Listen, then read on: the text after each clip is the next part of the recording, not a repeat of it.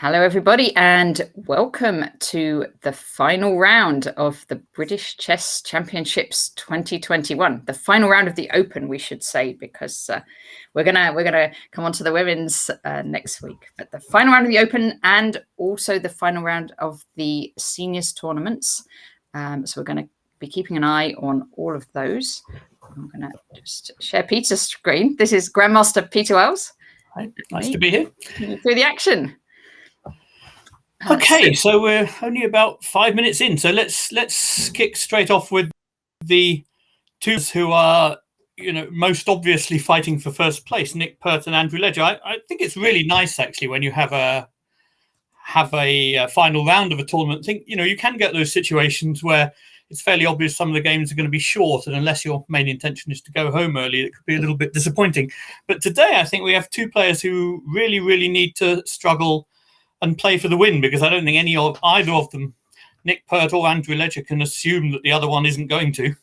Yeah, and actually their opponents will be struggling for the win as well. Well, their opponents will probably be struggling for the win too. Yeah, I hope we're in for some pretty fighting chess today. Definitely. So let's see what's happening in Marcus Harvey against Nick Pert. So Marcus is one of the players who's half a point behind, so I'm very confident that he's going to be playing for the win.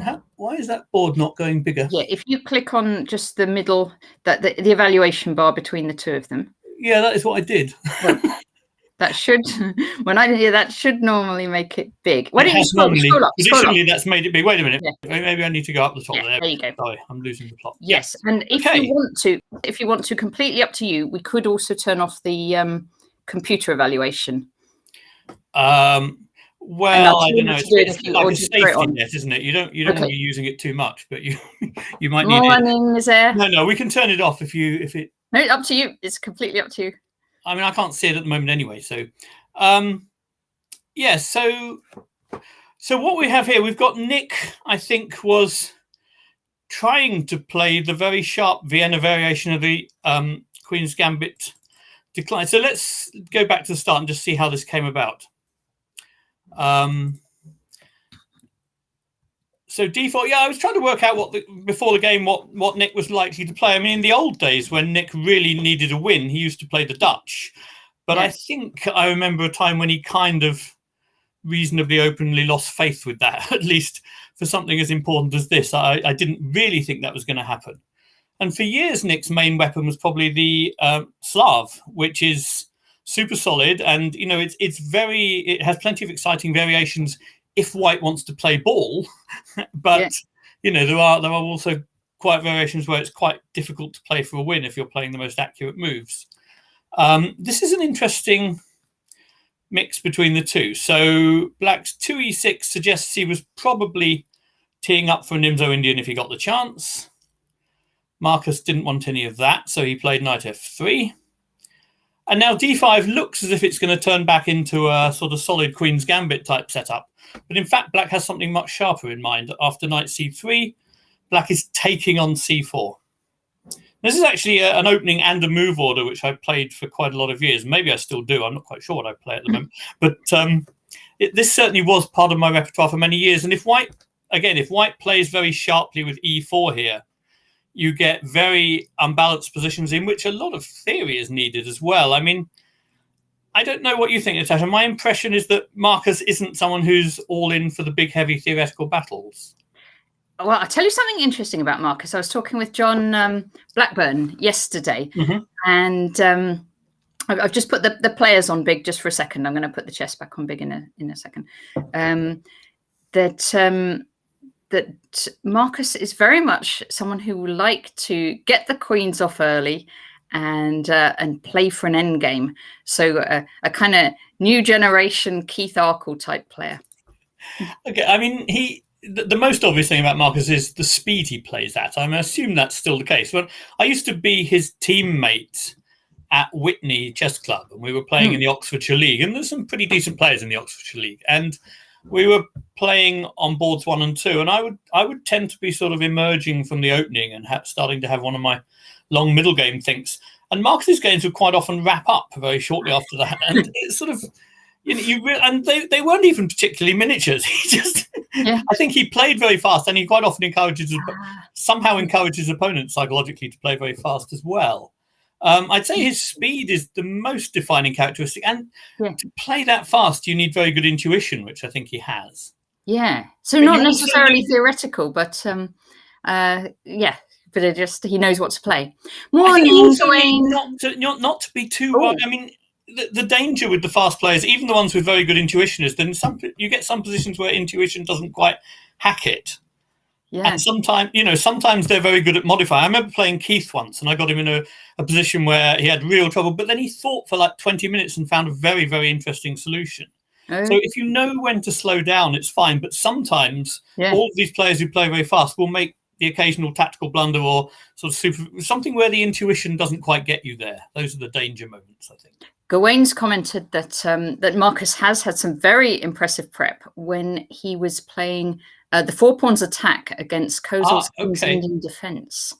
Well, I think maybe this is also lockdown. I mean, people.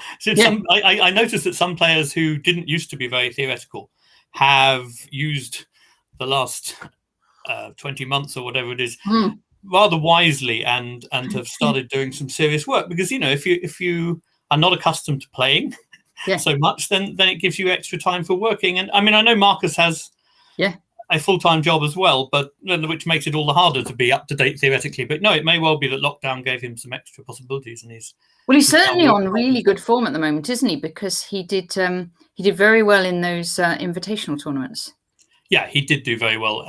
He did well in Wood Green, and I actually saw him in Northumbria, and of course, there were so many great performances in Northumbria that the very good performances tended to get slightly overlooked. But Marcus was excellent as well. Yeah. So yes, I think he's a very strong player. But his speed makes him an incredibly dangerous player to play, I think, as well. And he does sum up the position in his head very, very quickly. So should we go back to the moves? Yep, we're there. Because I mean, Marcus avoided the heavy theoretical options here. He so the big move is e4. I'll just stick a couple of moves on the board very quickly, just so people get an idea of what Marcus avoided here. Yeah. Can you see the analysis board, or do I need to? No, can see it. So it's fine. Yeah. Yes, all fine. Okay. Morning, Hellraise. So in the position after d takes c4, he can play e4, threatening the pawn on c4, threatening to play bishop takes c4, and if black doesn't do something in return, then that's quite a smooth, pleasant outcome for white, because he's played bishop takes c4 in one move, and he has control of the center. And now black could play Queen's Gambit accepted style with c5, but the main line is to play bishop b4. After which white has two options. White can counterpin to prevent the threat of knight takes e4. He can play bishop g5. And then black tends to play c5. And this leads to very sharp, very theoretical lines up. Whether white takes on c4, whether white plays e5, all the moves here are very, very sharp. Alternatively, it's become slightly fashionable these days after where are we? Put c5 back. In the position after bishop b4, white has started sacrificing a pawn with bishop takes c4, which is one of those things. It may not give a theoretical advantage. Most things don't give a theoretical advantage these days, but it's very, very dangerous, and it requires black to really know their stuff. So I don't know whether Marcus, had the knowledge to do this and chose not to, or whether he trusted, maybe he just trusted Nick's preparation. But he's gone for a very solid alternative. Morning, Max Langerman, and hi, Hellraise. We'll pop in on Theo's game in a minute. He's surprised Oliver. So after e3, now the thing about e3 is that now we're going to reach what is kind of a normal Queen's Gambit accepted, except that white has played knight c3 a little bit earlier than he might like. And so in a sense, when black plays this move order and white plays e3, you can see that as a very slight concession by white. And But the problem is the main route to taking advantage of that concession is to play a line which is very drawish. So I don't think either player want a draw though, because I don't think he does. I don't think Nick does. So it may be. But I don't think Marcus does either, because he'll be going all out. Because he could still win the championship if Andrew Absolutely. I'm absolutely sure that both players are playing for a win here. But Nick may have found a system where Marcus just didn't have the knowledge to play the sharpest stuff, or Marcus may just trust his chances better in a simpler, quieter position. It's perfectly legitimate way to think about it. So I don't know. I'm absolutely sure both players are playing for a win here. Right. So A4. Yeah. Okay. So that makes a lot of sense. Chris W. Baker, IM. I think if White takes back on C4 too quickly, then B5 is one of those occasions when Black plays C5 and B5 in some order, then again, the knight is on C3 a little earlier than White might like. So A4 makes a lot of sense, and Black plays C5. Yeah. And now White takes the moment to take pawn on C4. And we are waiting for another move here, yeah? I mean, both players are still playing very quickly. So it doesn't feel like there's a, there might be one of these games of which opening to go for, but they're not having a big think yet. No, it doesn't look like it, does it? I mean, I think, well, in a sense, the which opening to go for thing was kind of determined on move 5 by White when he didn't go for the very sharp stuff. So here, the next few moves are probably well, Black has some choices. I mean, in all of these positions, Black has a choice whether he basically gives White an isolated queen pawn or whether he initially develops kind of around that and lets White make the choice. But White is likely to play kind of castles, queen e2, rook d1, and so on. And Black may well play knight c6, queen c7, and then the king's bishop to. Well, I think you can play it to either e7 or d6. There are different variants. Black has to be a little bit careful that White doesn't get to play d5 at the right moment. That's that's one thing to be wary of when you're playing Black in these positions. And if they get an isolated queen pawn position, there are sort of interesting things going on which could favour either side here. Like the fact that White's played a4 gives Black control of his b4 square. Yeah, you might want to get a nice when you're trying to blockade on d5, that's very useful. On the other hand, if you think about a lot of isolated queen pawn positions come when White's played some move like bishop d3, and then when Black takes, White has to waste a tempo taking back. So one of the good things here for White is that bishop's got to c4 in one move. Yeah, So tempo-wise, it looks quite decent for White. I'm still on the analysis board. I'm trying to remember how to come out of it. You just do a back arrow at the top. I just do back arrow, that's fine. Yeah. Which should take me there. Yeah. Yeah. So there we have a few more moves. I apologise. This is really curious.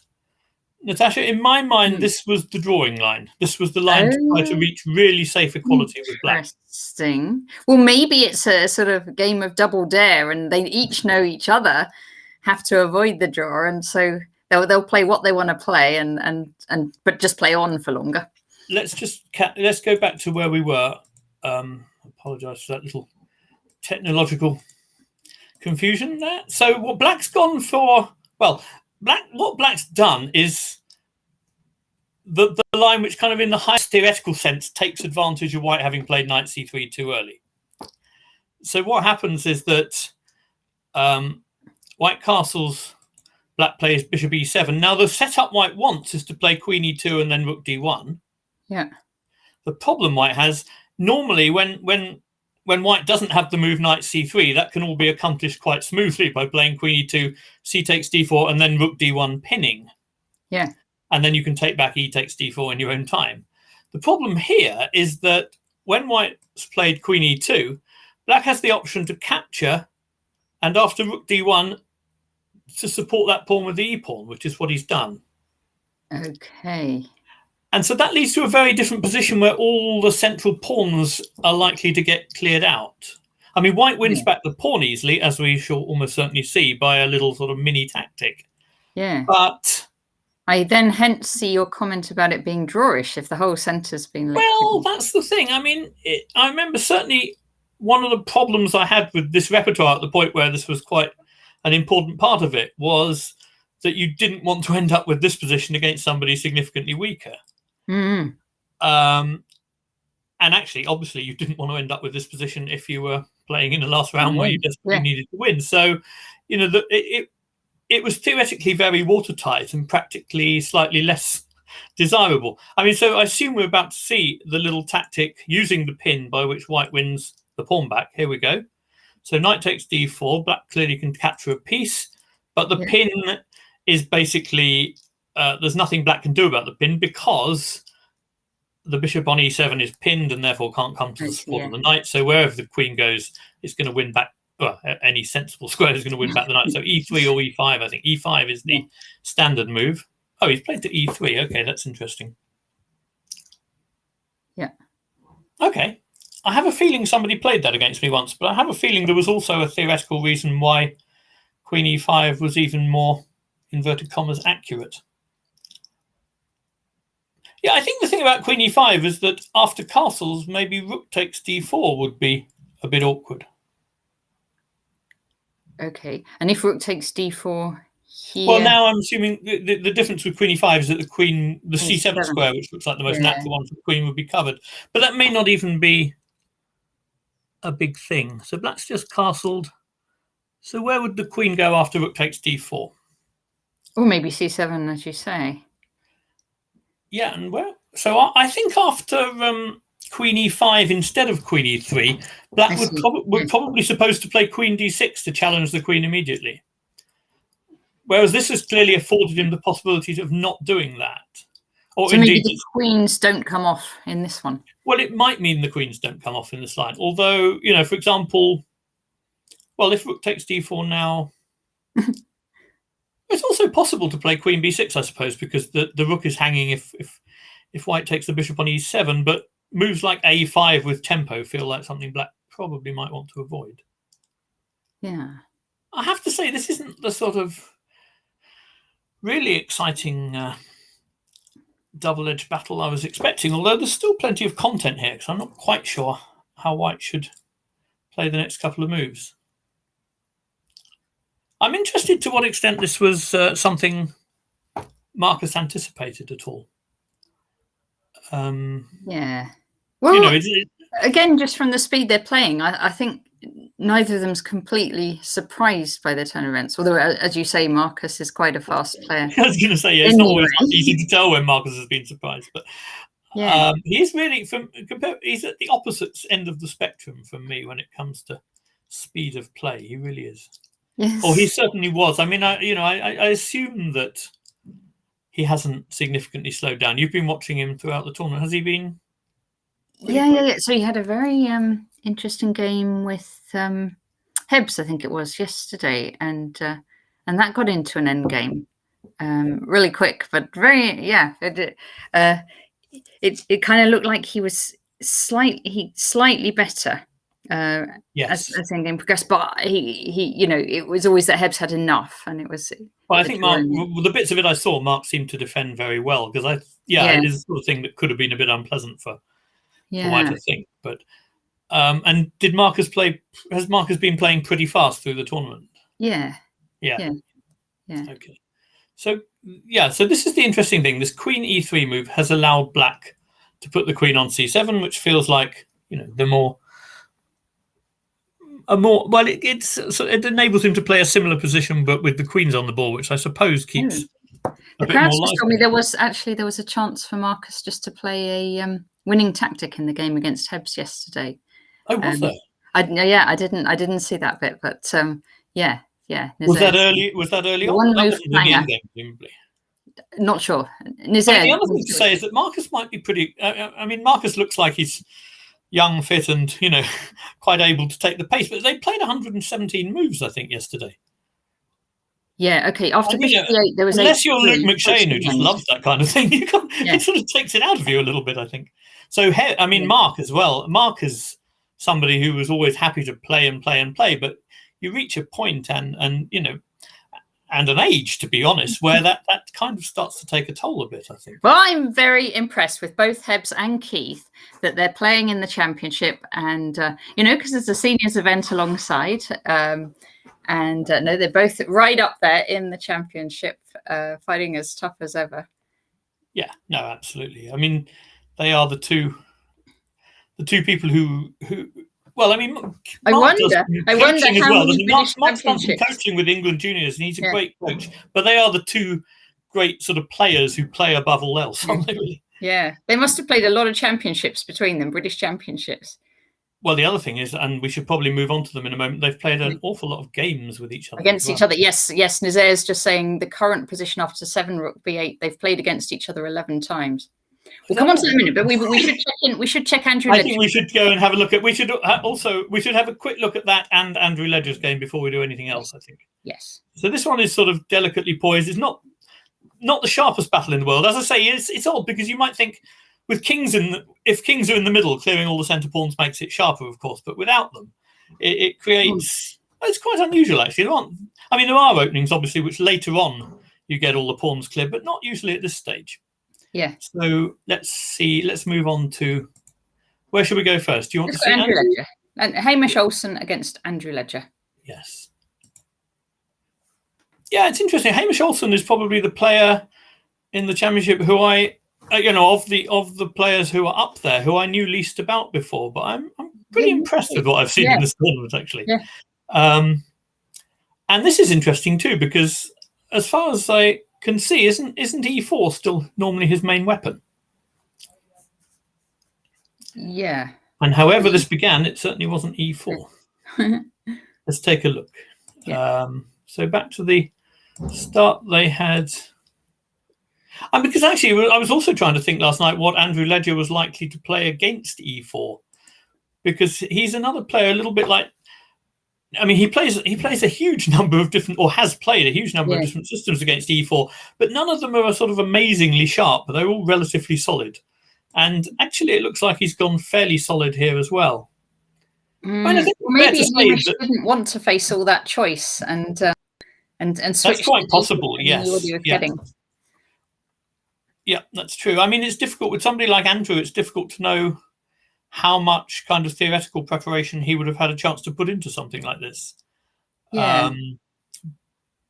I guess they did have a little bit of time yesterday evening. So the pairings were up, weren't they? They were up kind of mid-evening. So they did have yesterday evening to prep. I was thinking, like yesterday, I think the players didn't have so much chance to prep. Although I guess you can work out pretty much who you're going to play in a tournament this size. So. Well, I think at this stage it was relatively easy for them to work out. Yeah, I think because so many people have played each other. I imagine the pairings were fairly forced. The situation at the moment, there were 2 on 6, 2 on 5.5, and 2 on 5, right? I think that's right. Yeah, and that's a fairly small number of people to, then to make guesses. So this is an interesting move order. I'd be curious to know the motivation for the move order. It gives black. It seems to me when white plays G3 on move 3, it gives black a few extra options compared with either playing it on move 2 or playing C4 and then playing G3 later. It sort of gives black the chances to play something like Bishop G4 or Bishop F5 and C6 solidly, but it's also taken away some of white's options if white played those sort of systems without committing to D4. So it's interesting. White, you sort of assume white wants some kind of Catalan and is interested in avoiding other kinds of Catalans. But of course, black isn't obliged to play E6 because white hasn't put that very early pressure on the center. Yeah. So G3, yes, he's taken advantage of one of those possibilities. People have a system that they play against the Reti. If white plays knight F3 and G3, people will tend to know whether they put the bishop on F5 or G4 if they play in this kind of way. And they will most likely stick to that regardless of move order unless they have a very refined repertoire. Bishop G2, C6. So, this is also a very solid setup. But of course, it's, plenty full of life. There aren't pieces coming off the board or anything. So it's very possible to play these things solidly and with the intention of winning. Yeah, but I think it's fair to say. I mean, we started saying. Sorry, Anna. Again, we're thinking Andrew Ledger's definitely playing for a win here, and Hamish, can he? How he's on? Well, Hamish is on 5, and he's. I would have thought. Well, it's difficult. I mean, it also depends what people's motivations are in the tournaments. Yeah. I mean, it's sometimes worth thinking about whether people are, the kind of professionals for whom the money is a significant thing to them, or whether they're people who are, Hamish could be, if he finishes off with a draw here, he could be delighted to finish on 5.5 with a very strong field played. I mean, he really has. Yes. Are there norms available? Do you know? I don't know actually whether anyone's on for the norm. I would be surprised if there wasn't an IM norm available, depending on maybe the nationality thing is an issue. No, it's not. There's a national championship. They shouldn't be an issue, I think. Okay. So Hamish has played 2 Grandmasters. Yeah. An International Master. This will be his 2nd International Master. He's played a FIDE Master and 2 Women FIDE Masters. Wow. What's performance 23? Performance rating 2311 says Chess24. So that's not going to be enough. Oh, okay. So that's not going to be an IM norm. So he's probably not. This is just the crowd might know better but I think he's probably not on for norm, but he's still got a very good performance. I mean, if he beat Andrew, that would add a fair bit to that. But yeah, true. I'm surprised. Is that definitely? I don't know because the thing is, some of the players are a little bit underrated, I think, because of lockdown and. I imagine Hamish is probably one of them, actually. Hamish is probably one, and also maybe Svetlana, possibly. She's been having. I mean, judging by her performance in the tournament, you'd have to say yes. Yeah, and Louise perhaps, and Marcus himself, and so there's a few that might be. Oh, sorry, and Theo. I didn't even notice Theo there. He played Theo is certainly. And of course Freddie, who it would be difficult. And Freddie, he hasn't played Freddie. But yeah. So I don't know. I'd guess he's not quite on for norm, but But would he feel he had to play all out for a win? Maybe not, because he's not going to win the championship. But I think we should also say that there's a sense in which people most of the time just play. Yeah, they sort of where the playing for a win or not comes in is really in whether there are certain types of positions which are very dry that you want to avoid. But actually, I think on the whole, you do best if you think you just want to play the best moves and not have the result quite so high up in your.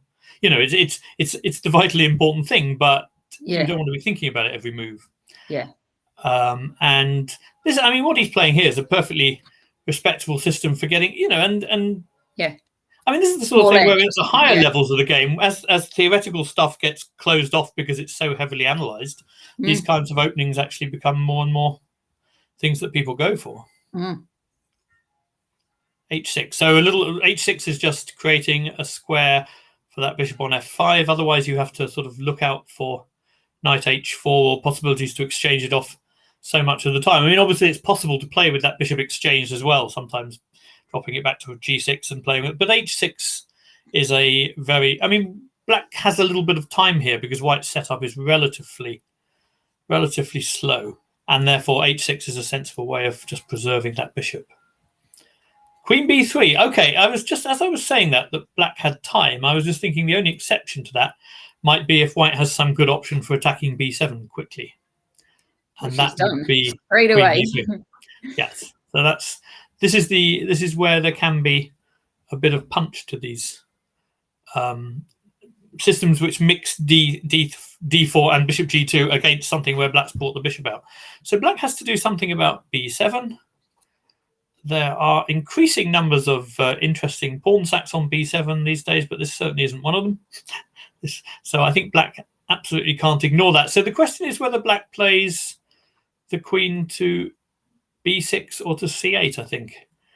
Black always wants to avoid B6 once the bishop's developed on the king side, because that weakens the white squares quite unpleasantly. If you have to play B6 and you can't fianchetto, that's usually not good news. Would you say, Natasha, a choice between queen B6 and queen C8, I would think? Yeah, I was thinking he might go queen B6, but actually, as you say, because if he's because Andrew really is having to play for the win here. And so queen c8 might be better from that point of view. Well, I think queen b6 doesn't necessarily imply an exchange of queens, because if white exchanges queens on b6, black is very, very happy. That open A file matters. I suspect the response to queen b6 is probably c5 and trying to get black to take on b3. Yeah. And then it's quite possible to play the queen back to c7 and queen c8 that way. Yeah, you actually end up on c8 that way, and you're a couple of tempi down, but white has been forced to take that much pressure off the center. The pawn on c4 is attacking d5, and when it moves to c5, actually black's center becomes a lot more solid. And in the very, very distant future, you might create an e5 pawn break, or in the less distant future, you might create a b6 pawn break. And sometimes those tempi are worth it, but it's also you've got to be careful, because white does accumulate a lot of development if that happens. So let's see what he's done. He's just gone modestly to c8. Yeah. Okay, I think that makes some sense, because I remember a game I had sort of so many years ago that I shouldn't remember, against Julian Hodgson, where I played queen b6 to try and provoke c5, and ended up, I think I had my bishop on g4 instead of f5, but I remember I thought that was going to be quite pleasant for black, but it turned out that actually he could open the position and make something with the bishop pair before I had time to recover. And actually I think he let me off by playing some slightly meek move, and then it was all fine. But it felt, I remember it was a little bit uncomfortable. Yeah. And so it may be that queen c8 is just more prudent. Yeah. Okay, and I guess if white's moved quickly, it's quite likely castles. There we go. Yes. Okay, it's fairly uncontroversial. So I mean, let's see what's white trying to achieve. So the thing is, in Catalan type positions in general, white's often looking at the e4 break, closed Catalan type, but it's a heck of a lot more difficult to get e4 in when the bishop's on f5. It really is. And looking to the queen side isn't that straightfortite either. So if you because then you might prefer your queen not to be on b3. Sorry. Yeah, if you were going to do it, you'd have to do what? Rook e1, knight d2, and e4 like that. Yeah, that's one possible way. Or yes, I think that is that's definitely a possibility. And I think for that sort of thing, it probably helps that black's queen is on d8, because one of the problems when you play something like knight d2 and e4 is that d4 is sort of momentarily weak. Or okay, if white's queen's on d1 and black's queen's on d8, it isn't the end of the world. But it not having black's queen on d8 might help with that whole process. But I don't know. Again, you think of openings where white plays e4 rather more directly than that, and this doesn't feel like it should be a terrible tragedy. Maybe if you do get a knight on e4, you have chances to try and play bishop f4 and put it on d6 or something like that. There are, but it's a fair way away, isn't it? Yes. Yeah. I'm trying to think what plan B is in a position like. Well, I suppose plan B might be to play bishop f4 and rook c1 and try and show that black's queen is a little bit awkward on c8. Yeah. So you could imagine some situation where you've played bishop f4, so you play rook c1. Maybe take on d5, and something using the pin knight b5 might be an issue, even if black takes back with the e pawn. But I kind of think both of those feel like things that black has resources and time probably to deal with that. But those are some things white can look at, I guess. They played two more moves. Both of these games are going at a reasonable tempo. Yes. Or maybe it's just that my games don't, so it seems fast to me. I don't know. So knight d7, that makes sense. And now let's see. We might get a clue here as to whether white is going to follow either of the plans we mentioned, or whether he's going to make our commentary look silly. Bishop f4, there you go. He's doing plan B. It's a relief he's doing either of them. That's good. Okay. Excellent. So he's doing one of the things we mentioned. That's good. Yeah. Oh, and they played more moves, so Andrew obviously isn't too phased by this. Knight h5. That looks to me like he sort of maybe even thought our plan had a little bit of bite if he felt the need to go knight h5 so quickly. Yeah, because It's slightly offside on h5, isn't it? It's because it cuts out knight e4. That was the other. I mean, in a different world, you could imagine that bishop somewhere, knight f6, bishop f4 would be a way to go home early if you were in the mood. I've seen worse. Yeah. But more seriously, yes. Okay, my first thought is that this isn't probably one of those positions where white's going to be happy for black to play knight takes f4. You get quite a few positions in the Catalan where that pawn structure with the two f pawns is actually not too bad for white because it cements a knight on e5 and there's a little bit. I get the feeling here there's probably not the sort of pressure which is going to make that a tempting option. Yeah, so I guess white's going to then drop back. But where to? To d2 and not blocking the e pawn, or is it okay just sitting on e3? It's a good question. I don't find it particularly beautiful on e3 because once knight h5 is played, my mind sort of slips back to that e4 plan again a little bit. You know, I sort of think with the knight over there. You know, if you go to d2 and then play rook e1 and e4, or maybe even find some scenario where you can speed things up. Yeah. Yeah, I'm pretty sure it's not going to e3, to be honest. No. And I don't see any of the tactical things that make... You don't want to go back to c1 because that... Well, it's a bit... I mean, it's very hard to imagine that was white's idea. You play bishop f4 with the idea of bishop c1. It's sort of... Yeah. It's difficult to claim you're going all out for the win, isn't it? Indeed. I'm pretty sure that one's going to d2, unless, I mean, sometimes in some Catalans you find the bishop has a square on e5 and there's something clever to do after the move f6. Yeah.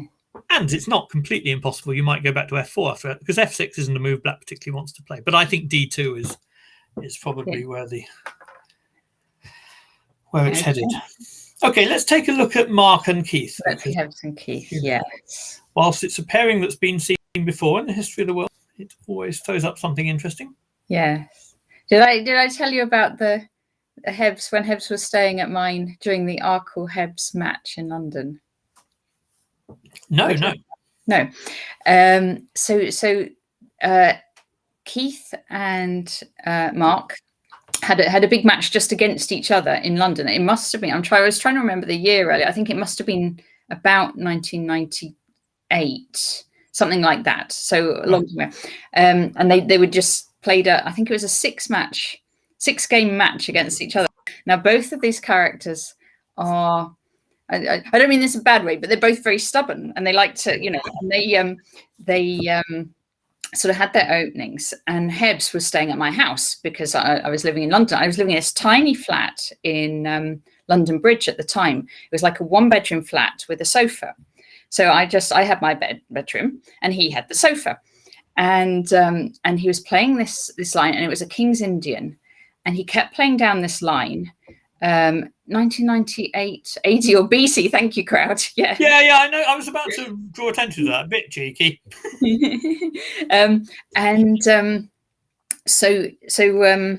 Hebs he kept playing this line, and it was a King's Indian. He was black. And it was this exchange sack line. I couldn't tell you exactly what the moves were leading up to it, but it was this exchange sack. And he just lost. He lost in this line, but he was like insistent that it was a good line, and he'd keep playing it. And I was like, and I don't know why. I just got, you know, I just suddenly sort of started I was getting annoyed with him. I was like, look, Hebs, I want you to win this match, and just play a different line, because you know, I was saying you know, you've got very good chances in this match, but you just keep losing in the same opening. Why don't you switch? And he's saying, yeah, but I have to prove that, you know, I know it works, and I have to. No, I can absolutely imagine that happening. I said to him, well, okay, if you switch line, you can have the bed and I'll have the sofa. And that was the thing. And then he switched line. Then he won the game, and then he won the match. So. There you go, the luxuries of professional chess. Exactly. So in order to, for a comfortable night's sleep, he switched his opening and he won the match. That's wonderful. Now he is, I mean, I haven't played anything like the number of games against him that Keith has, but we had for many years a battle on a sideline of something which arose from what Marcus and Nick are playing at the moment.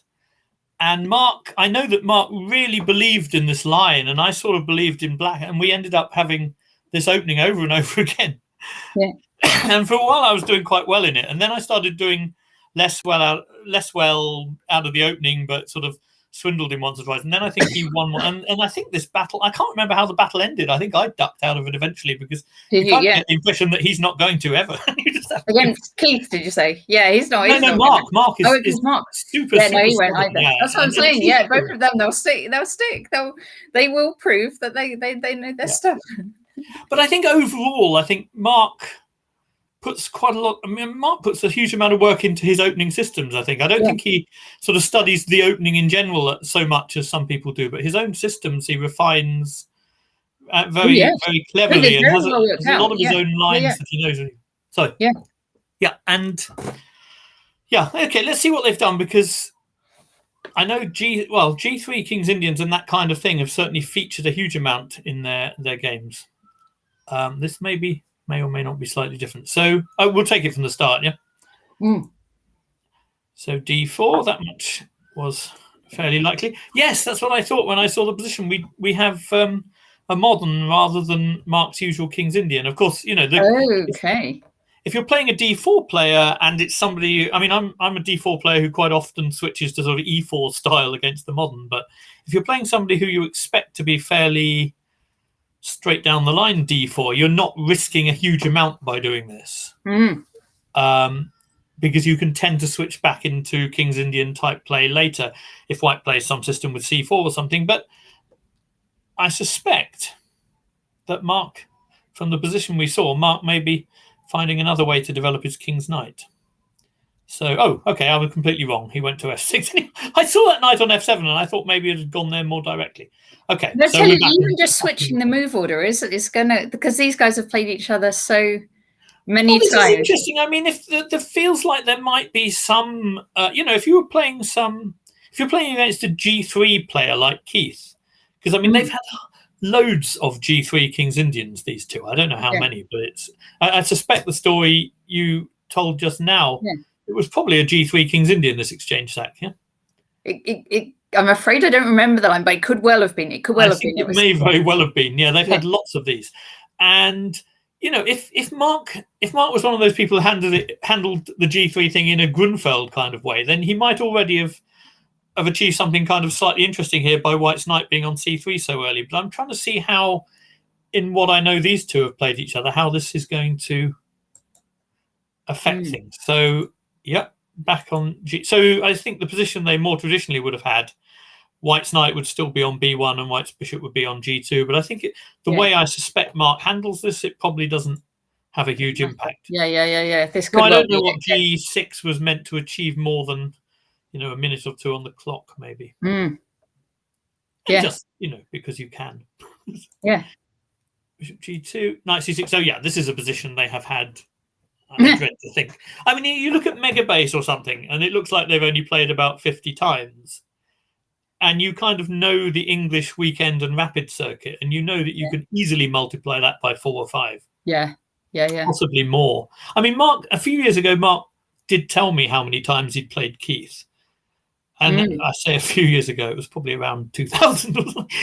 I've lost the passage of time, as people do at my age. And it was already sort of around 200, I think, or something like that. God. And I was going to say, well, they're not on ChessBase, but I bet you both these guys have written up every single game. Well, I don't know about Keith. Maybe Mark, I know, has a tremendous record of his own games. He's got very, very, and I think they all have. He does what I tend to encourage my students to do. I think he has pretty serious notes written on most of them as well. Yeah. That's partly what I meant when I said I don't think he studies everything that's going on in the opening around what he plays, but I think what he's playing, he's refined very carefully, and he works very hard on it, really very hard. Yeah. And I think he still does. I mean, he certainly did for years. Most people at a certain age start suffering some degree of motivation problems, I think. But I haven't. You're asking me like a question. No, I mean. Oh, come on, Natasha. You can't claim total ignorance of that. Yeah, okay. But Mark is, I think, something of an exception in that respect. I haven't noticed much of a decline in motivation going on with him. Yeah. Although, I mean, I think the same could equally apply with Keith in terms of his own systems. He's got them extremely well worked out. And so you look at his like Queen's Gambit decline stuff for White, and he's been playing it for 30 years, and it's just he knows it extremely well. I think with Keith it's all about structure, isn't it? He sort of thinks about chess in terms of structure. I mean, I haven't actually read his book yet, which is very naughty, but I know that that some of the highlights of his book are things like the pawn hierarchy and that kind of stuff. They all revolve very much about Odyssey. Arcus Odyssey. I don't know if I've got it. Sorry, I didn't mean that book. No, I have read that one. I meant his Endgame book. Endgame book I also do have. Yes. Yeah. And all the stuff about pawn hierarchies and things. He thinks very much in terms of structure. Whereas I suspect Mark is more focused on some of the sort of move order details and that sort of thing as well. Yes. And Keith, I think, the sort of broad outline of Keith's approach is very well worked out. But I'm not sure the opening detail is always done in the same sort of way as Mark does his. Yes. We've got a question from Gary Lane. Oh. Gary Lane says, Hi, Gary. Who do you think is going to win the title? Yeah. That's that's the $1 million question, isn't it? Let me have I think I want to have a look at Andrew Ledger's position again before I answer that one. Yeah. So, I mean, I suppose the main runners in that, I guess the top two would be Nick Pert and Andrew Ledger, but also Marcus Harvey could enter into that. Yeah, that's right. And did we say there was another 5.5 as well? Is Mark? Mark has 5.5. Is Hebs. Yeah. So defense is a very safe place, says Nazir. We've got to each name one person here, Peter. Sorry, Natasha. I thought we were going to get one decisive game on the top two somehow, at least. Yeah. I'm not so sure now. I think the chances of a playoff feel slightly higher than they did. Yeah. Okay. So who do you think's? Nonetheless, who do you think's going to win? Well, if I have to just stick my neck out and name a winner now without good evidence, I'm going to say Andrew Ledger, but I remain to be proven wrong on that. Andrew Ledger, on the grounds that I just have a good feeling about it from his point of view. I just sometimes get a feeling that something's going to happen. It's sort of, I think Andrew Ledger, if you'd asked him a couple of years ago, might fairly have thought that his chances of winning the British Championship were probably gone. He's almost like something like a returner, isn't he, in terms of playing really active. I mean, it'd be lovely for any of these players, and it would be lovely for any of them, because I think it's right that none of them have won the title before. Yes, I think that is correct, and I mean, I would love to see Hebs win it. That would be really nice, but then that's, I guess, of the four, I guess it's the least likely because he's not playing one of the top two games. So it would need those two games both to be drawn, him to win this, and then win the playoffs, which would be a 3-person playoff. That is true. Yeah, that needs a lot for it to happen. So I'm going to rule that one out. Dangerous to rule anything out. I'm not really. I mean, ruling it out from having to name one person. Marcus. So Marcus would have to win this game, and then probably win a playoff as well. Let's take a snapshot of what's going on in all the games. Yeah, that's okay. Okay, but I'm not going to say the same person as you, because then we have to name different people. So if you're saying Andrew Ledger, I'm going to say Nick Pert. Okay. Yeah, because he is he's obviously a really strong player is the first thing to say, and I think it might go to playoff. I think that he's despite the fact we've said everyone's playing for win, I think there is still quite a good chance of the top two games being drawn. Or at least of Nick and Andrew either both winning or both drawing, and then it's a playoff between Nick and Andrew, and I would slightly put Nick the favourite there. Okay. Right, we'll revisit that one in a few hours. We took a view. I've just flicked over What do you to think, Nick's Gary game Lane chess? I want to know what Gary Lane chess thinks as well. Yeah, that's true. That would be good to know. Okay. Where did we get? Sorry, I interrupted Hebs and Keith.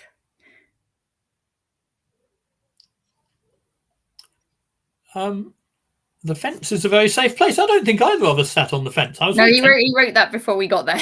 Oh, okay. I was very tempted to sit on the fence, but okay. Yes, okay. And Nazair's saying heavy. Excellent. So do we have any takers for Marcus? I'm sure that we do. Andrew Ledger says Gary. Gary's me, okay. Yeah. That's good. Yeah.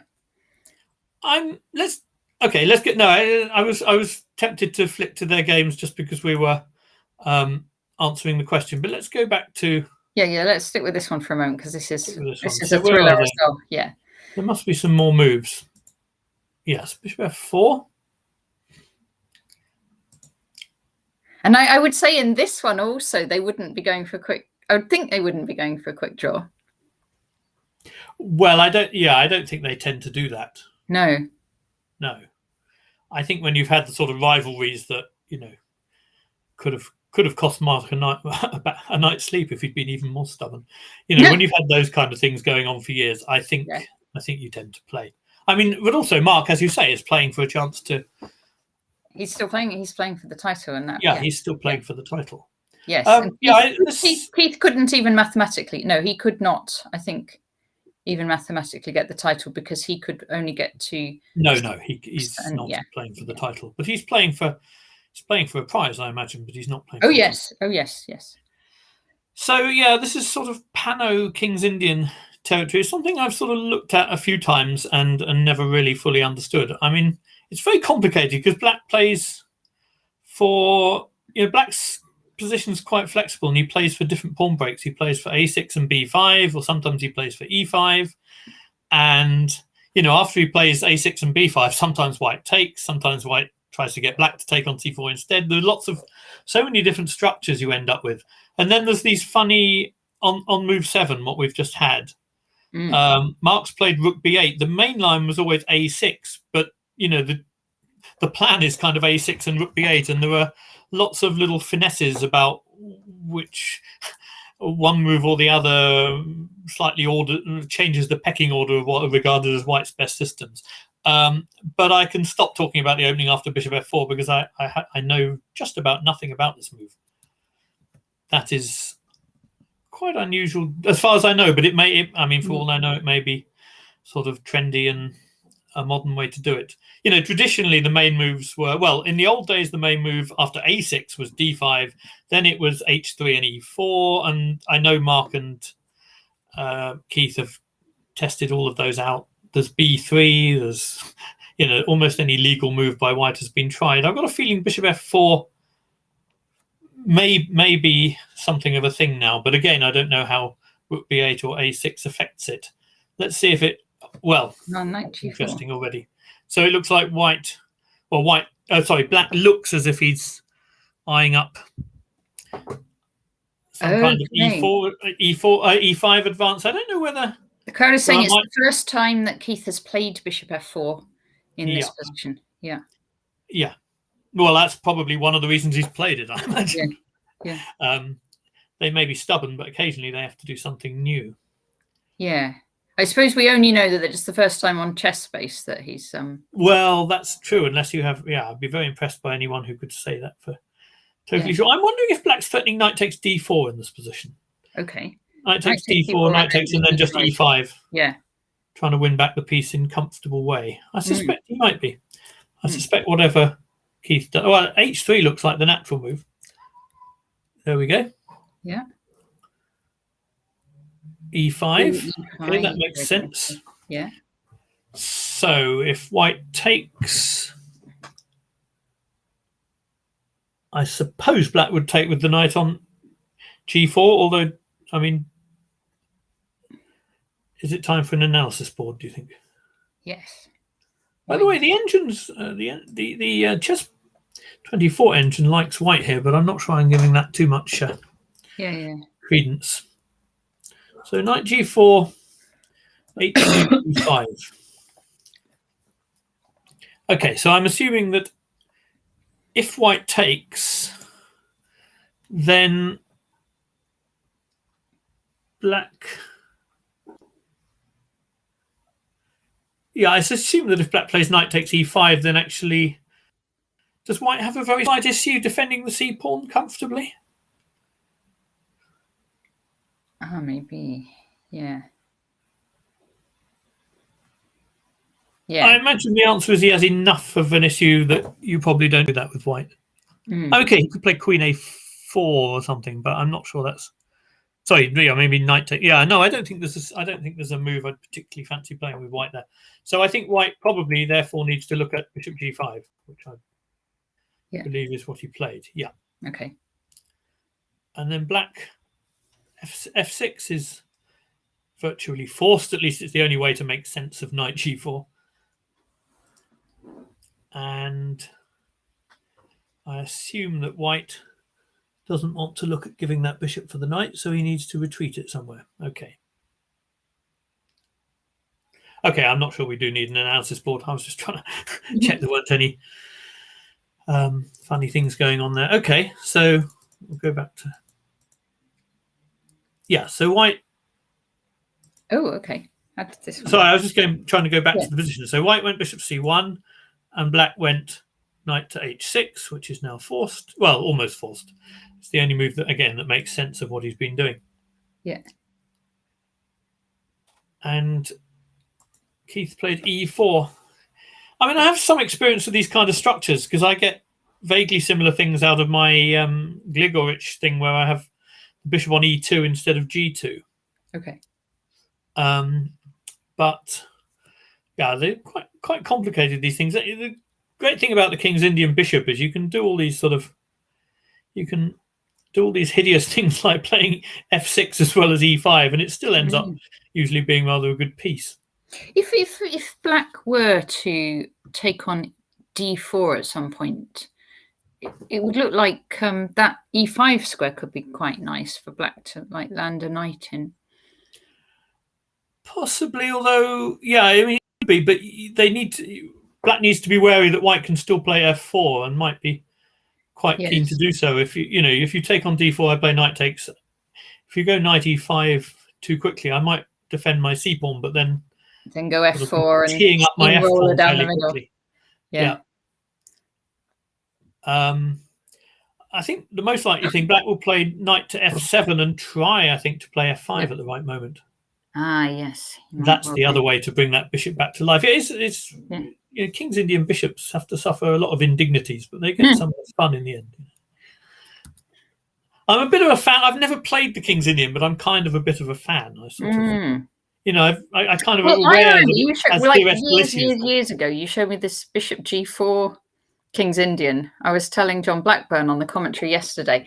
And I think that's the one that Danny Gormally tried out, but it never really worked for me, and it didn't work for him either. You say either? Did it not work for you, Tash? Was it? It certainly didn't work for me because it maybe did one or two games, but in general, it was a bit of a disaster. And I showed you that, did I? Yeah, because you came I'm pretty sure one or two games would have been all I had in mind. Sorry, you've been playing some tournament in Austria somewhere, and some guy had played it against you. And no, but you'd shown it to me just because I could avoid theory with it. And it was so not too theoretical, which was fine. And it did work. It did work sort of once or twice. But but actually I probably should have just bit the bullet and learnt the theory because I tended to not get very good positions with it in the end. Well, yes. That's the trouble with theory. It's sort of very tempting to avoid it. And on the other hand, you do tend to realise that it's theory for a reason, usually. Yeah, that is true. That's a bit of a problem. Bishop e3. Okay, unless there's some terrible secret to this position, which I don't know. I assume white's threatening d5 and grabbing a pawn on a7. Oh, yes. But I also imagine that the move a6 rather fits in with black's plans. There it is. A6 is done. Yeah. That makes sense, doesn't it? And the question is, how does white play this now?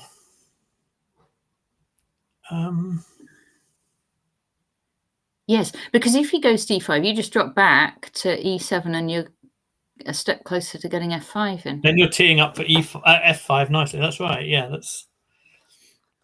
That's the thing. I mean, by the way, one of the things about that knight on f7 is that if white plays kind of typical King's Indian queenside attack kind of plans, then the fact that it covers d6 can be very handy a lot of the time. Oh, yeah. On the other hand, if white's playing d5 and c5 and taking on d6, if you have to take with the pawn, there are going to be positions where you would prefer not to have played a6 because then there's a weak square on b6. Yes. But it's tempting to kind of compare this position with lots of other King's Indian positions that I know about, and there were sort of little things, but they seem to balance out to some advantages for white, some for black, which I suppose is why it's probably, I imagine this has happened before, although I don't. I would quite like to see this game developing with Hebs doing a kingside storm, I think. Well, he's not a man reluctant to do a bit of kingside storming, and of course that knight's also handy for covering the f5 square as well. So, yeah. I mean, there are some lines where the knight isn't on f7 yet, where you need to be careful about playing f5 very quickly because white's bishop might go back to g5 at the wrong moment. But the knight covers g5 as well. So it's actually, I like that knight on f7 for black. It's sort of... Yeah. And of course, we know that Keith would like, in general, he likes to get things sort of nice and endgame-like, swap off the queens early and get a nice kind of controlled position. Yes. Yes. But this looks quite complex. There's not a sort of clear way to just get his endgame structure, as far as I can see. No, I think that the King's Indian has always been an interesting opening to play against those kind of players who like that kind of control. That's why it was. I don't know. It was interesting to me that Kramnik seemed to do so well against the King's Indian in a way, because he's one of those players where you would think just to take him out of that level of control, that's the kind of thing you might want to do, but he seemed to deal with it rather well on the whole. Okay. But I do think the King's Indian is a good weapon for playing against people of Keith's kind of style, the ones who like control and simple plans and structure and that kind of thing. I'm not quite sure what white's going to play here. I mean, I could find out, but I'm sort of tempted. Oh, let's see what he did. Let's see what he did then. Rook c1. Well, that tells me nothing much about what he's going to do next. But okay. I always find in these positions, my tendency with white is I always want to look to play c5 too early. But in this particular case, I'm not sure it even... I tend to do it when I have a bishop on e2 and the bishop coming to c4 is one of the possible pleasures of it. But here, I'm not sure that it even achieves that much anyway, because the knight on f7 covers d6 so well. So I guess that one of the questions... Oh, there's more moves. I mean, it's interesting now to see whether Mark is ready to play f5 or not. Looking ahead, I think he is. Yeah, but I suspect maybe bishop d7 is trying to make sure that... I mean, maybe if after f5, if white takes on e5 at some point, maybe he wants to take back... I'm not sure. If he wants to take back the pawn, then he might want to shield... He doesn't want the queens off, does he? But I don't think that's so much about the fact that he's playing Keith. I think that's probably more about the fact that in this position, black's looking for dynamic counterplay and an attack. I think that's probably more a position thing than a style of opponent thing. So, okay, and knight d5. Okay, that tells us a lot about what white's intending to do. Right, so my first thought here is that my love of c5 might actually come into play here, because there are some ideas to go c5, capture on d6 and e5 and have a square on b6. Yes. So that's the first thing that springs to mind. I don't know if there's...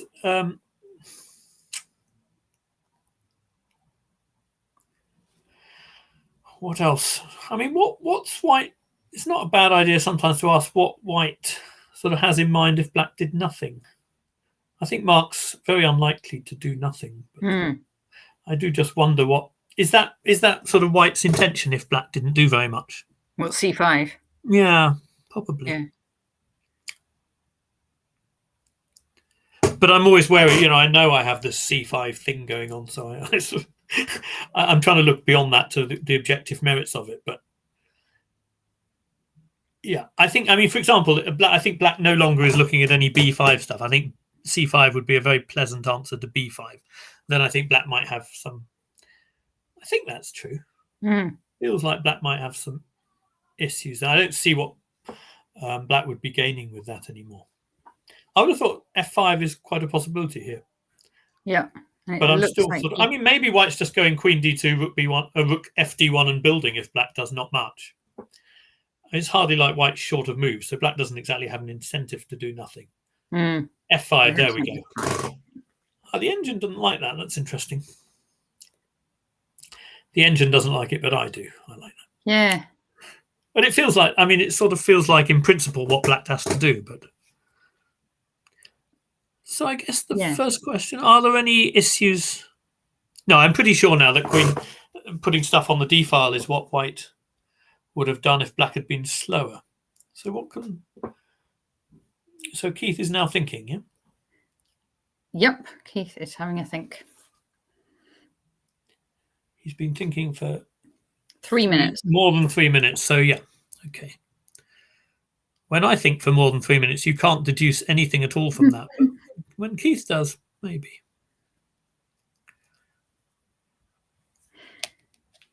So I guess he could, I mean, he could take. On f5.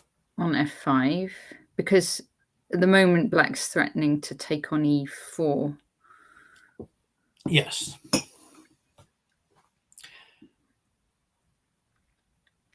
Yeah, he could take on f5 and then I assume black takes with the pawn. Yep.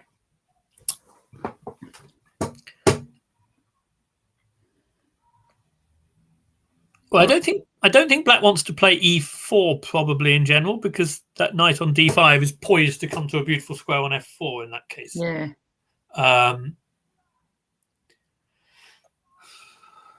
But, you know, there could be some scenario where black sacrifices a pawn by playing f4 to take that square and then plays e4.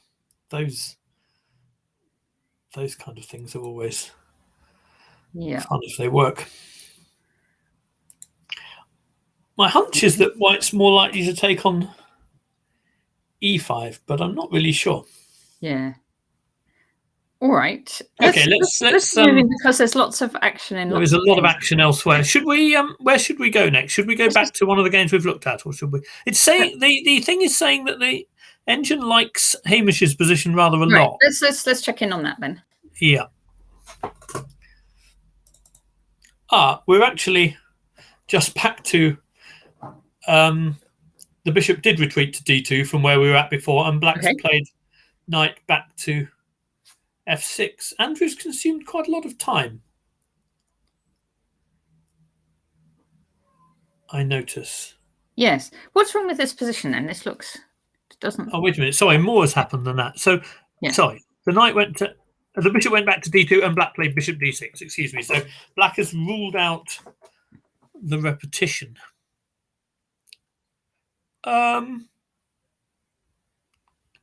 Well, I don't know. If I was white here, I think I would look quite hard at... It says white's winning. That seems quite absurd. Of course, I would be looking hard at some kind of quick e4 stuff while that knight is still on h5.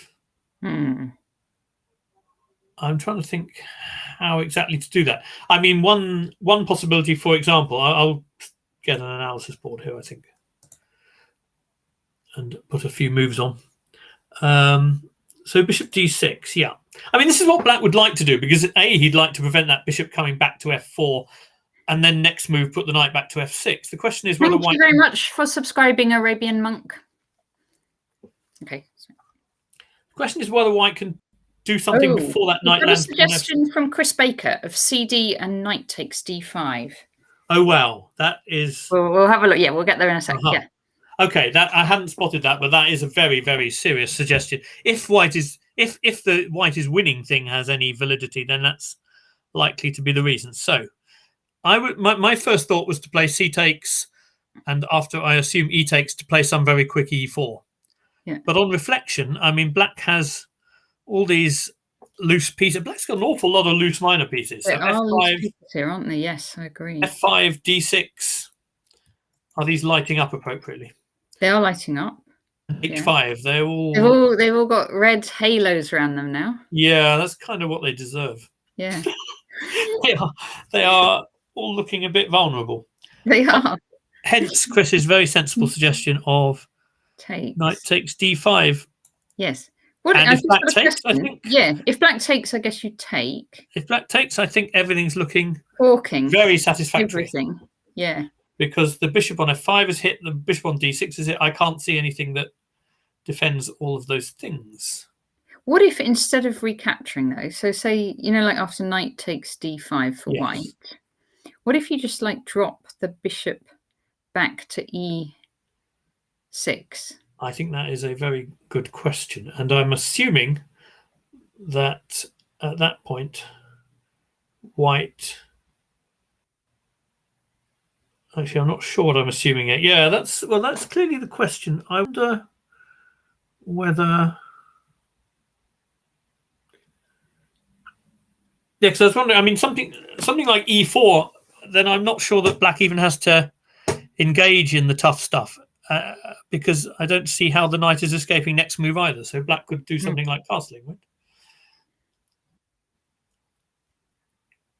And that would feel okay. Yeah. So what could we consider here? Well,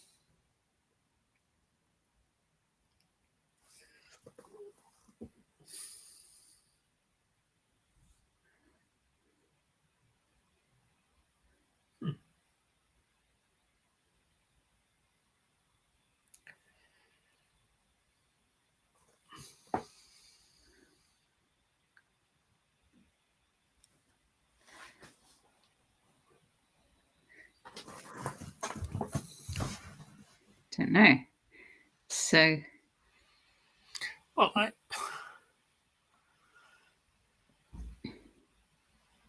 guess e4 is 3 pawns for the knight, isn't it? And you still got the king stuck in the. Sorry, where's the third coming from? Oh, how many have we got already? 1. Oh, only 1. Oh, that's only 2 then for the knight. Okay.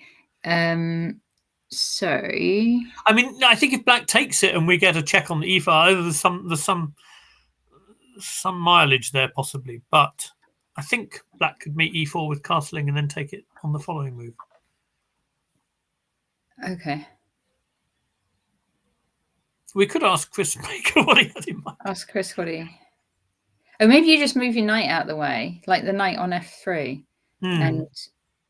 Well, the square I'd like to go to is h4 with some chances of going to f5 at some point in the action, but then there's even maybe g5 or something on the table as well for black. I don't know.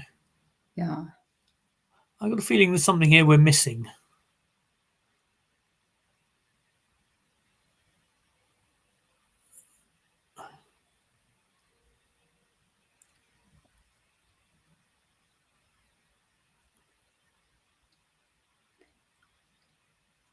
No.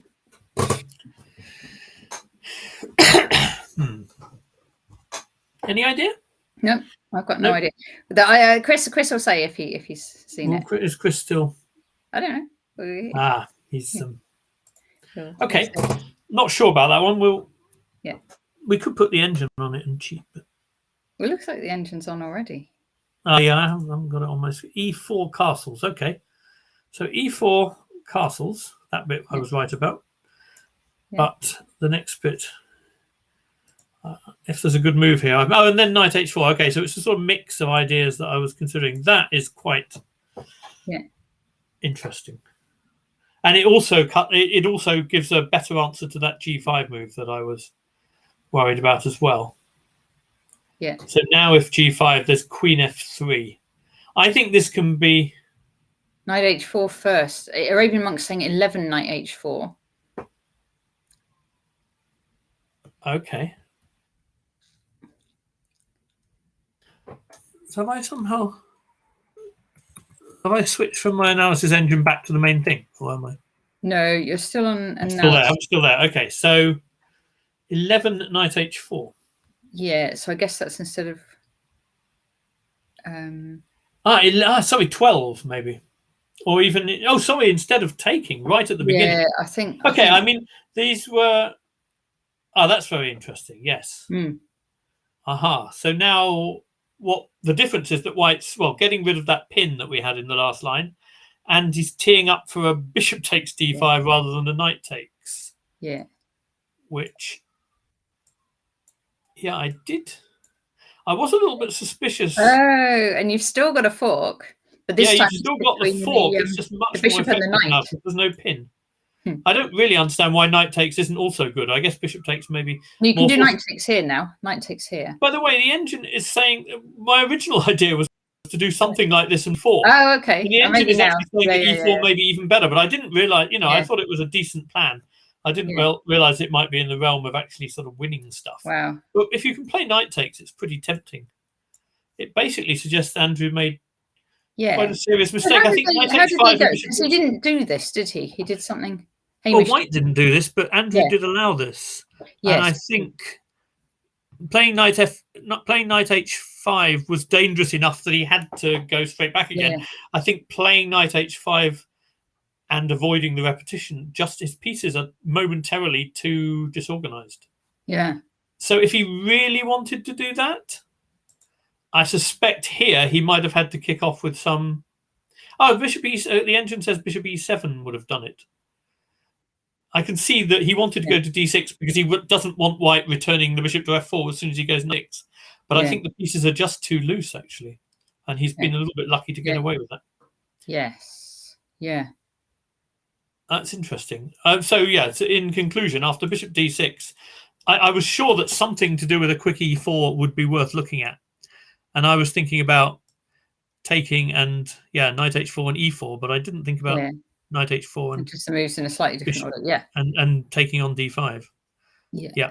No, this is horrible for black. Really horrible. I mean, it should be fairly horrible after e4 anyway. I think, I can see why you might miss the tactic, but it should have been, both sides should have been looking at a quick e4 by White there, I think. And this is really surprisingly nasty. Okay. So a serious missed opportunity for Hamish. Rook c1 looks a little bit routine when there was nasty stuff available. Yeah. But, it still threatens. Yeah. It's still got plan B, isn't it? Because it's still this. Yeah. He's still threatening to take on d5 twice, I guess. Yeah. But it does give black the chance to put the knight back on f6.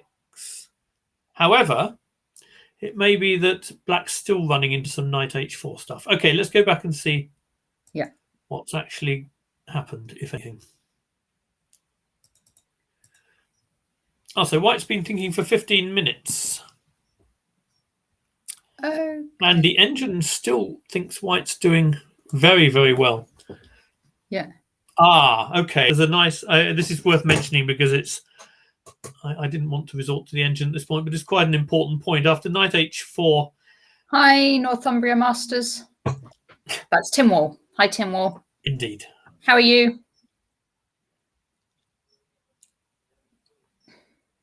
Okay.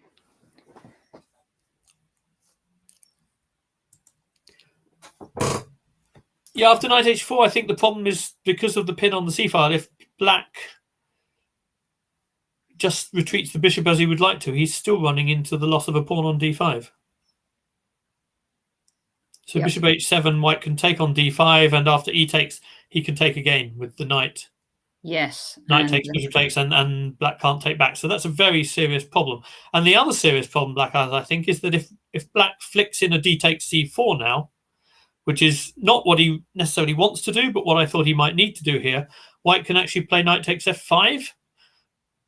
White can sort of counter tradition because he has a fork on knight f5. You're threatening knight d6 check, forking the king and queen. Yes, so you win back the queen and you've won a piece, if I am not very much mistaken. Yes. Very good. So that is all right. So it's looking promising actually for Hamish here. It's looking very promising for Hamish, yeah. I can't really see what black's sort of least bad option is here. Yeah. Or maybe the least bad, maybe he has to take on c4 and just take back on f5. But that's, that can be a playable structure in some openings, but you don't want White to have the bishop pair. And you want black to have a bit more kind of development as well, because black needs to control d5, e4, those kind of squares very quickly. So I think this has taken quite an unpleasant turn for Andrew. It may well be that Hamish deserves a lot of credit for surprising Andrew right in the opening. Yep. And yeah, it looks very, very awkward. All right. Shall we have a look? He's played knight h4. He's played knight h4, and that is not great news for Andrew Ledger, I think. No. Tricky position for black. Okay, we should have another look at Nick and Marcus, because we haven't. We'll have a quick look. Or should we go somewhere else completely? Let's have a quick look at Nick and Marcus, and then we'll have a look at Danny. Then we'll just take a tour. Svetlana. Yeah. Yeah. Okay. So. Oh, okay. Tim's just commented Hamish Olsen is following Krzysztof Siklecki's Keep It Simple 1D4 course. Oh wow, that's something of a coup for Chessable, isn't it? Yes. If you can decide the British Championship by buying their courses, that's okay. That's very interesting. It's certainly it looked like it has a bit of. Well, I think I heard a little bit of Hamish's talk for Camberley Chess Club. Because I'm giving one on Tuesday, and I kind of was just having a look at the sort of things people do. And he gave a nice talk to Camberley, and I'm pretty sure he quoted that book even in the course of that talk. Okay. So maybe that book, is Sorry, that was the course. But I think there's a book as well, some kind of book as well. But I think the so we can say Hamish Olsen recommends Krzysztof Siklecki's course. Well, it not only recommends it, but it seems to be serving him quite well. It really does. Let's see. Yeah. Okay. So this looks, as I suspected it might be from quite early on, not a great line to play if you're playing for the win. It's reasonably solid for black, but a win for black here is a reasonably unlikely outcome. I mean, I think, to be honest, it's looking fairly drawish. So let's play this out then. If this board turns out as a draw, and say Hamish does manage to win that 1 on 2, then we're going to have Nick on. We're going to have Nick on. And Nick's on 6.5. 6.5. So he'll be. Sorry, Nick's on. Sorry, Nick would be on 6.5. He would be on 6.5. Marcus would be on 6. Hamish should be on 6. Andrew would be on 6. And Mark could join Nick. And Mark could. Whoa, 6.5. Mark could, if he won, he could join Nick. Yes. Exciting. That is exciting. I mean, I think this one looks reasonably right. Shall we see how they got here quickly, or shall we do a tour first? Maybe we should do a quick tour and see how the game goes. Okay, let's see Danny against Svetlana. Yes, that's a good idea. Yeah, Svetlana's had a great tournament, hasn't she? She's sort of she's had slightly unpleasant openings as she does, but she's a great fighter, and it really is. Yeah, is she a teammate of yours, Pete? Is she? She is a teammate of mine. Yes. She's my White Rose teammate, and she's lovely. She's a great asset. She fights very, very hard, and is, as you said before, she's not infrequently the last game going on. Yeah. It used to be me. It's good having her on the team. So, let's see. I did not know that. Oh, did you hear this, Peter? Svetlana qualified as a WIM yesterday. Oh, wonderful! Huge congratulations to Svetlana. That is thoroughly deserved. That's brilliant. Excellent. Yeah, lovely. Shall we see how they got here? Yep. Just very quickly. I don't want to go into too much detail, but okay, solid Slav. Yeah, E3. When I said earlier that the Slav is sort of sometimes, I've tended to play knight C3 against the Slav, but to be honest, that leads to sharp positions. If Black's problem with the Slav is that it's going to lead to sort of dullish positions where they're fractionally worse, then E3 is probably a reasonable weapon. Now, Danny had a tough loss yesterday. So he did have a tough loss, and I think he does. He is quite hard on himself, is Danny. So I hope he manages to kind of. Natasha, that's a sort of candidate for understatement. Yeah, no, but he is. He's very hard on himself. Yeah, I feel sad when people are hard on themselves. People are hard on themselves, but Danny is publicly hard on himself. Yeah, he sort of likes to.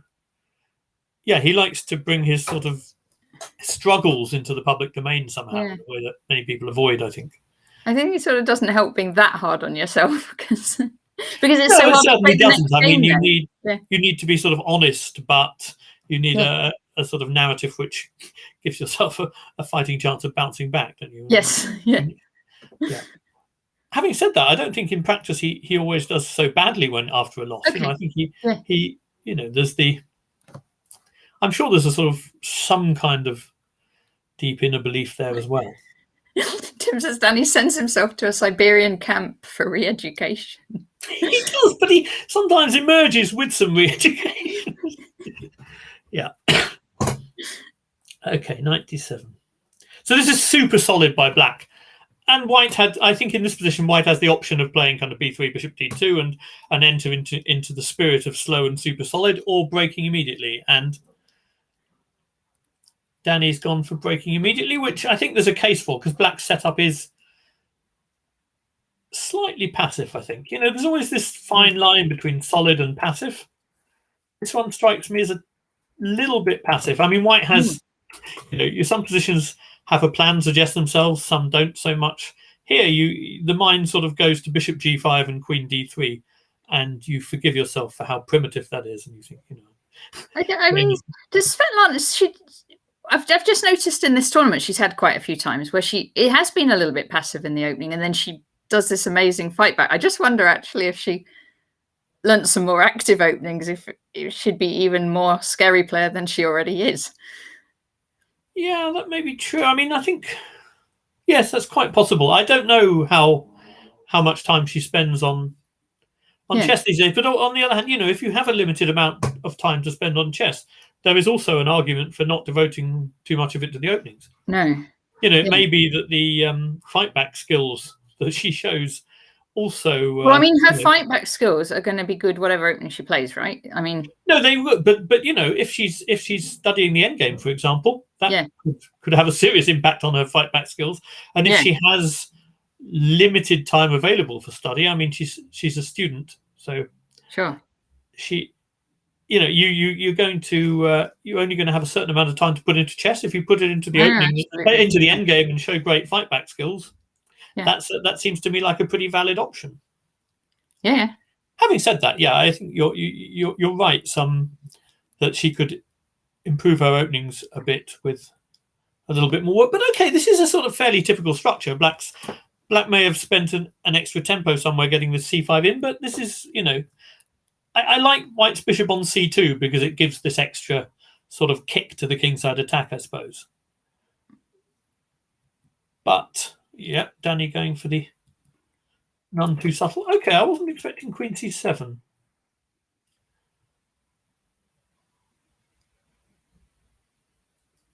What happens if she takes on d4 immediately? I mean, white can play bishop g5 in all these cases, and black probably will have to go g6 to stop the mating threat. But okay. Maybe Danny, do you think he might just try and go all out attack, mightn't he, after that, if he went like 95 and h4 and h5 and that sort of thing? Well, I think, you might need to. I'm not sure whether h4, h5 is gonna, I mean, there's kind of rookie 195 and putting some pressure on g6 that way as well. That's all sort of on the table, isn't it? I'm not sure where queen c7 exactly fits into the defense. Okay, so bishop g5 and g6, of course.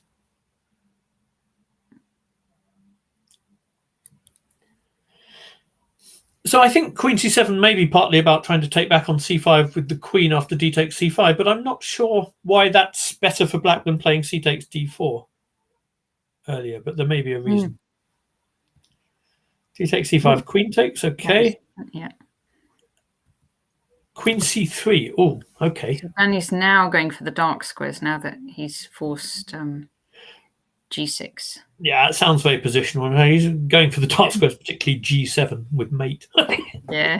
But okay, I think her next move makes a lot of sense. Because the knight has to go somewhere. There may be some I imagine that if the knight goes to d7, there may be a serious, oh no, maybe not. I'm having hallucinations. No, if the knight goes to d7, bishop h6, Oh, then, yeah, and bishop f6, bishop takes f8 hits the queen. That's probably a problem. Yeah. No, you're right. Northumbria Masters Danny can be a fearsome attacker. Yes, I think Danny's, despite all his public self awareness, I think he can be. I think he's can be, in terms of chess positions, he can be pretty objective as well. Yeah. I think he. So, okay. So knight g. I mean, I think knight g4 makes. It looks like a good move if black can do it. Okay, if there's not some tactical problem with it, I like the fact that it stops bishop h6 in those positions. But it's pleasant for white anyway, because I mean, white's already working on all these attacking plans, and black hasn't even really solved the problem of where to put the c8 bishop. So I think. Okay, so what's Danny going to do here? Do you think is he going to?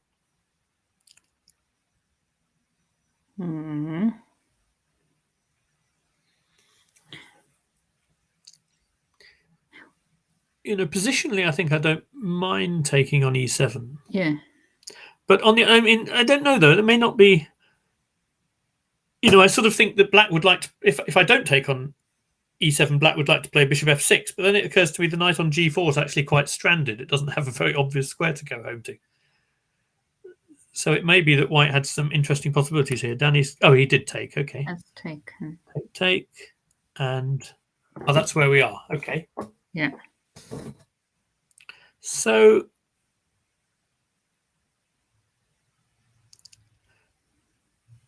he needs to get something. If he wants to do this as an attack, he needs to get a little bit more into the attack, doesn't he? Like a rook or something. Yeah, I think he. I think you can play a little bit against black's desire to develop the bishop on c8, and you can possibly show that the knight's a little bit awkward on g4. So, one of the rooks to the centre files looks like a sensible move at this point. Rook fe1 or rook ad1 both have their points. I don't think black can attack f2 with any great profit. Whether there's, whether he's trying to be. He might also go h3 at some point and just. Well, I don't know. I sort of feel like the knight could be a bit of an issue, and black's quite likely to have to retreat voluntarily. And if so, you try and save a tempo by not going h3. I think. Yeah. So if the knight's not attacking f2 usefully, then what is it doing over there? Yeah, I get the. I would think white probably doesn't want to trade rooks, so maybe. Rook e1. Oh, no! If you do trade rooks, you'd end up with their d-file, wouldn't you? Well, the thing is, if the rooks, if she offers a trade, then at that moment you might try to, you end up with the d-file, and black's still some way to go to develop the bishop. Yeah. If black can contest the d-file with both rooks, then it's much less interesting. But if it's only one rook, I think rook ad1's a candidate as well.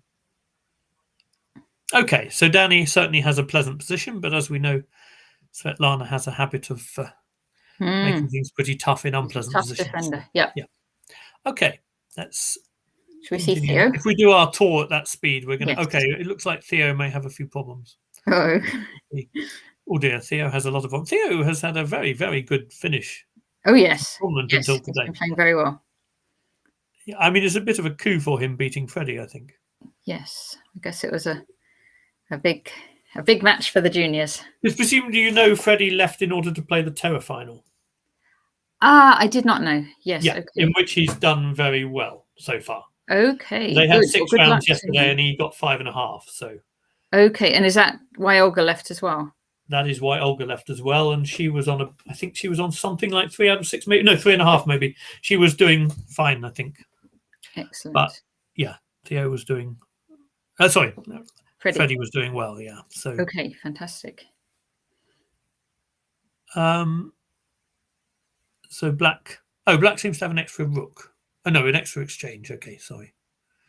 But, well, if you're the exchange down, you probably don't want your queen on a1 with no moves. No, I think this is looking pretty grim. One.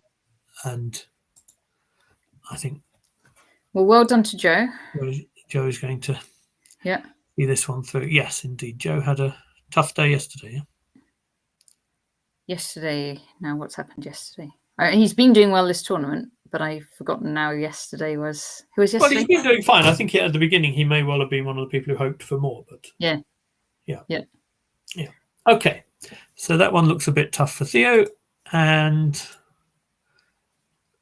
looks like Peter Finn is on the way. This one was a Steve Willison.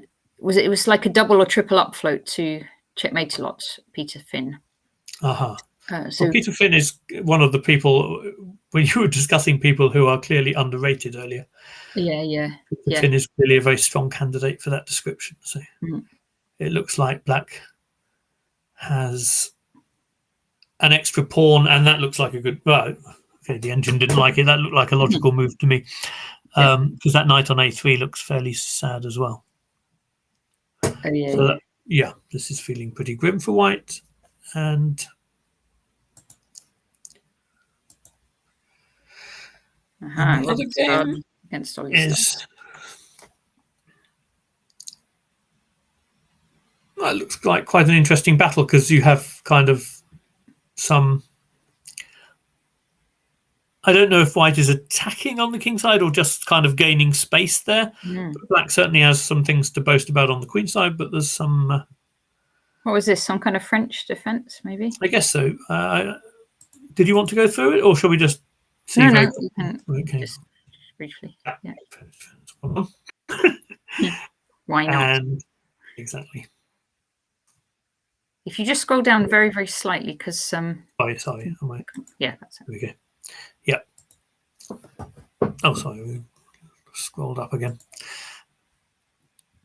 And bishop A. Those b6s. And I tend to like it when White goes bishop b5 check to try and make the bishop to go to d7, and then play the bishop back so it can't go to a6. But there are obviously plenty of ways of doing it. Queen g4 is another way of doing it, I guess. But bishop b5 after bishop a6 is yet another way of doing it, I suppose. But it's interesting whether that b pawn is going to survive to tell the tale. Oh, it's not survived now, but it's got something for itself. Okay. Yeah, okay. So that sort of sets the scene of where we're at now. White has bishop against a knight. Black has some nice white squares, particularly on c4, and chances to play on the c file. And White has. I actually think White's done okay in terms of generating something on the king side in the position we were at. So come back to here, you see that. But on the other hand, if you're attacking, you want to play g5 at some point, and if you do, then you cede the f5 square. So there's always sort of positional versus attacking dilemmas going on in these things, which is okay. It's an interesting position. Keep an eye. I prefer Black because I believe what's going on the c file has more sort of intent than what's going on the king side. But we'll keep an eye. Did you want to look at any of the other tournaments, or should we go back to the tops again and see? Back to the top, yeah. Oh dear, Andrew Ledger is apparently in serious trouble. So how did it go? So we got to this position. Was it knight h4? Yeah, let's go back to where we were. He was having Hamish was having this very long think, which and he played the move knight h4, which we said was going to be very problematic for Black. And I was trying to work out kind of. So the problem was if the bishop moved, then we had a tactic on d5 winning a pawn. Yeah. And if Black flicked in d takes c4, White could flick in knight takes f5, which is the more effective of the two flick-ins. And I wondered if, I said maybe doing that and taking back on f5 was the least bad option. But actually, compared with positions where that structure kind of works for Black, Black's got a pawn on h6 as well, which makes it very difficult to castle and then play g6 to defend the pawn on f5. So actually, that could be a bit of a horror show as well, which may well be why Andrew went for bishop e4, trying to sort of stem the flow of all of that. But I don't think it doesn't feel like it's going to end well. So takes anyway? Yes. I guess takes back with the e pawn. He takes different. Well, I was actually assuming that he wanted to take on g2 here. Okay. Because, after takes with the e pawn. Takes on g2. So can you then can we then flick in D takes E6? We may well be able to. Shall I get an analysis board for that one? We might need to. By the way, you can just play the moves here. Oh, can I? I thought you were recommending the analysis board. You can play the moves, I think. Oh, can you? Okay, well, I'll try. If you want to, yeah. As long as we don't influence the British Championship. It's just such a horrible thought, isn't it? Bishop takes G2. That's the. I mean, I don't think it's a great move. I mean, it's clearly problematic for Black, but it feels like. Sorry. That's right. I was just chatting to the chat. I was just saying hi to Will Sonia. So, okay, I thought White had to take that, but if White plays here, throw that one in. Yeah. Then I thought Black might be able to. Oh, maybe it's just horrific. So White's intending to take on F7 check, and if Black goes to F8, he gets mated immediately. That's quite nice. Well, it is if you're not Andrew Ledger. Yeah. It's all right for you to like it. I mean, the mate itself, it's quite. Well, yeah, it doesn't feel very nice from his point of view. So let's just see. Bishop takes F1. Yeah. E takes F7 check. King D8 for King D8. That's not the reasons we just discussed, and then the engine says White's winning, which may well be true, but you need to actually work out how. Well, yeah. I mean, it's not sort of, some things you can get wrong. You can't really get this wrong, I guess. At this very moment, White is a rook and a piece behind, right? That is true. Yeah, that's why you feel a degree of accuracy might be in order here.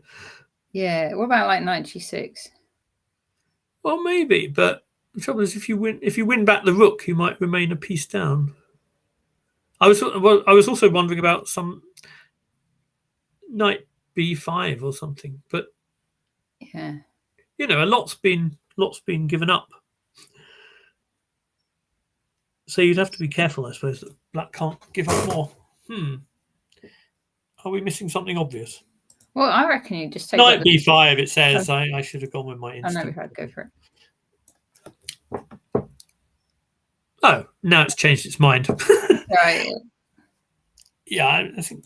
Yeah, maybe this does feel quite speculative to me, but but if it wasn't what Andrew was worried about, then I would be fairly sure he would have taken on G2, because if you can bring off that exchange, it feels like it must be better than allowing White to take on E4. Just take 3 captures. What if you just recapture the king? Yeah, if he just recaptures, White's still going to be better because he's going to be coming into the F5 square.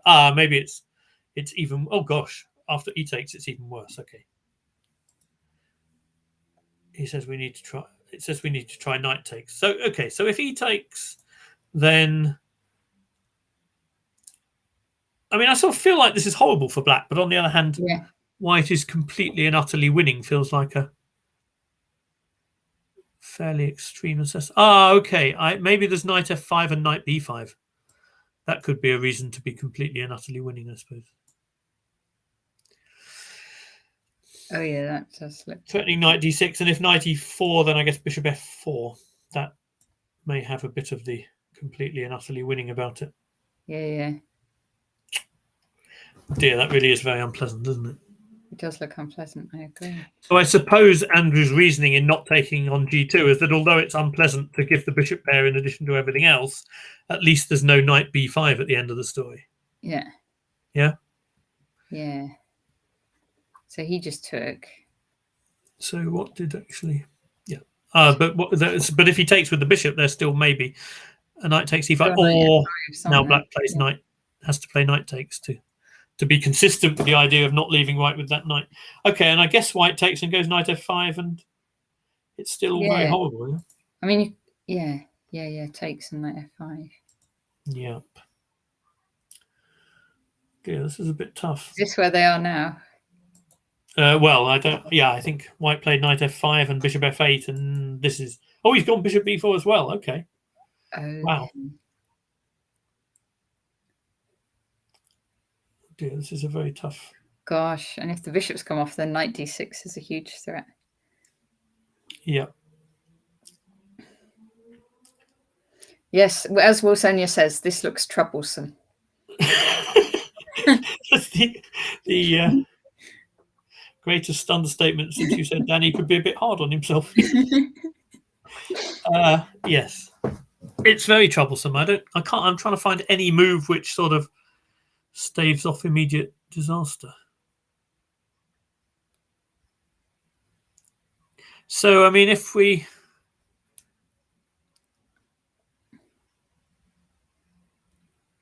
So I assume the biggest threat of all is taking on f8 and then queen a3 check or something. Assuming black takes back with the king and doesn't lose his queen. Oh, it all looks horrible. It all looks horrible because if you put your king to g8, it's knight e7 check, and if you go back to well, e8, exactly, this is the horrible thing. Yeah, it's.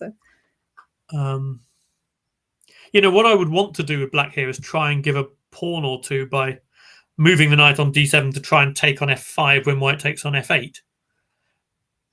Yeah. And then you can at least sort of imagine to yourself that you have a tiny, you can contest some white squares to try and stay in the game, and you have a potential square for the knight on d5. Now, if white plays f3 and blows the center open, that may prove to be a sort of bit of a fantasy as well. But that's what the knight on f5 is so strong that I would want to try and take. So in that case, the move would be knight b6, I guess. So just to meet bishop f8 with queen takes f5. But f5. It's really horrible because, again, b7 is still weak, so you can't even move your knight to d5 without losing b7. Yeah. And so, I mean, maybe you try and castle queenside, but it's all very grim. Sorry, I thought I was on silent. Yeah, I mean, it's poor Andrew. It's really gone very, very wrong. Yes. And, if this has gone this badly wrong, then Nick's apparent strategy of making sure that he didn't not to lose to Marcus turns out to be quite wise. Yeah. And of course, my prediction turns out to be atrocious, but there we are. Yeah. Okay. So now board one was looking. How was board one looking? It was just looking quite level, right? It's looking pretty level. G4. G4. Fair enough.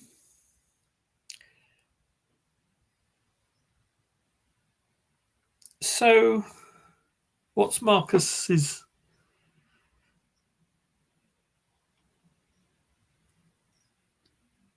Well, I suppose that in any rook ending, if black plays knight d5 at some point, white's rook on b6 is kind of, if you had to say what's the optimal square you'd put this rook on anywhere on the board, it would probably be b6 to cover, to keep the black rook passive on c7 whilst also stopping black's king from coming beyond the 6th rank. So there's a lot to like about the placement of white's rook, which sort of makes me think that white, in principle, black might be more inclined to try and play a rook and knight ending. But of course, if the knight leaves f6, then I suppose the e4 square is a nice place for the white knight. Yeah. But there may be that thing between sort of beautiful pieces and defective pieces going on. I mean, it's a very nice square, but whether it actually contributes to some sort of winning plan is another thing. I'm sure that objectively black should be able to hold this position, but you sort of feel like it's white who's going to have any fun that's going. Yeah. Let's check in also on Keith and Head. Yes, indeed. So we were saying, oh gosh, so this one we were saying if the results on 1 and 2 go how they're looking, then if Hebbs wins, he could get into a playoff. That's right, yes. Yeah, so let's see how this is. Okay, well, let's see. So black has, I mean, I mentioned some kind of thing where you play f4 to sack a pawn and then play e4 or something. I wonder if no, he didn't do something along there. He did another version of it, but the same kind of idea. To try and make the board bigger, Peter. Oh, really? Okay. You can do by just zooming in a bit. What, screen zooming in, you mean? I think, yeah. Yeah, that's good. Yeah, no, that's very good. Sorry. Okay. So f5 was where we left it. And we were talking about white taking on f5, g takes, and then probably just trying to play the position with something like queen d2 on the basis that Black didn't want to play e4, giving the f4 square, and might look at some kind of pawn sack involving f4. And that seems to have been what happened. But I mentioned the one where Black might play f4 and then e4, but I think he went for another one. But king h8, okay. So I mean, if you're going to play a pawn sack like that, I assume you play all the helpful preparatory moves that you can beforehand. And it's not surprising if king h8 is one of those, because part of what you'll be doing is trying to come to the g file, I guess. And White played rook d1, and at some point here I guess that we approach the point where White's threatening to go d takes e5. And if Black takes back with the knight, then we have this f4 square anyway, so knight f4 is quite pleasant for White. And if he takes back with the pawn, White can do something against that bishop on d7. Like knight takes d7, knight takes c7 might be possible. Yeah? Yeah. D takes, that bishop on d7 is unprotected. We've got a lot of stuff on the d file. It feels a little bit nerve-wracking, which I guess is why Black goes with f4 now. If this is the idea, now feels like the moment before White can take comfortably on e5. So takes, and now I mentioned the version where Black plays e4, but it's quite possible in this position that something like knight g5 is something Black wants to avoid. So Black takes on d4. Yeah. So essentially, this is, part of this is, it's a way of playing. It's a way of taking on d4 without giving White easy access to that f4 square with his knight.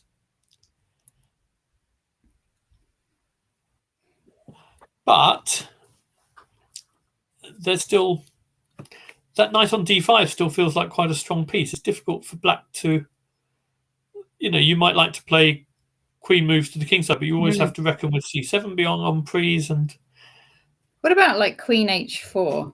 So you give yes, c7 and then take on and h3. Then on h3. Well, yeah, that would be. That is a thought. I tend to find with those kind of things that they're things I would worry about as White more than they objectively justify. But this one, yeah, that's certainly an idea. What do you think, White? I suppose White could always just come back. Like just knight back to f3. You have to move the queen. No, sure, they can kick off with that, but you can play queen h5 and you're still hitting h3. Yeah.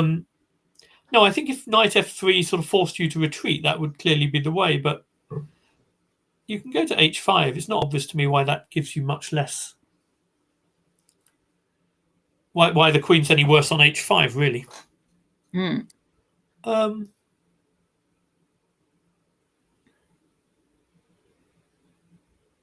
king h2 doesn't feel ideal because Black has sort of knight h6 to g4 check ideas as well. So. No, queen h4. It may be that White simply does take on c7 and plays knight e6 and can meet, say, queen. I don't know. It feels a little bit shaky on the king side. Do you want to actually? Shall we see? Okay.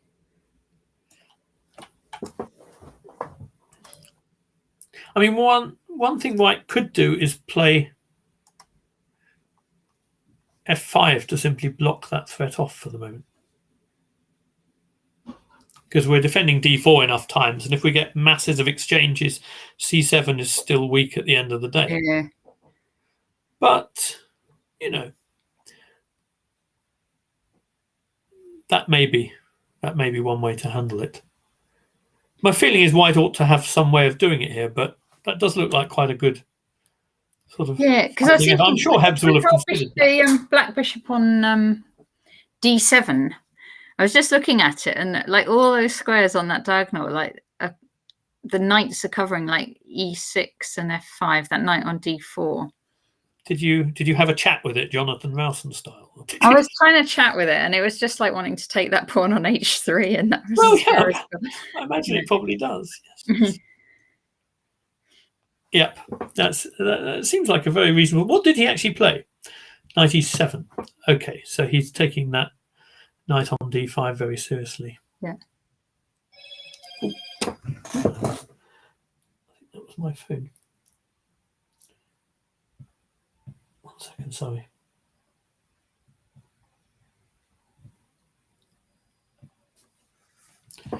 Okay. And white took. Okay, I mean, that makes some sense from black's point of view, because it was a very, very annoying knight in quite a lot of variations, I imagine. But Thank you. How would we do this with white now? Okay, so that. I mean, it wasn't obvious. I mean, it wasn't totally obvious to me that white should take that knight. I mean, I wondered if there was any mileage ever in allowing black to take and then taking back with the c pawn and having the e6 square as a place for the other knight. I'm not sure. Yeah, and the rook on lining up. But of course, it may be that knight isn't taking on d5, but it's heading to f5, and then kicking the knight on d5 away with c6. I think that's a more likely issue. So white takes on e7. Okay, and now white's a pawn up, but has, white faces this g file on the king side, which is more likely to become black's than white's, although it's not inevitable.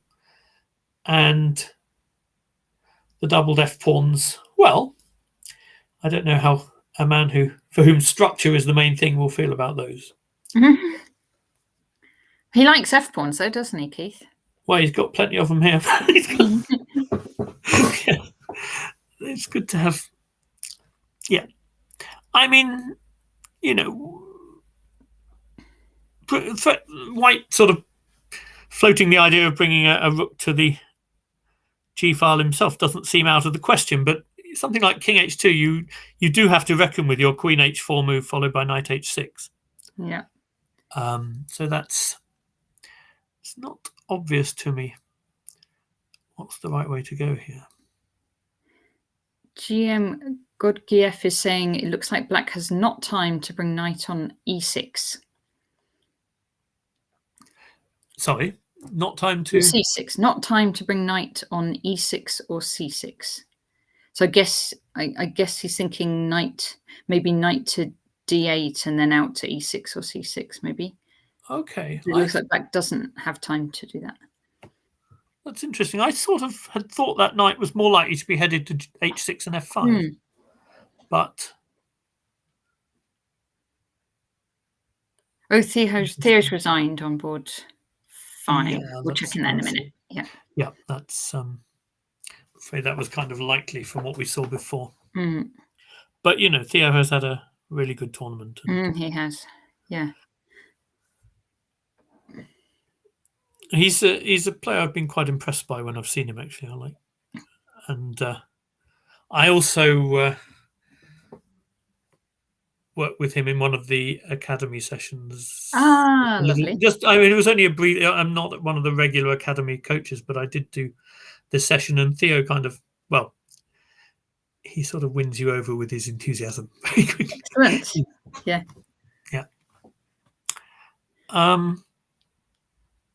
Yeah. Okay.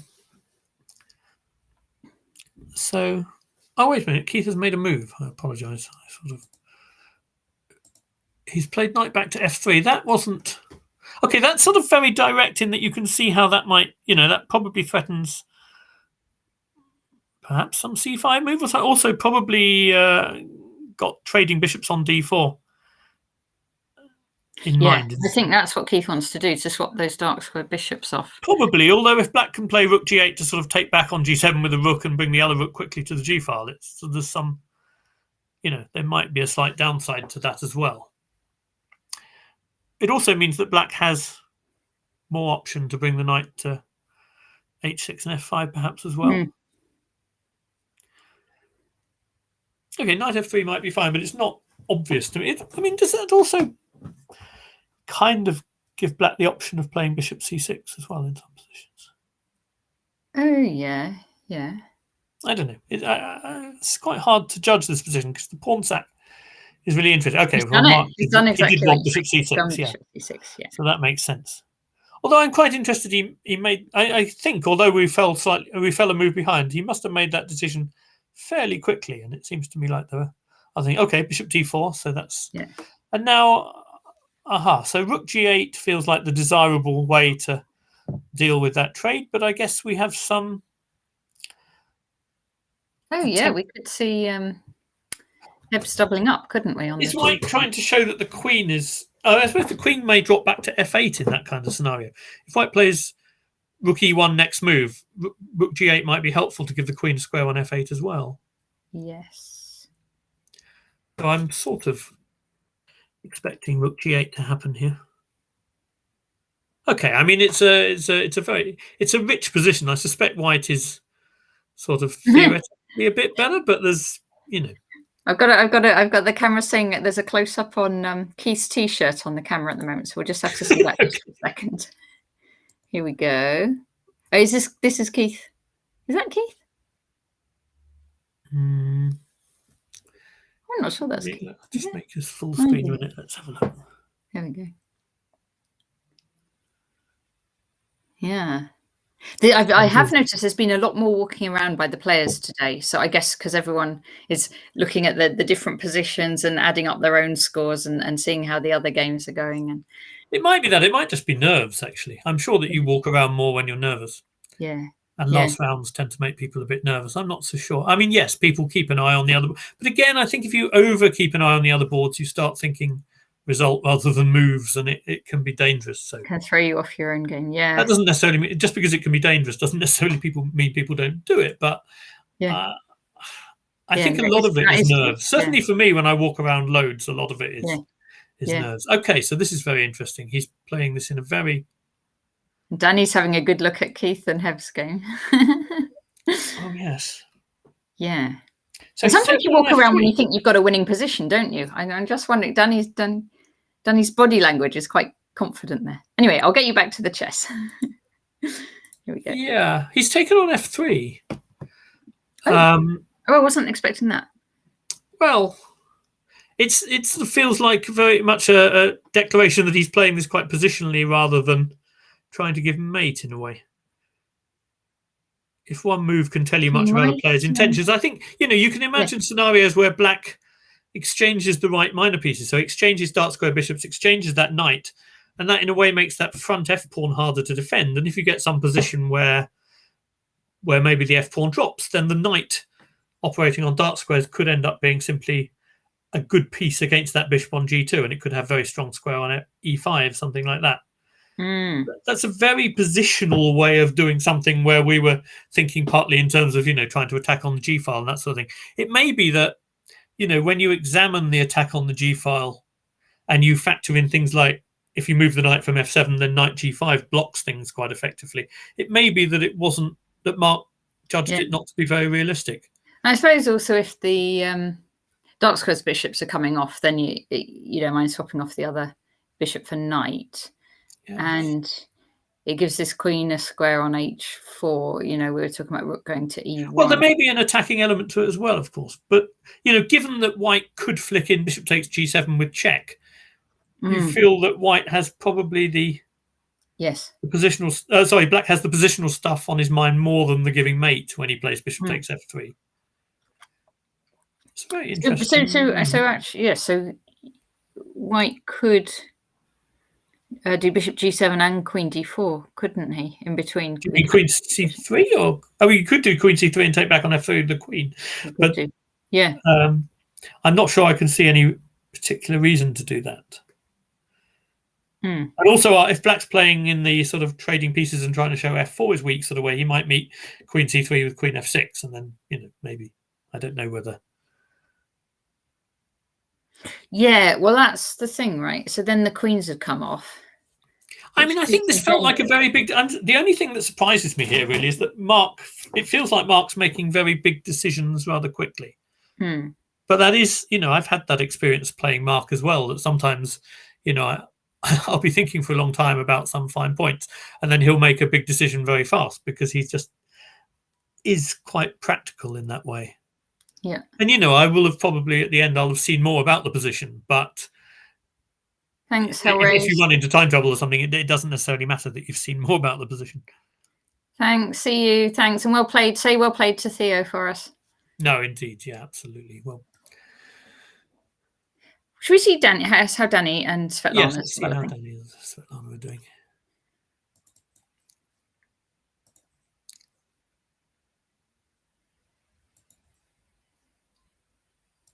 Well, we were talking about the possibility of direct attack. Yes. And Rook's swinging around. But he certainly hasn't gone for the sort of strategy I was mentioning of trying to hold up Black's development of the bishop, because actually she now has, she has what, if she wasn't in danger on the king side, would kind of be a kind of model position for where you'd want the pieces. Rook on d8, bishop on b7, the other rook coming to c8, that kind of thing. So Danny's been very committal. He kind of needs to prove something. Let's see how they. What's he going to do? Like queen h3 and just really go for it on the h file? Do you think? Yeah, I mean, it may well be that if something like that works, then of course he may be right to do this very committal way of doing it. But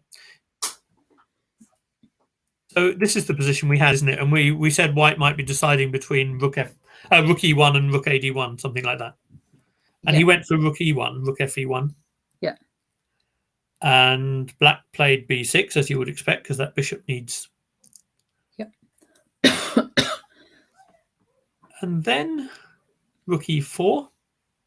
So this is already, it's already very clear that White isn't trying one of the things where you see, I had wondered about rook ad1 and kind of trying to see whether you could show that it was difficult to get b6 and bishop b7 in time. But maybe the knight was always able to come back to f6 and defend d7 anyway. So maybe he thought this was the moment to switch to a kingside attack. I assume rook f4 wasn't worth considering here, just to send the knight somewhere else. Oh, that's interesting. Rook f4. So where would you go? Knight? Probably you go to. I guess you might go to d7, which is sort of the square you want to go to if you're not getting mated.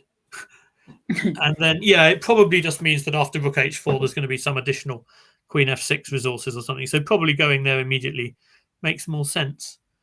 But it is very all in, isn't it? Yeah. There's not a huge amount of plan B about this for White.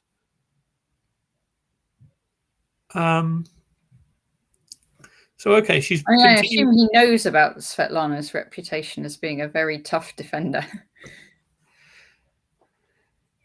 Yeah, but I expect he's just playing what he thinks is the right way to play the position, actually. Yeah. I don't know how much he would factor that kind of thought in. Maybe. But anyway, she's got the moves in. I think it feels like she's got the moves in which you would like to play if you're not getting mated. So it sort of comes down to whether this attack really has serious bite or not. I'm trying to think what. Okay, so you mentioned queen h3, yeah? That must be one. Yeah, Tim's saying there's a bit of a danger for Danny to go on tilt. Yeah, I'm thinking that too. Yes, I'm thinking this looks a little bit. This looks a little bit like you not only want to win, but you don't want to be sitting around for too many hours doing it. Yeah. And that's not always. That's probably the assessment. That is not always the right attitude to go into these games. I mean, it is occasionally it can be fine, but this really is very all in. I mean, rook f4 or something. Again, looks like a not ridiculous switchback if you're pressuring the knight effectively. But Black has e5 probably at the moment. Tim's agreeing. Danny wants to go home. Yeah, I think Danny wants to get this done. And you sort of half imagine there might be some ideas where you can sack on e6 and g6 or something with a rook on e1. But again, then you're going to face back rank problems. So I don't see anything as direct. Queen h3 is worth checking, but I would have thought h5 needs to be played and can be played reasonably effectively. I don't see how there's going to be a massive breakthrough there. I'm thinking Danny doesn't expect that he could lose this game. I know I sometimes get to that, and I'm playing someone I'm higher rated than in the last round, and if the previous round hasn't gone well, and you kind of think, well, I'll just do something and I'll just win, and then it doesn't always work though. Yeah, I sort of gave up thinking like that ages ago. I just sort of never assume. I never assume I'm going to just win without some fight these days, at least. Mm. I mean, I don't know. One of the things I've noticed, even after lockdown, just coming back to playing competitive chess after a break, is that there are so many players with low ratings who are actually quite strong. Oh yeah, definitely. And it's made it very difficult. I think there may be. I almost wonder, it sort of somehow feels like there's almost a cutoff between a certain group of players' ratings and the players at the top. And you almost feel like sometimes the players at the top are benefiting by not having to play these underrated players so often. I expect so, yeah. I think it's making life quite tough. And I mean, I know Keith has talked about this sort of phenomenon, how tough the sort of players with 21, 2200 are these days. Mm. And yeah, I'm certainly noticing it. And of course, it's always difficult to judge because you know that part of it is that you weren't quite as sharp as you were 10 years ago or something. I know. But then you look at the games more deeply and you think it's not all that. These people are actually playing pretty well as well. Yeah. It's a disturbing thought. Let's not go there too strongly. No, I don't want to dwell on that one too long. Okay, so I'm expecting. Oh, it's Danny's moved. I'm expecting rook e1, but who knows? Yeah. Rook h6. Okay. So he's a move I should have considered. He's allowing h5. Huh? Yeah, very simply. Yeah. So we figured out that queen h3, h5 is a problem. So he's trying to do it without that. So yes, of course, I should have. Can you scroll down just a fraction, Peter? Sorry? Can you scroll down? Yes, I will scroll up just a fraction. Excuse me. That's it.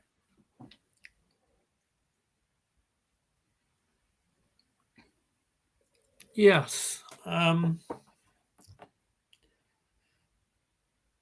Sorry, I should have thought of that. That's a fairly clear-cut way to make the attack more dangerous. Lana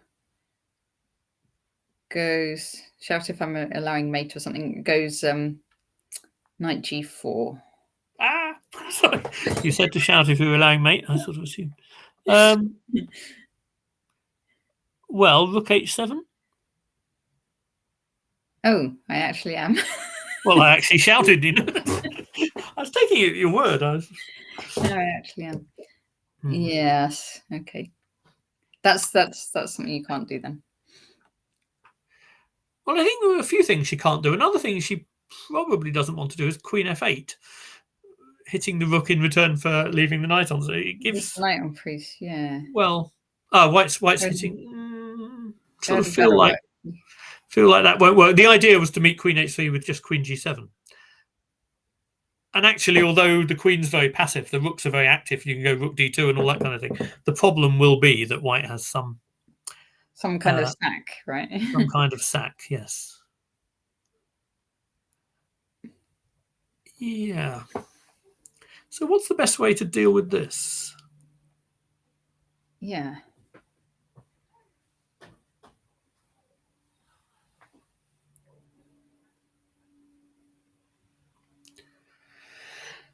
So what if black just does, say black doesn't do something direct and just goes rook c8 or something? Well, then queen h3. Tim is comparing this game, Gormali Susakova, to Keros Smyslov, Zurich 1953, when white broke through to h7, but Smyslov then broke through on the queen side.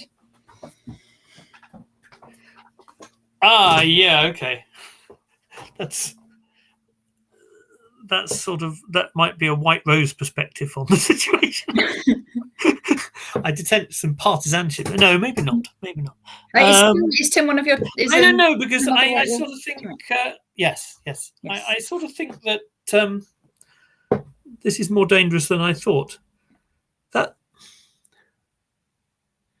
the game which Grischuk said he was inspired by when he played some very, very aggressive thing on the king side, wasn't it? And he described it as white got in rook h3, rook h5, and lost anyway. He said, it was really nice. That was, but I assume queen f8, queen f6 doesn't work. But so queen f8 queen f6, take the rook, then queen takes f7 and picks up the bishop. Oh no, because then the knight's we pick up the knight. Yeah, so I mean, it feels very, very shaky. I'm sure. No, something loses. I mean, queen f6 check again, king g8, queen takes e6. I don't think it's worth looking at. It's horrible for black. Yeah. Black's so losing. all right. Well, so there's just something for black. So like, what's the actual threat? So if rook c is rook c8, is there a like win on the spot? Well, queen h3. That's queen h3. And then the worry is that the threat is rook takes rather than knight takes, I think, although both are rather good. Yeah.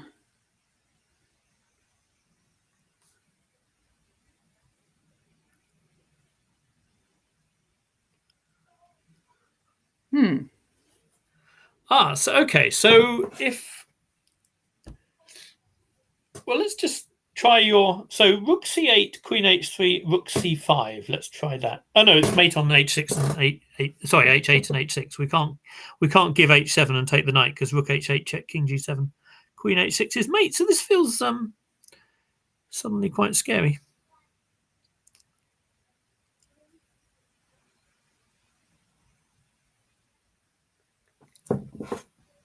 Is anyone suggesting anything in the chat? No. They're just suggesting it. They're just suggesting Keres Smyslov, which is nice. Exactly. The Keres Smyslov is definitely a description of this when it goes well from black's point of view, I think.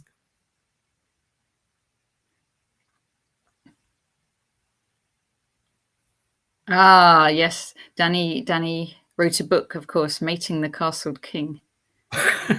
Certainly. And Nizair's already seen the engine, so he's not going to tell us. Okay. We can play knight h5 when white plays queen h3.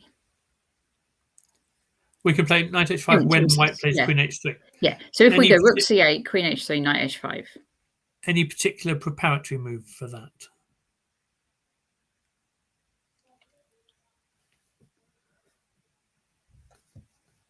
Like, do we want rook c8 first, or what's the? I don't know. I like it, but okay. Well, in deference to you, Natasha, so here. Oh wow. Okay. It's this sort of thing you sort of look and assume it's going to be dangerous, but maybe it's not terribly. So rook takes.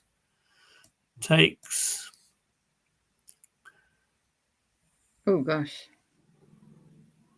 Bishop h7. I would have thought. Yeah. I would see king g8 and king g7 and rook h8 is probably safe enough. Okay. I'd forgotten black could just go to g7 then. And queen g3 or something isn't really doing it, I suppose. Apparently not. No, okay, this doesn't look very believable. There might even be king h6 or something. Okay.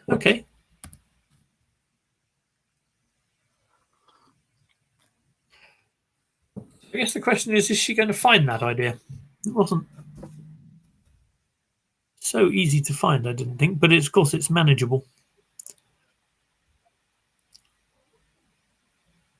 Is that the only thing she can do? It probably is. Yeah. Yeah. Tim's thinking it might not be obvious for Svetlana. I don't think it's obvious. Yeah. I'm intrigued by the fact that the engine gives rook takes c4 is also a good move. Rook takes h7 and then what's the idea here? Is it still knight h5? Oh, it probably is.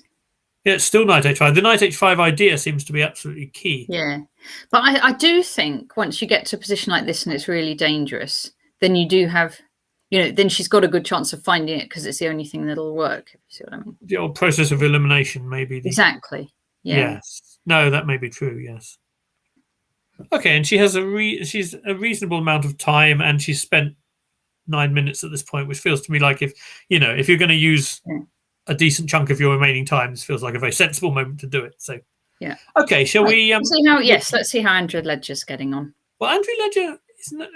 Let's see, it's whether he's survived the initial horrors. I think he may have done what I suggested, actually. Oh, we've got this bishop in on g7. Yes, let's see. Whether or not that's a good idea, I think he may have done what I suggested. Andrew Ledger in trouble, says Pass Pawn. Well, he's certainly in trouble, but the question is whether he's in as much trouble as he was in before. Because we left it, he was in He horrible was in trouble. dire trouble a moment ago, yeah. Okay, so I said I thought the only way I could imagine getting a position I could bear to play would be to take the knight on f5, which is what he's done. Yes. Oh, okay, and that's quite, yeah, I kind of forgot that he could go there, because I guess if white takes on h6, black plays rook h8, and there may even be a spot of real counterplay on the king side. But rook c5 is not very desirable from black's point of view. It makes a lot of sense. He's trying to get a check on e5, I suppose. Yeah. Check on e5. King d7. Okay. So it's very interesting that the engine appears to dislike king d7. It's hard to imagine considering any other move, really. But so what's white's plan for his bishop? I suppose. I mean, you could take on h6, because if the queen takes, you can take on. That's probably white's plan for the bishop. Okay. That's good. I thought for a moment he'd failed to talk to it before entering this position, but you're right, he could do that. Does he have any options? He has to do that, doesn't he?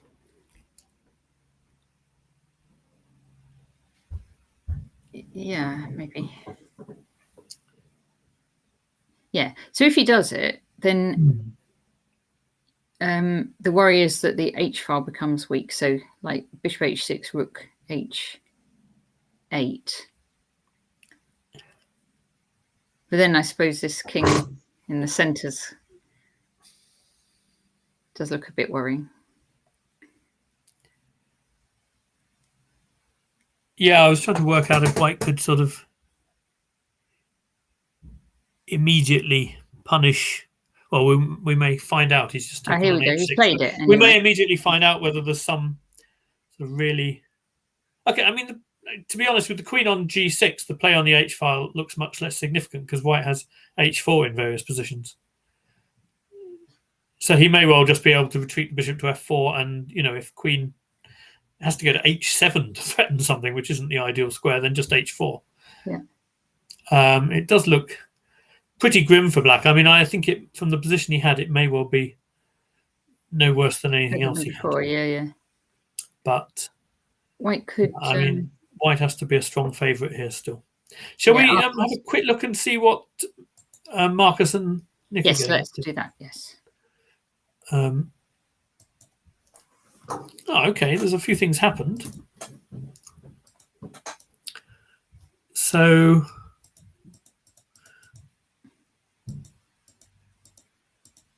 Yeah, we left it here after white's.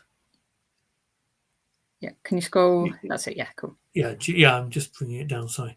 Yeah, we left it here after g4, and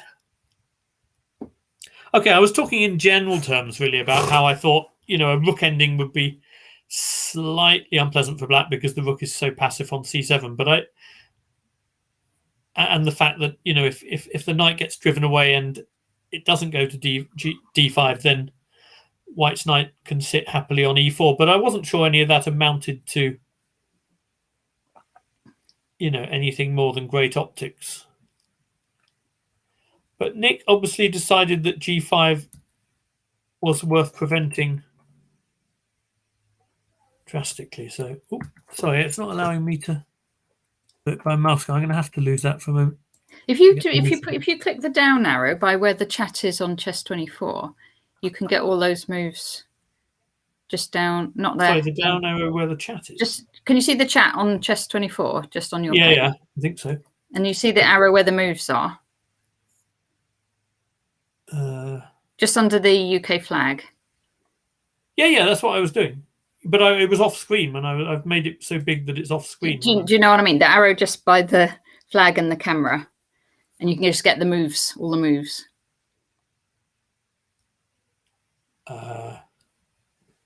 In the chat? No, the chat on Chess24. Yeah. Okay. Just scroll down from there. And up from there. You're confusing This me now. won't be worth it, will it? Then can you see the chat where it says the Blue Ghost and Mark Hesford and all that sort of thing? Just at the top of that. Yeah. Okay, left, sorry. There's an arrow.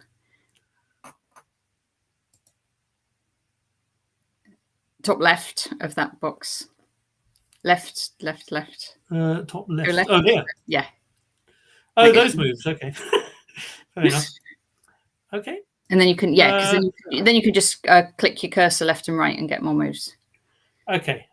Well, I was doing that. I was managing to click it left and right before that, but it just suddenly stopped. Okay. So, anyway, Black decided that G5 needed to be stopped and play, or maybe he, was happy to control the F4 square anyway. But he played G5 and White solidified the G4 pawn, which I assume means he's perhaps thinking about playing F4 at some point, which makes sense. Black played H6 to cover the G5 pawn. Marcus brought the rook back, but I think if Black plays some, if Black played an ending in which he had to play E takes D5, White would be putting that rook back on B6 fairly quickly, I imagine.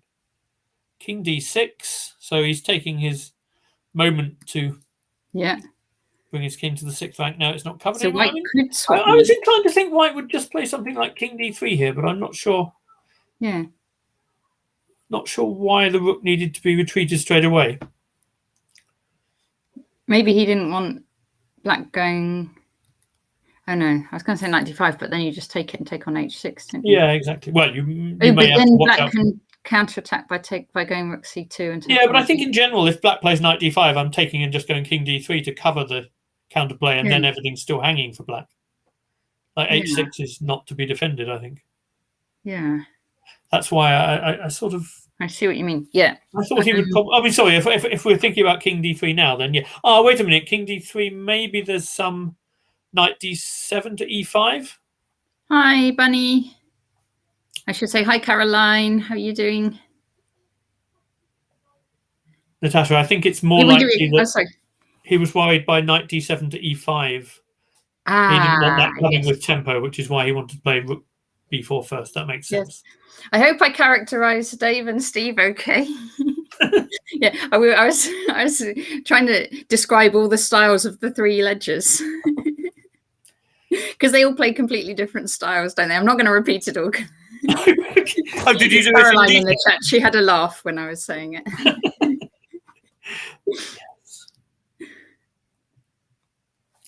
I'm quite intrigued what you said about them now, but I'll pass. You'll have to watch it back.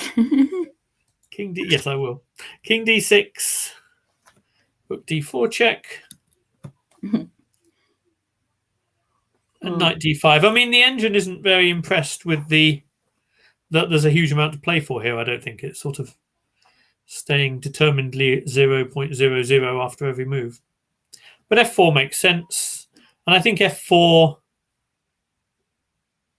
probably.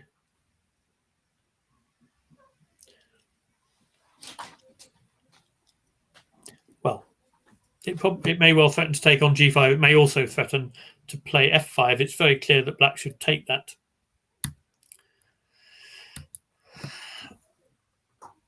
And that's where we are.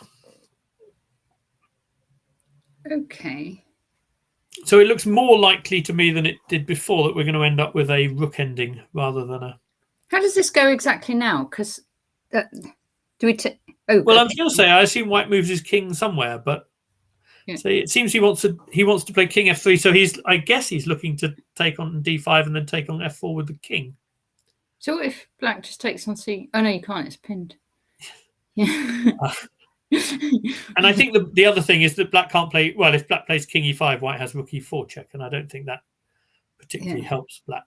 I don't think that particularly helps Black. But Andy's solid, Dave's a hacker, and Steve's in the middle. Yeah, I was going on about Steve's Dutch defense and Dave's Alakines, and Andy solid. Yeah, for sure. That's a simpler summary of what you thought. Yeah.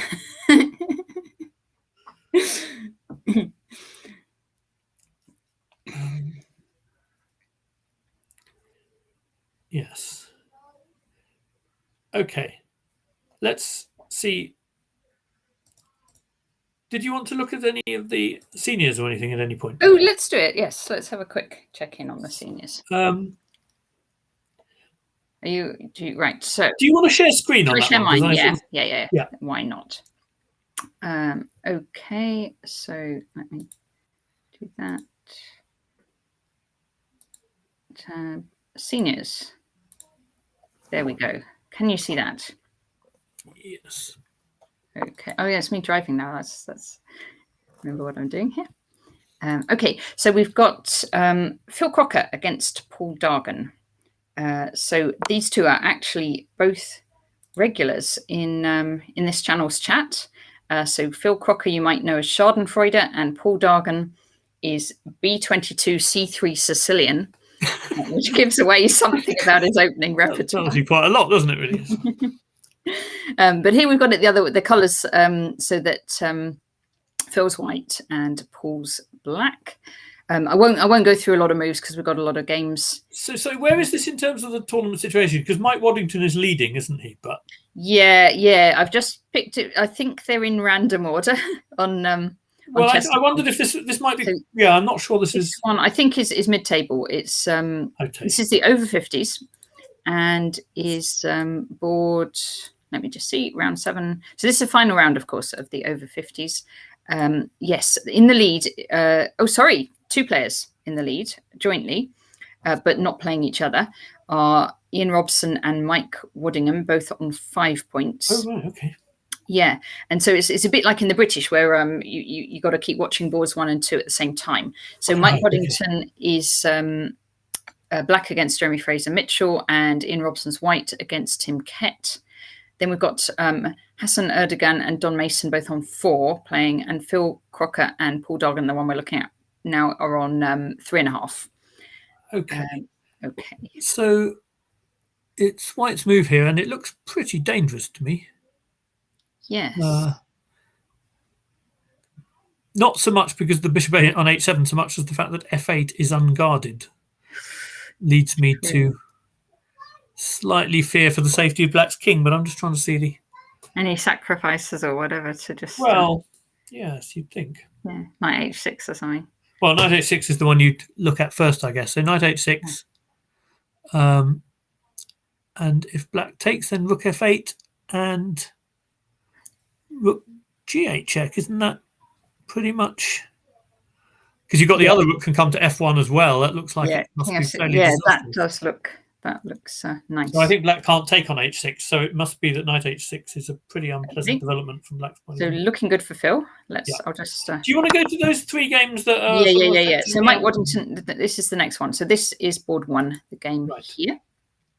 And so black is the player that's in joint. Yes, that's Mike Waddingham. Who's Waddington. Okay, and it's white's move or black's move? It's black's move. Okay, white's, I guess, threatening rook f7.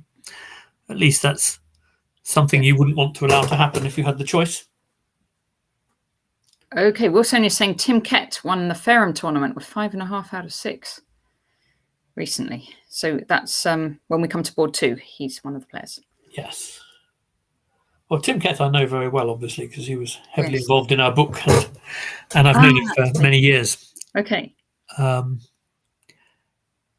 And this, I don't know. I guess how does black play this? Black wants to. So you can't really hit the queen with b6 because b7 and e4 are both hanging, and you might look at a4 as a move just to try and deflect the queen, I suppose. Yeah. I thought, I don't know, black's position. My first reaction to black's position is it feels a little loose. He's got more space, hasn't he? Space, but not stacks of pieces, not stacks of pawns actually to defend. And a move knight f6 doesn't seem to hold things together, I don't think, because white could play knight d5, exchanging that knight, and then the whole thing feels loose all over again, I think. Yeah. So if black takes on e3, perhaps.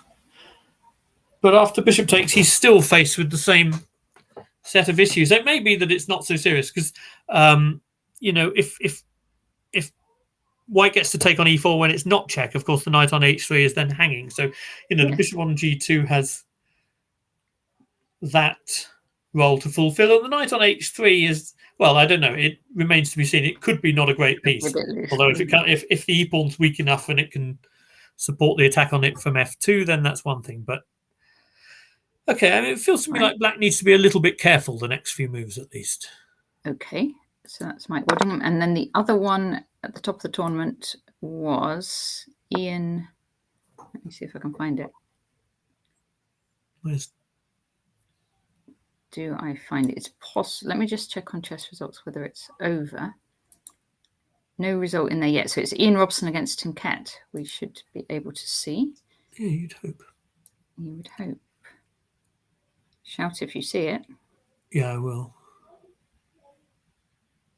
Oh, there it is. Look. Oh, yes, there it is. There we go. Oh, this is an exciting one. Both sides have gone queenside. Well, I think it must be a Scotch. I don't think you can get this structure from anything other than the Scotch. Okay. Yes, it says at the top Scotch game. Ah, I wasn't looking at that, Natasha. No, you did it. I needed to look, but you dream of cheating like that. Yes. It looks a bit awkward for black because. Oh, Dave just said. We're talking about the ledgers. Dave just said Steve is even more boring than Andy, but weaker. That's brotherly love for you. So that's ledger brotherly love in action. Great. Yeah. Excellent. I think you've started something there, Natasha, by discussing the relative styles. Like you used to have to say which is your favourite Spice Girl. Right. It's an oft-made comparison. I think Tim looks like he's in a little bit of trouble here, but I'm just trying to see if there's some. I mean, usually the problem in the Scotch is that, what white's aiming for in this kind of variation, the knight f6 lines, is that is for black's minor pieces to get a bit shaky. So the knight on b6 sometimes can be a problem, and the bishop on a6, if it's there, can be a problem. But now he has his third minor piece is now actually in more trouble. The bishop on g2, having taken a pawn, might actually be able to escape to a better diagonal. But the one on a5, I'm not quite sure how he's going to solve this short-term issue. Can you see an interesting move? I mean, you can play knight a4 to give it a square, but you still have this unpleasant feeling that black's minor pieces are kind of treading on each other's toes a bit. I do agree. Yeah. AB is a big. AB is a big threat, so he needs to make room somehow for that. But when the knight's on a4, you may be saving a piece for the moment because you can't play c5 under all circumstances when the queen might invade on c2 or b3. So there's sort of tactical reasons holding black's position together, but it does feel a bit potentially. You've got your pieces lined up a bit, haven't you? Yeah, so you've got to be very careful, and it may already be very difficult. Yeah. So.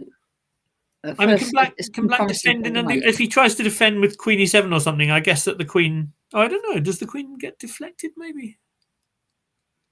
Okay, queen e7.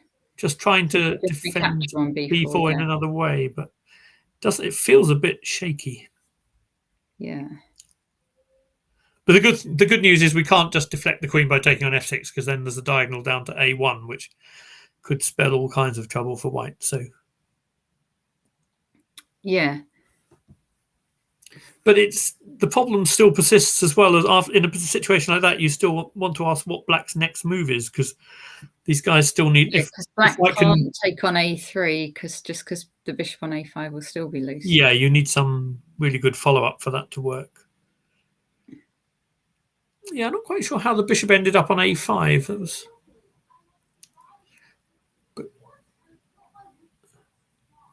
I mean, Tim's very principled. He sort of plays quite. He's played knight a4. That's probably the best of the. Yeah. That's probably the best option available. Tim plays very, very exciting and principled stuff. There's lots of king's gambits lately and all this kind of thing. Ooh. And you sometimes feel that, that's one of your things, isn't it? You sometimes feel that if he was very results focused, he could play things a little safer, particularly under some circumstances. But he clearly enjoys playing aggressive, principled stuff, and his games are consequently very, very entertaining a lot of the time. Yeah. Okay, so white's going to take on b4, and then I'm not sure exactly how to follow that up, but both of black's minor pieces on the queen side feel vulnerable to attack to me. Okay, so it's looking it's looking dangerous. I mean, it's the sort of thing where, if white gets it wrong, you could imagine it suddenly all falling apart for him. But I think if white plays accurately, black's minor pieces are a bigger problem than white's king, put it that way. Yeah. Okay, and let's see who's at the top of the over 65s. So in that one, actually, Roger de Coverley is already he's a point clear, I believe, isn't he? Yeah, at the top. Yeah, he's done incredibly well. Playing Phil Simpson. We'll look at boards 1 and 2. So there's Roger de Coverley against Phil Simpson, and there's Dave Bray against Ivan Mile. Right. So Ivan could, if Ivan won and Roger lost, Ivan could catch up there. Right. That is. Now what have I done? I was going to say that's a coincidence. They've got the same position. It's this one is the back one. Okay, so Ivan Mile. So this is the board 2, and I can just see Roger de Coverley there. Here's the board 1. So Roger basically needs to draw this game to become the British over 65 champion. Oh gosh. Oh, I have to say, it looks like a position. Of an exciting game. It's not the position I would want to have if I needed to draw. I don't think. I think white's just winning, isn't he? Because the rook can't take on e7 because there's. Oh, wait a minute. There's not quite mate on f8, but something close to it. Yeah, the crowd likes. Mr. Grant Gregory says Phil Simpson has this. I think. Yeah, I think he probably does because there's a threat of rook g4 as well, which is a very powerful way of, apart from the fact that the queen is back, isn't it, for white here? Yeah, I'm not sure I can see any ideas for black at all in this position. It looks hopeless. Yeah. There's rook h4, there's rook takes f7 to worry about. There's just about everything. Oh, I tell you what, it's even white's move. It's white's move. It's white's move. Oh gosh, okay. That's, okay, so fine. Closes the discussion, I think. Sorry, I thought it was. Yeah, if it's white's move, then there's obviously a case for taking his queen. Just take the queen. Yeah. Okay. So, all right. So let's assume Philip Simpson does manage to win this game. Then a tie can be forced if. So Phil Simpson's actually a couple of points lower, so it doesn't help him. But Ivan. It helps Ivan Mile, yeah. It does. And so let's. So do they have tie breaks even in the over 65? I'm actually thinking that they don't, but I think probably not. Yeah, don't know for sure. Yeah. Okay, so here we go. So Ivan Mile is playing black here, so he would need to win to level the scores. Okay. Well,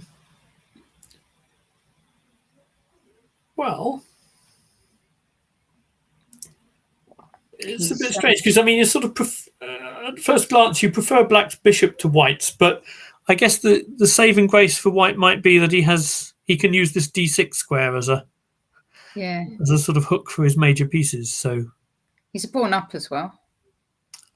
I didn't start with those fundamentals. Oh, okay. If he's a pawn up as well, then I think you've got to say that objectively white's better here. And yes. Ordinarily black would be fighting for a draw, but of course, if he wants to take advantage of Roger's losing, he needs to fight for the win. But yes, not really sure how he should go about it. Yeah, I think we could safely say that it's unlikely that black can push this one for win. Sorry, I normally tell my children at school you can't start off by looking at various things, including counting the pieces, but I didn't take my own advice. Yeah, the fact that I thought white's structure looked, a little bit static, but the fact that the pawn is extra is quite encouraging. Yeah. Yeah, so white is somewhat better, of course, and it's going to be. All right, should we head back to the? Yeah, let's go back. Let's see if Andrew Ledger is surviving, maybe. Yes. Okay. I'm going to unshare mine. I'm wondering if I might need a short break for the sake of my. Just 2 minutes. What I'm going to do is reshare the players, and we'll just do a very quick. Okay, we'll do a quick recap. A quick couple-minute break, comfort break, let's say. Steve, Twitch. Yes. Share. Let me just see how that looks. If I take off the moves for now and make that a small. There we go. Okay. We will. Okay, we're going to have a very quick break, and we will see you in a couple of minutes. We're still on air, Peter, so we'll just come back to here. Yeah, that's fine. Okay, thanks.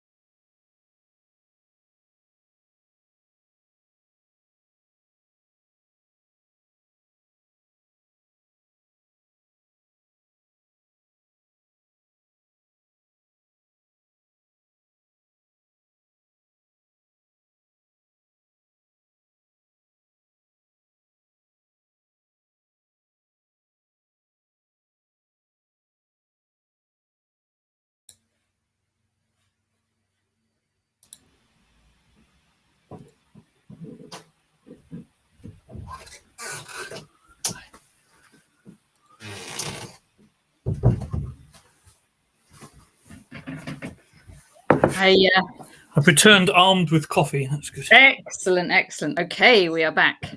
We are back. All right, so I'm going to share your screen. There we go. Let's take it. Okay. Okay, so I thought let's check in first of all, maybe on Andrew Ledger, because that game was very action-packed.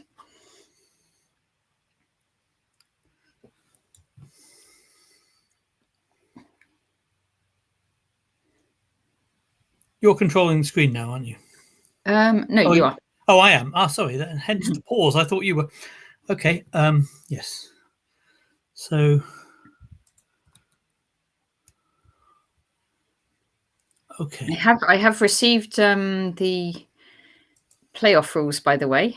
Okay, that's interesting. Quite a long email. So I think if we just think about the if it was 2 players, right. Then I think it starts off with 20 plus 10. 2 games of 20 plus 10, and then if that's tied, then I'm going to open it again so I remember. 2 games 20 plus 10, and then if still tied, 2 games 5 plus 3, and then if still tied, an Armageddon game. Okay, right. Yes. Yeah, I mean, things have sort of gone not dissimilar to what we thought, in that White's grabbed the pawns, Black has got his sort of gesture on the h-file, but I don't think it's really going to cause White any major difficulties. And he's brought his king back to, a slightly safer situation, but still, you feel.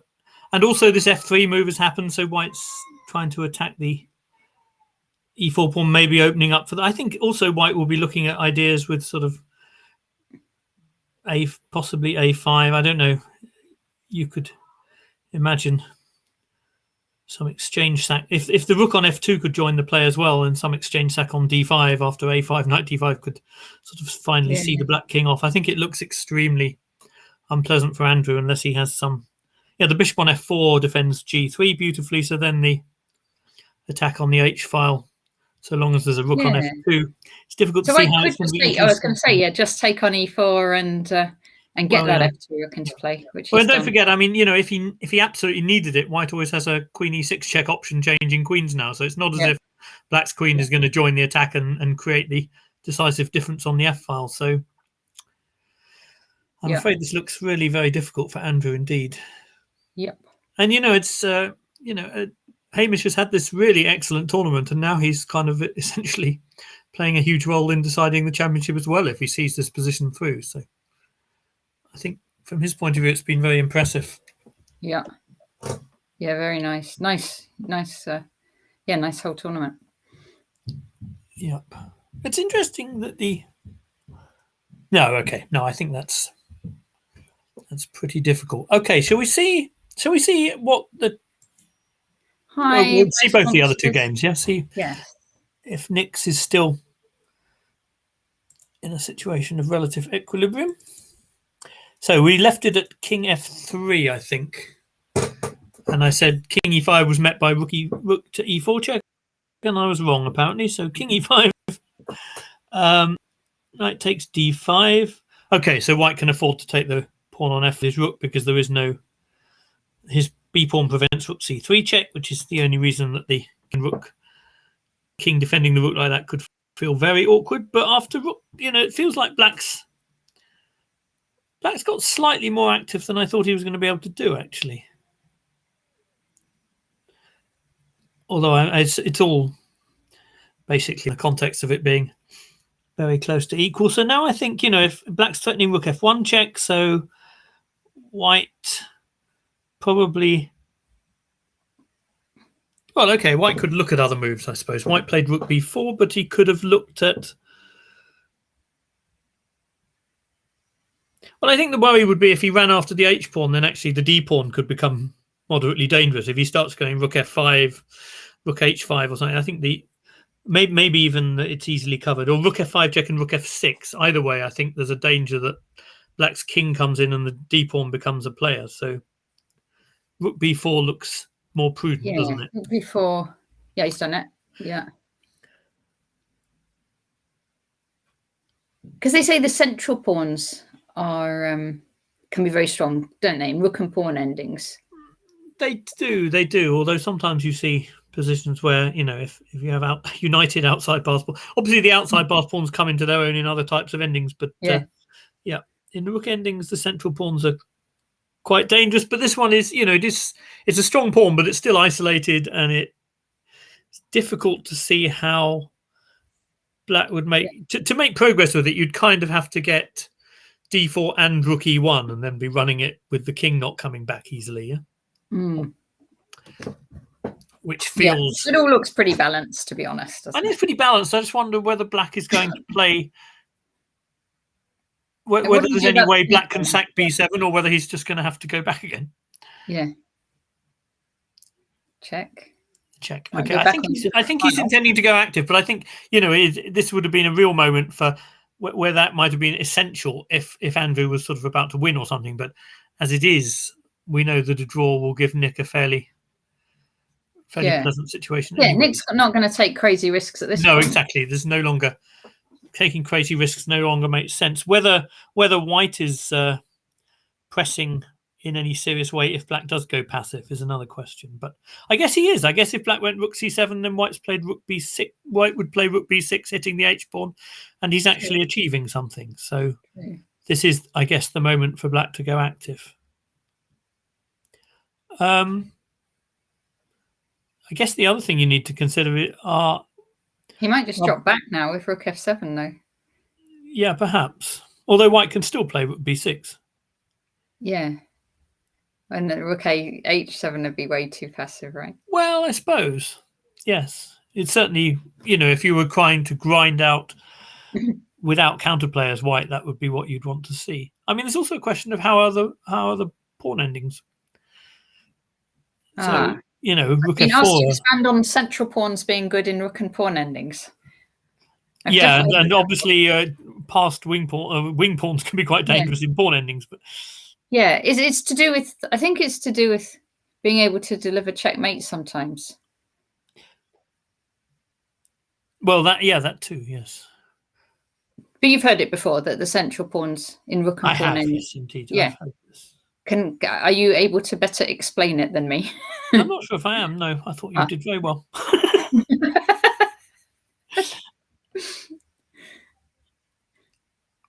I'm just wondering if f4 is a sensible move here. Oh, okay. Because yes, if White. Okay, so because Black is the wing pawns are not going to be an advantage if the king is as far advanced as f4. I don't think so.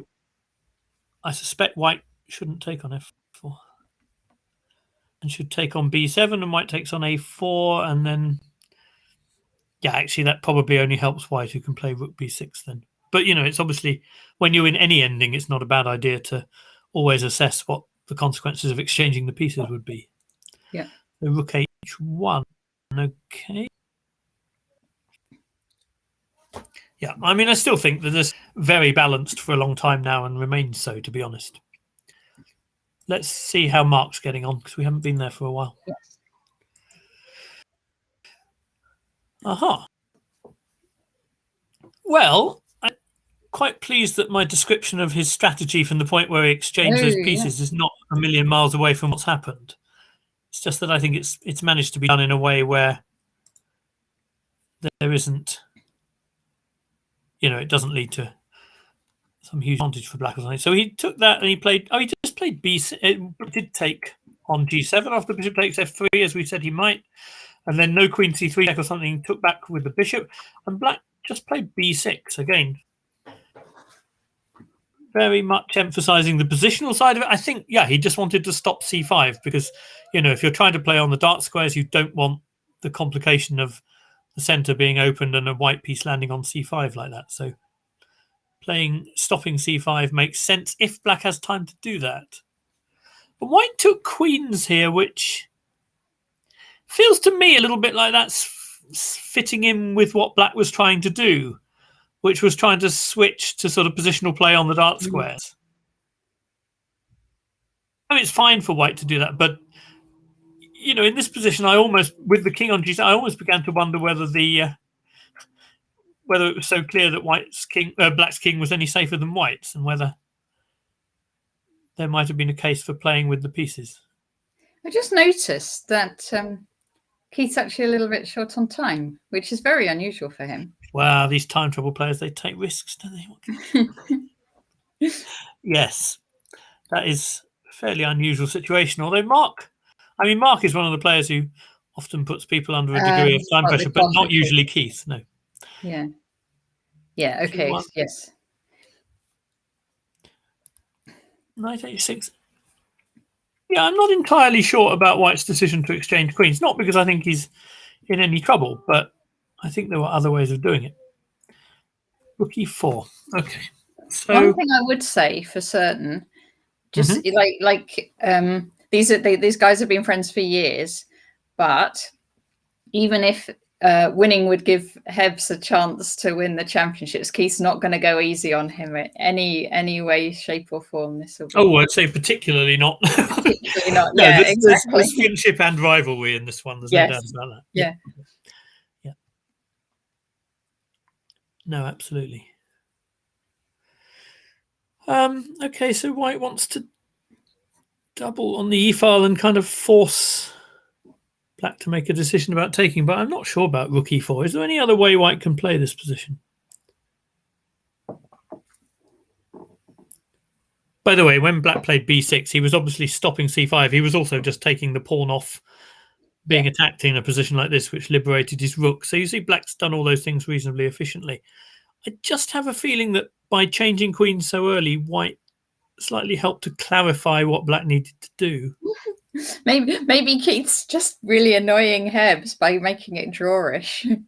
No, because I think that, to be honest, it felt to me like Mark had an option to try to directly attack or play it more positionally, and he went for the more positional option. And so at which point I kind of felt like exchanging queens was almost part of his strategy. At least I don't think he can complain too much about that. No. But now I'm just trying to see how white could have made this trickier. I mean, ideally you try and double. If you've got double isolated pawns like this, you would try to double rooks on the file by using the square, where if your opponent takes it, it would clean up your pawns. But obviously rook e3 is met by knight f5. So he couldn't do it that way. But rook e4 still feels a little bit strange to me, because it's not, it's not an exchange which kind of, the position of the bishop at the end of it doesn't really feel like it's advancing white's plan very much. And of course, king g7 now does win the f pawn immediately. Yeah. The position I think is probably objectively about equal, but I can kind of quite imagine Mark liking it. Okay. He's going to like those dark squares. He's going to like the fact that he's got some squares for the knight to aim at. And I don't know, optically, I quite like that too. I mean, I'm probably slightly inclined to underestimate the bishop against the knight in this sort of position. But we're now talking waiting for Godot. These guys will play forever. Yeah. No, this is... they're not doing the Danny Gormally trying to leave early trick here, are they? Bishop d3. Okay, so a5. Yeah. By the way, I guess that bishop d3 is partly about the fact that you don't want black to play rook e8, just pinning it. Yeah. True. So bishop d3. Oh, I don't think rook e7 is a serious threat or anything, but you obviously don't want your bishop being pinned anyway. So a5 makes sense. Another pawn not about to be attacked by that bishop, and then knight g8. Yeah. Rook e4, rook f7, shadow boxing, knight f6. Yeah, so white would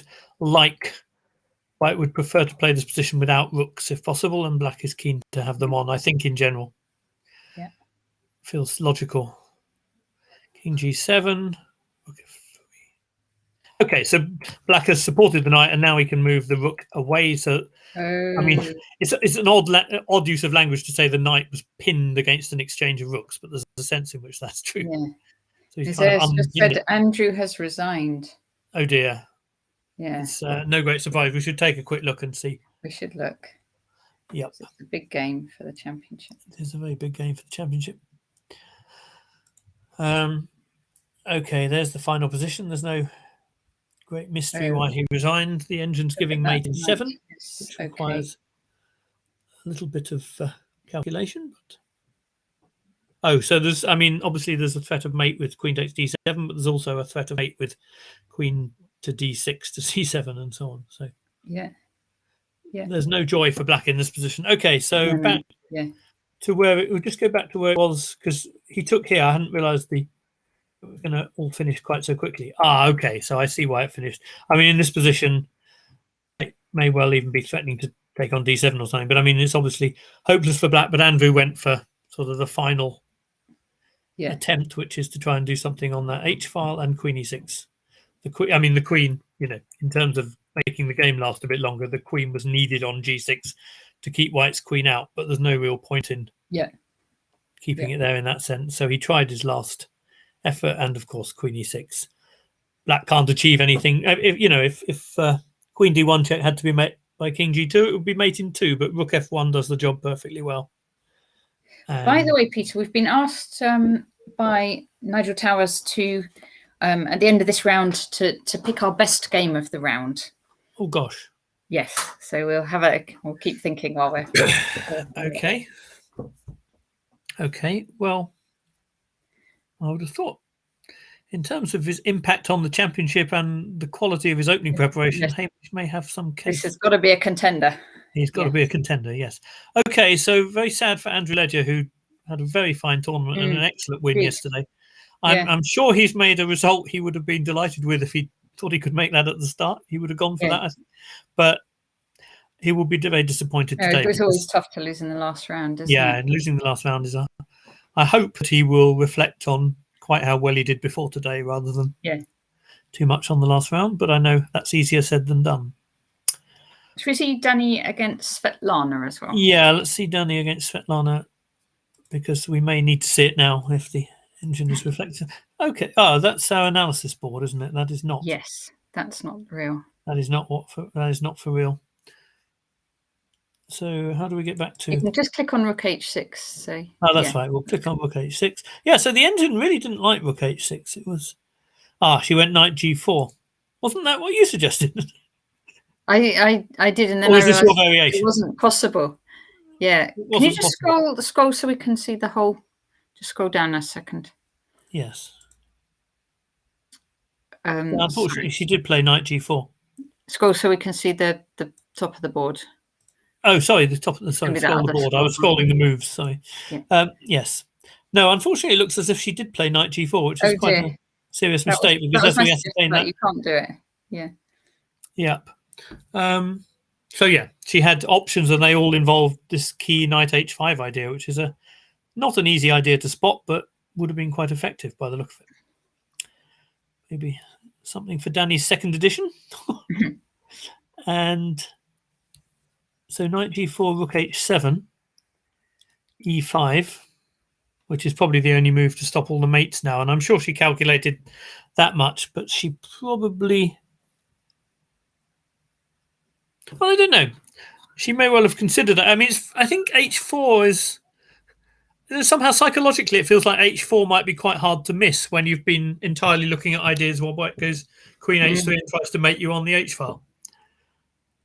Yeah. You see what I mean? I think in that moment, it's difficult to perhaps grasp the force of a move which sort of cuts out all the plans you've been worried about.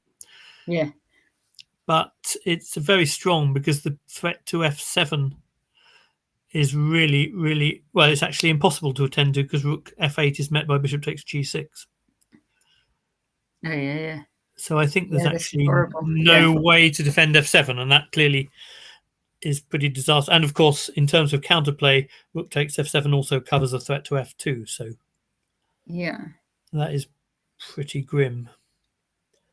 So same comments actually for Svetlana as we just made on Andy, that she's had a really good tournament. This game didn't go so well, but and she's got, and congratulations to Svetlana on her WIM. Yeah, I think somehow I think it's a bit easier to reflect on the positives when you've made a norm. Yes, I think that sort of naturally draws you to. I hope it does, because she really has done very well. Yeah, and well done to Danny as well for just coming back after a tough loss. Well, indeed. So, yeah, so a nice little rook G7 check. A little bit sort of bit Steinitz against von Bader-Leben. This is knight E6 check after takes, of course. So king H8. He can keep going with this check, which is why it did the Steinitz thing. But he's obviously not going to do. He can't do the full Steinitz. But he brings the queen into the attack, and now black can't take on C4 because there's a pin on the diagonal, and it's all sort of collapsing. And okay, she moved the queen, and understandably she wants to try and sort of gesture at some counterplay over there, but that also is another way to allow the bishop into the game, unfortunately. So it really is very close to the end now, I would imagine. Rook F4, and well, there are a whole bunch of ways of doing this for white, but I think if he takes on D5 and plays Rook D1, that must be one of the simplest, I would have thought. Probably Rook D1.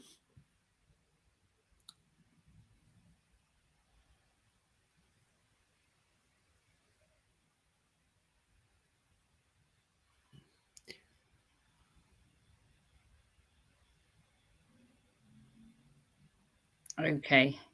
Yeah. So this one's looking exchange up for white. Yeah. And 2 pawns. Yeah, no, it's over, I'm afraid. Okay, it was a nice attack, but actually she could have really put the question if she'd found the knight H5 idea. Oh. I didn't understand objectively, I think the attack probably wasn't the right way to play it, but of course, it's very tough to find that. It's a lot easier to. We didn't really find it without the help of the engine. No. It's very hard to do. It's a useful one actually to know, because I imagine it's not a unique situation that a very direct attack on the H file can be met by a timely knight H5. That happens from time to time. Okay, let's see whether. Well, shall we go back to Keith and Mark, because that's probably that's maybe the chunkiest of the positions that remain. Although we should check in on Nick and Marcus in a moment as well, because actually it's not. So we're seeing more attempts by Mark to exchange the rooks, I think. Oh no, it's an attempt by Keith to exchange the rooks now, because he's improved his king to come to H4. So yeah, rook F3. So we've got now. So Hebs did get back in the end that pawn. Oh, sorry. Yeah. No, we got as far as that. We got to we got to the bit where the bishop was unpinned, and then knight G8, rook E4. Charlie Chesscat's cheering for both Keith and Mark. Yeah, so am I. Yeah, let's do that.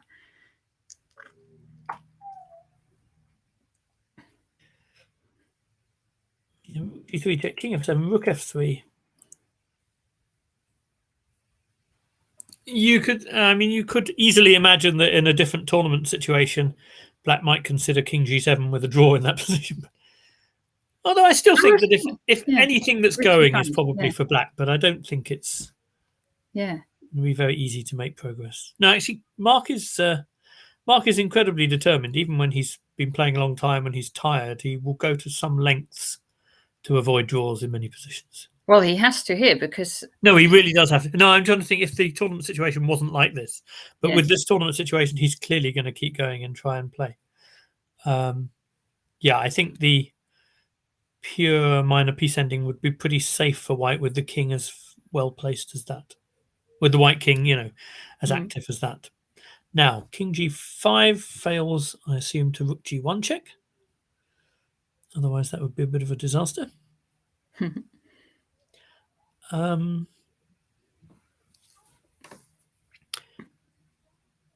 But how's Black going to try and make any progress? I think maybe put the rook on the G file and just keep that king shut off. Yeah. Bring the king in. Although Natasha, if White's happy to exchange rooks, then rook g5 is definitely a possibility when rook g1 happens. Okay. I think Black wants to avoid exchanging rooks. Well, for example, if you play h6 to be able to play rook g1 without rook g5, does that is that weakening in any way, or is that sensible? Okay, I mean now might be a moment because White's threatening bishop takes h7, so Black needs to attend to that anyway. Yeah, I think h6 looks like a good idea because then you're off the white square and you can get your rook on g4. Yes, maybe he's putting his rook back there so that he can meet rook. Eventually, rook g1 with rook g3. g3. Rook g3, yeah. As long as he doesn't meet rook e5 with rook g3, then it should be okay.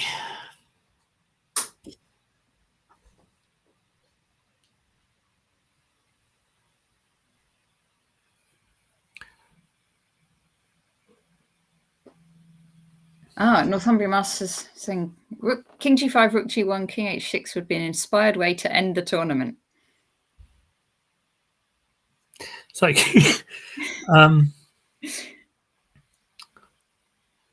that might be that. I think it's a previous position. Oh, and do you do?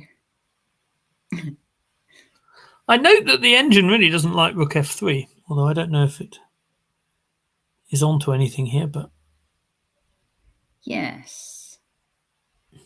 Rook g6 mate.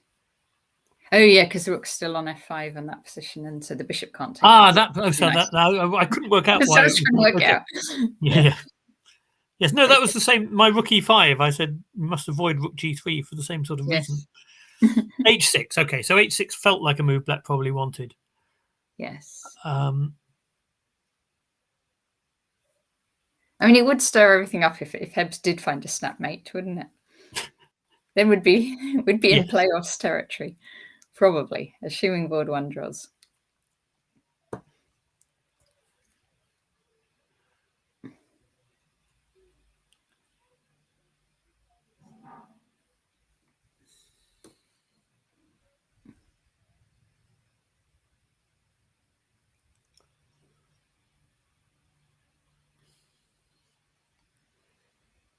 Yes.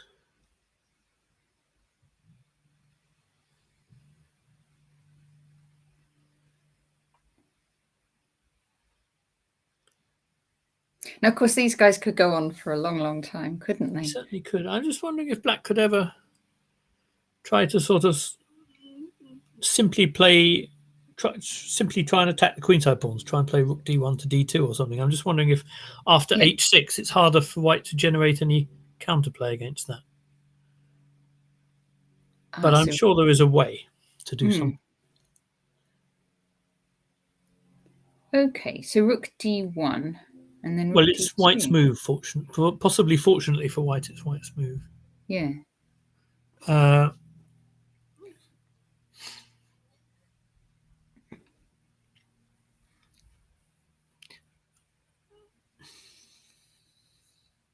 not quite sure what White's pieces can kind of unite to achieve here. It's not easy. Because you can't sort of bring your rook to g6 very easily, because then you're vulnerable to any tactic against the bishop. Bringing the bishop to g6 doesn't seem to... Yeah, I'm just trying to use the move h6, but it doesn't seem to contribute very much. Okay, it can drive the king away from the h-pawn with a view to bringing the bishop back and then bringing the rook into g6, which is fairly slow compared with what Black might be doing at the other end. I can't see if the knight's pretty nice. I just was noticing that knight's pretty nice because, well, the knight, that white rook can't get in ever. No, this was exactly why I thought this is the way Black was playing it from the point where he took on f3. I kind of thought this is his target position. Yeah. Some kind of endgame where he has knight against the bishop and he's just trying to show that he's stronger on the dark squares. And, I thought it was not a bad strategy, but unlikely to be a winning one. But it looks So what about if the rook goes into g6? Well, he has played rook g3, so... Yeah. So maybe rook d1. Let's try our rook d1, although it doesn't... Yeah, no, let's try rook d1. Why not?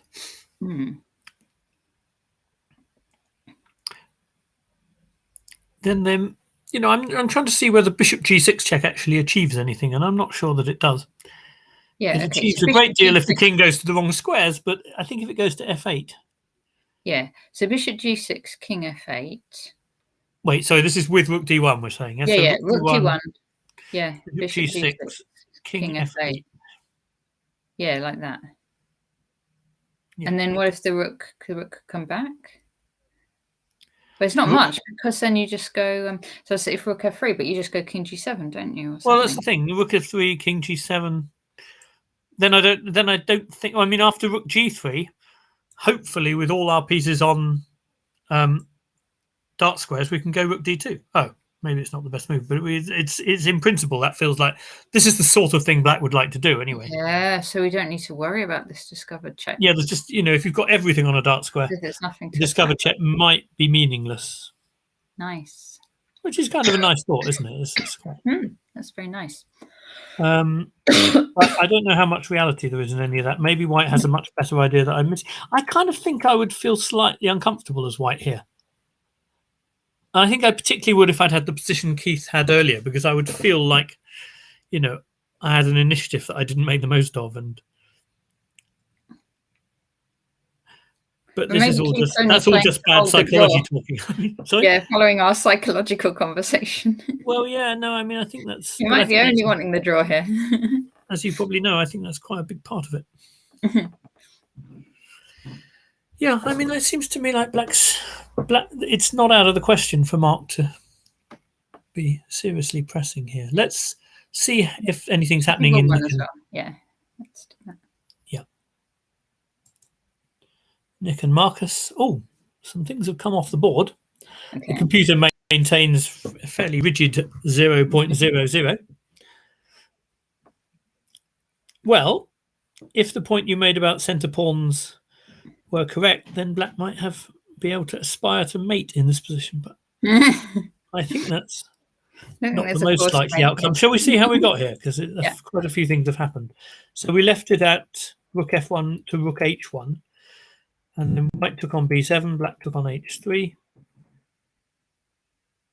King b2, rook g3. Yeah, it's moments where stuff comes off. And h. Oh, and I assumed h5.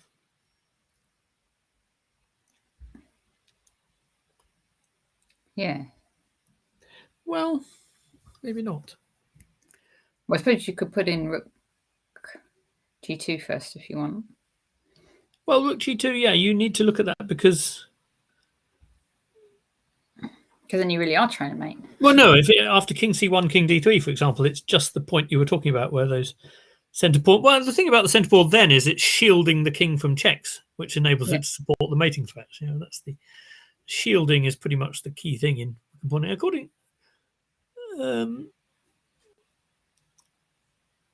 why is...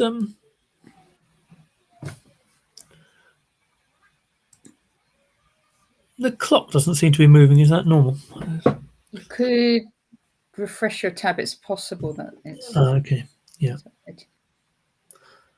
Refreshing my tab's going to go all wrong, I know. Yeah, it's gone all... Oh, no. It's gone slightly wrong, but not very wrong. Yeah, that's good. Okay. They're off to move 40, actually. So it probably is... It's okay. They'll just get half an hour added on once. Oh, I see. That's why it's done. Well, so rook g2 check is certainly a candidate. And if king c3, d4 check, king b3, then I suppose we actually have a little bit of a race. Ooh, that's exciting. Yes.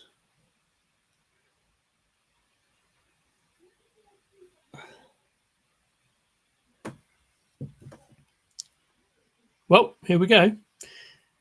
It's coming. It is coming. I think I expect king c3 to b3. Because obviously if black just sort of pushes the d pawn very optimistically, then he loses the shelter for the king, which probably matters in most lines. So I do expect king c3, d4, king b3, I think. But of course, it's also true that, I mean, I'm sure it's not a winning try, but after King C1, King D3, B4, I don't think White's going to get mated. No. But Black can clearly win the B pawn by playing King C3, threatening mate and B4. But it's probably after Rook C6 check. I guess that's a draw, although not a very ambitious or tidy way of making one from White's point of view. Yeah. Yeah.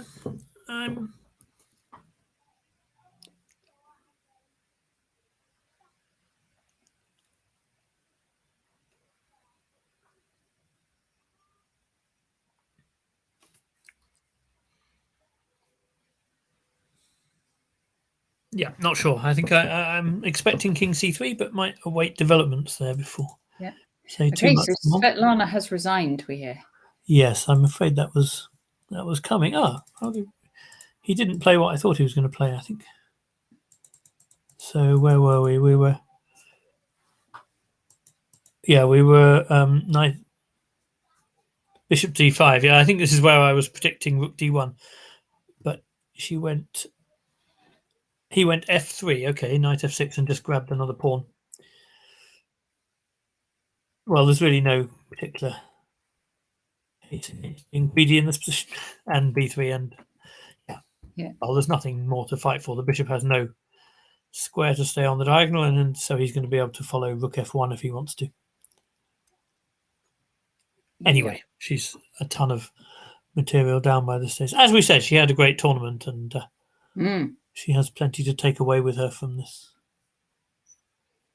Yeah, no, it's very interesting. The margins between, if you played through that game quickly and didn't look at the knight h5 possibility, it could look like he was just, she was rolled over, but I don't think she was at all. I think he actually took a very risky decision and could have got away with it. Yeah, he got away with it, yes, but he might not have done. Yeah. Yeah. Okay.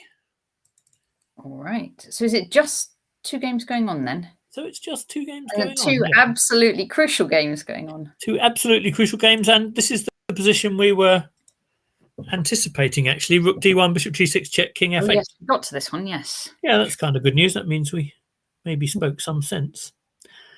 And I thought, my impression was that this means Black's making some progress, and I sort of stand by that, I think. There's even a threat of rook d4 check here, which I hadn't I was looking at that, yeah, rook d4. Yeah, we were talking about rook d2 all the time, which is probably the main idea, but rook Yeah, d4 because check if you feel like you need to defend the c pawn like with b3, then rook d2. Yes, exactly. Then you just pick up a pawn, it seems to. Yep. Interesting. Interesting. Can Hebs win this? Can he convert this and force a playoff? Possibly force a playoff, depending on board 1. Yes. We know for sure the champion's still playing. Exactly. Yes, Nazaire, that's right. That is very true. Yes. One of these people. So it's going to be either... Oh, it's another attempt to change. Okay, he's probably out of ideas keeping the rooks on the board, actually. What happens if Marcus wins? Now I'm just trying to remember all the possibilities. If Marcus wins, then he could win on his own if Mark only draws. Is that right?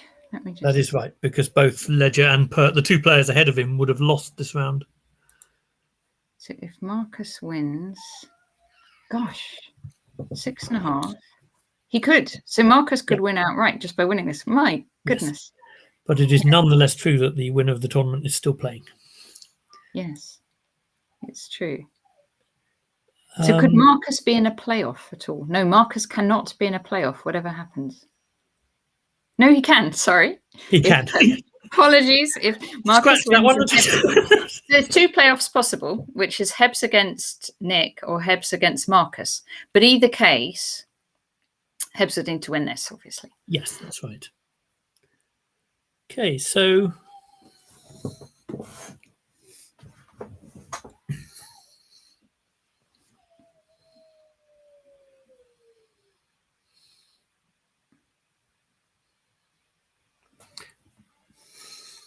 yeah, my feeling is that Black wants to keep the rook's on, but in that case, it seems to me that rook d3 is obviously a good move. Yes. But there may, of course, be more to it than that. I mean, rook f1 feels sort of like a candidate now because king g3 isn't possible. Yeah.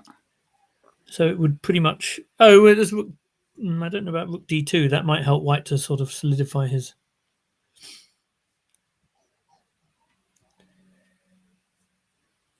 pawns. I don't know. It's tricky.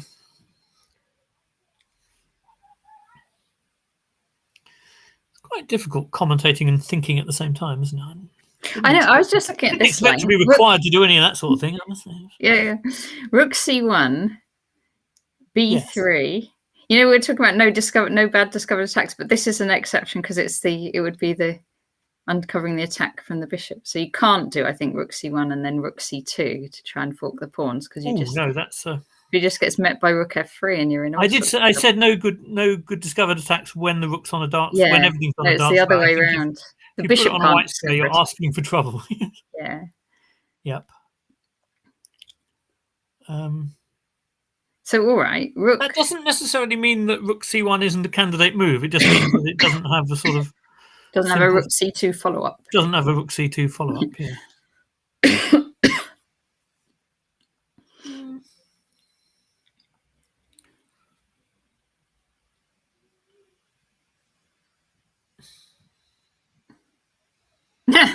We're only know someone who commentates and sings at the same time. Are you a singer, Peter? Certainly don't intend to now. I think that anyone who's still watching would leave immediately.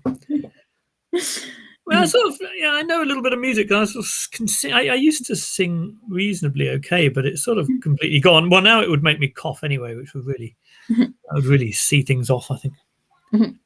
Tim's thinking of rook f1, rook d2, rook g1.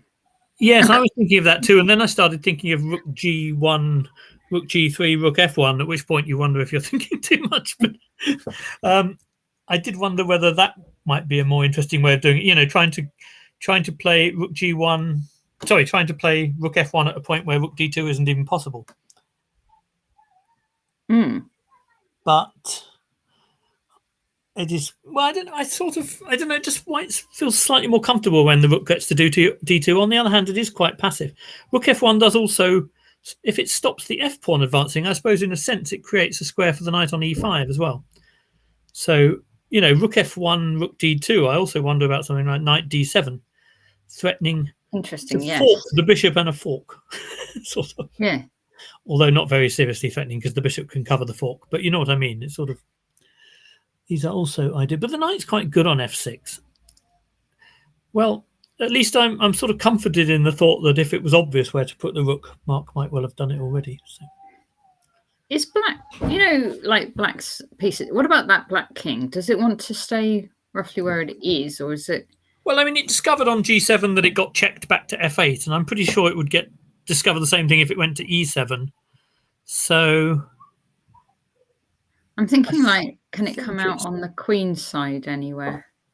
Oh, crikey. Well, I think you've got to be very careful. You in general, he's trying to exploit the dark square. He doesn't want to end up in a race if he's got a knight versus a bishop.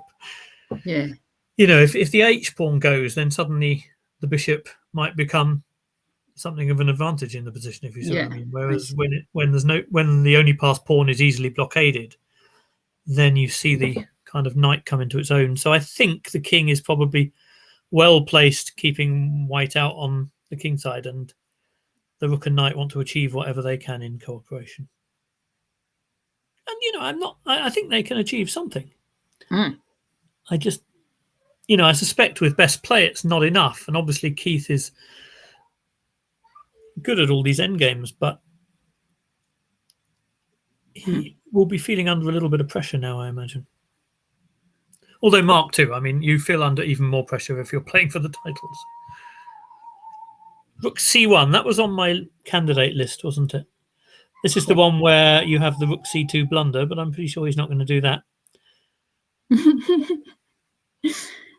That would be a turn up and a triumph for your commentary, Natasha, if you played rook c2 here. But No, it would be a disaster. it would be a disaster for the tournament and the game, but it would be. But there would be a silver lining. There would be the silver lining of. Exactly. Yep. It's interesting. I sort of.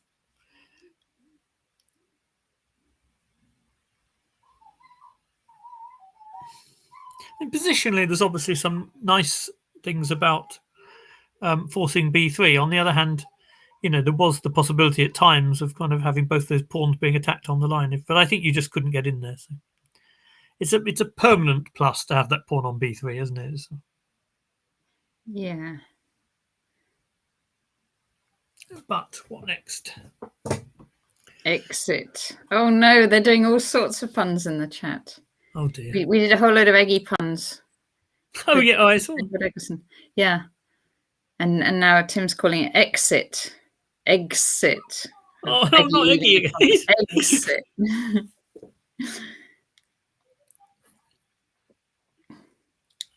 Okay, so when you're no longer playing in the tournament, you still can't avoid the puns. That's the lesson to learn. Yes. Exit.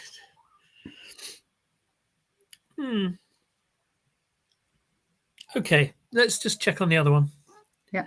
For the moment. Then maybe if there's a real lull in the action. Oh, this is showing a slight advantage for white now. How did he get the king to b1? That was crafty. Oh, so he went to c1, and after king d3, he went to b1. It's not that crafty. It's just I completely forgot he could do that. This is the trying for mate. He's done it that way. Okay. Yeah, it's very hard to mate in this case. That's probably part of why he chose it. Yeah. Okay, so this is obviously. I just forgot that king h1, king b1 was possible. This is, I'm sure it's still basically fairly balanced, but this is clearly what you do in Marcus's position of really wanting to play for a win. So. Okay. So yeah, so I don't think there's much mileage in trying to push the d pawn here. So he's gone king c4. So I guess. Okay. And so white could take that h pawn now. He could, and he may well. I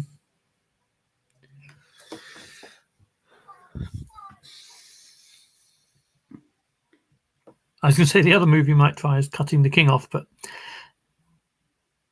so that if king c5, I suppose he plays up the b file to try and continue its progress.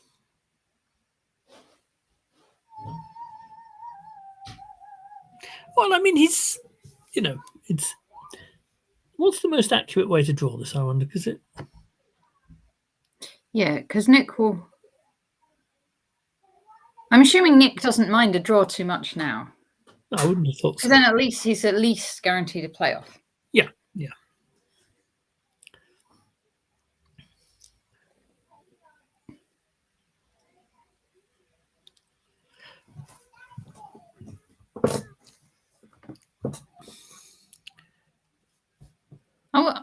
I still would push my h pawn and just make sure it doesn't get taken.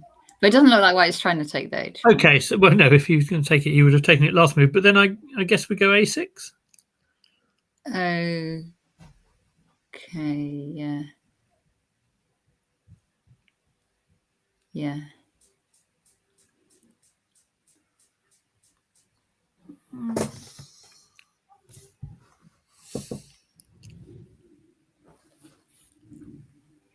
Do you mind just scrolling the board slightly? Oh, sorry. To the top. You need the 8th rank. Yeah, well, I just kind of forget the white pawn's queening as well, if you see what I mean. That may mess up one or two of your more ambitious variations.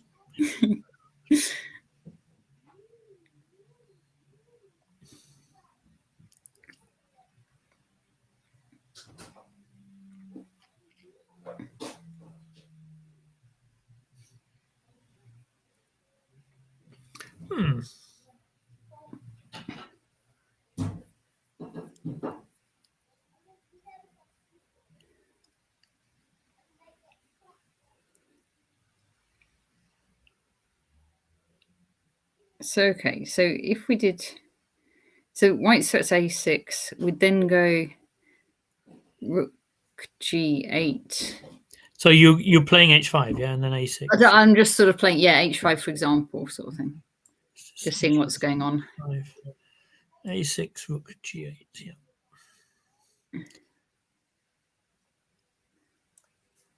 Yeah, that makes sense.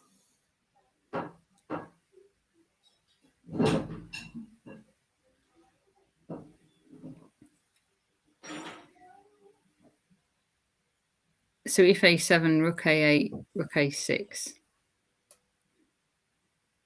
I think I was more inclined to go rook b7 to keep b7.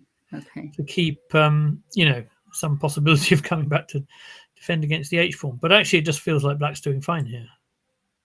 Yeah. It's no longer clear to me why white didn't take the h pawn if he has to reach a position. So yeah, in this position, it feels like rook takes h6 was. I mean, is there an immediate obvious draw that I'm missing after rook takes h6?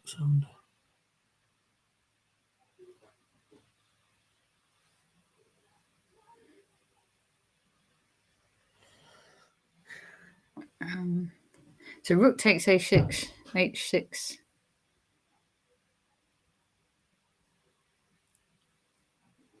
Maybe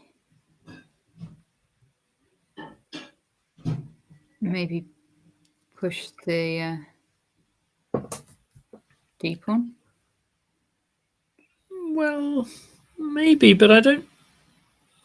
That feels quite risky to me. I'd be more inclined to just try and come back and take the a pawn. So king b5, okay, a6, rook a8, or rook a7 or something. I don't know. Yeah, maybe then we throw in rook g1 check first. Yes, perhaps. Okay, something like that. But I'm not quite sure why. Yeah, so after rook b6, I'm not sure what's wrong with h5. Has he got some clever idea here?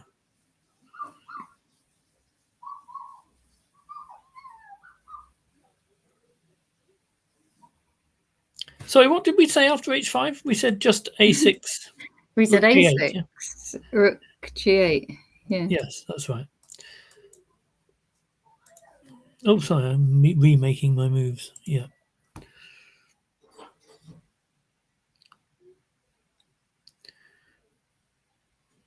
Well, in the absence of anyone in the chat screaming at how silly we're being, I'm inclined to think that's quite convincing. Okay, let's. So I'm slightly less sure about what could have happened than what did. Is Mark making any progress here, I wonder? Rook f1. Okay. Okay, yes, rook f1. That was on our list. Already know that he can't go king g3 because we've got the. We know that one. But we assumed that he wanted to go rook d2. Yeah. Yes. I mean, that feels like it consolidates things better. On the other hand, it's a bit more passive. Black doesn't have to worry about the rook coming to g3 and stuff anymore. He can play king g7 again with a and conscience. So maybe there's a sort of knight d7, knight e5 as well, wasn't there? There was, yeah. Although you gone off that one. Well, not sure how on it I ever was really. I just sort of noticed that it. I mean, it's sort of very consistent with Black's overall strategy, isn't it? But whether it gets him any actually, Ginger GM has an idea. Oh, I think in the other game, a4. Ah, good. Yes. We could do with an idea in the other game. Yes.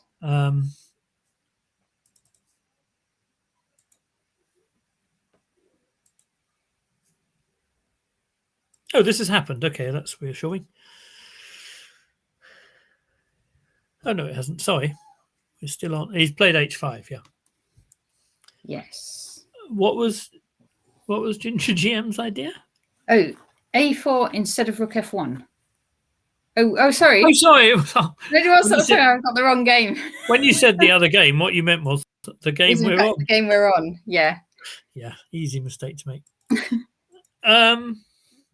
Okay. Hello, was that to play a4 after rook d2? Instead of rook f1. Oh, for black. Must be for black. for black. Yes, it's dots a4. So in the position here to play. Yeah. To try and sort of soften up those pawns. Yeah, it's also kind of thematic, isn't it? Yep.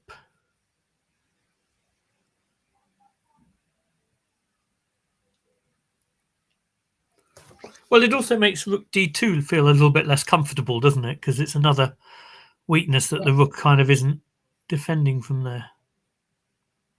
Yeah, no, that feels like a sensible idea. I mean, it's sort of... It may well be... I mean, I imagine that black may get other chances to do that if that's his plan. Like here, for example, if king g7... Oh, bishop then probably hits the rook, but... Okay, but if black goes king g7 now... Oh, okay. Scratch that. He's gone king e7. Yeah. Sorry, I'm going to show the top of the... I'm going to show the 8th rank again. There you go. Yeah. Thank you.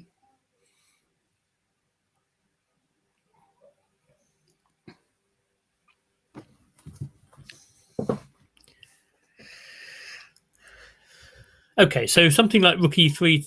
Oh, no, it doesn't even... Yeah, rook e3 check, king f8. I don't really understand why he went to e7 rather than... I mean, he can go to d8 now, but not sure where he's headed. Yeah, he might be trying to come out. You don't want to play king d8 followed by the knight d7 to e5 plan, that's for sure. Get checkmated. It's quite an impressive help rate. An unfortunate end. It wouldn't be the end his championship surge is looking for, is it? All right. So king d... What about king d7? Yeah, I don't like going to a white square. I sort of feel slightly... Just find that... Oh, odd. yeah. I suppose we'd have two pieces on white squares then, wouldn't we? The king... Well, also, I mean, then if white plays something like bishop f5 check and rook e6, black's no longer covering the knight on f6 with rook takes f2 or something like that. I don't know how relevant that is. Maybe he can't do that anyway. No, it must. You've got to go to a dark square. It's sort of... All right. I mean, Mark is very principled, and it just feels a bit moral. It feels morally wrong to go to a white square. It does. You cast some slurs. No, I just didn't think it was going to happen. I thought, I mean, obviously, if I say that and then he goes to a white square, it's disastrous. But I felt confident. But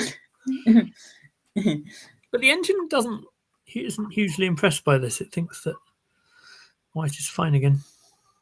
So, I'm just sure knight d7 is going to come in next. Well, can somebody explain why rook e6, rook takes f2, king g3 doesn't draw immediately? Oh.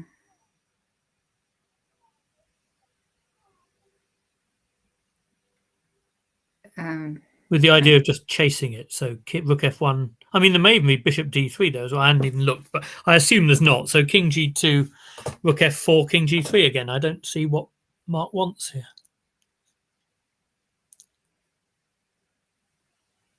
You should put his king on d7, I'm telling you. No. Are we assuming Keith is playing? We had a sort of psychological assumption that Keith might be playing for a draw to scupper. Well, I honestly think that only a moment ago he was considerably worse. I do actually think that objectively he should have and probably still should be playing for a draw. But of course, there may be. I've just noticed an issue with my fourth draw. He can actually, yeah, he probably does save the day by the immoral movement of the king to a white square. So, tell me more. Well, rook e6, king g, rook takes f2, king g3. So something like this. Yeah. I thought that white can then, if he wants to, make a draw by chasing the rook. Yeah. On the like this. But actually, at this moment, black can, of course, Zwischenzug with king d7. The immoral king d7. But actually, you see, the engine doesn't like it because it's because white can play upset by the immorality of it all. So. Yeah, but white could play rook d6 at the end. Well, he could, but that's only winning a pawn back. And I was still hoping to make a claim about the dark squares. But it seems to be wanting to do something else with black, and I can't really work out what that's. Am I missing a tactic here?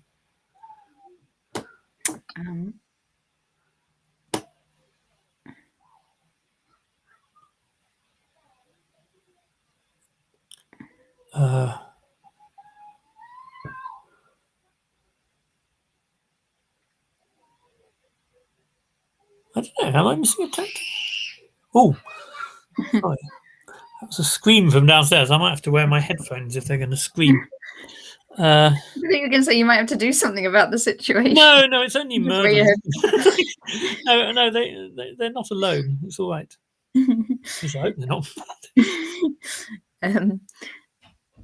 Yeah. So, rook f1. Yeah, I don't really understand why this isn't okay for white, but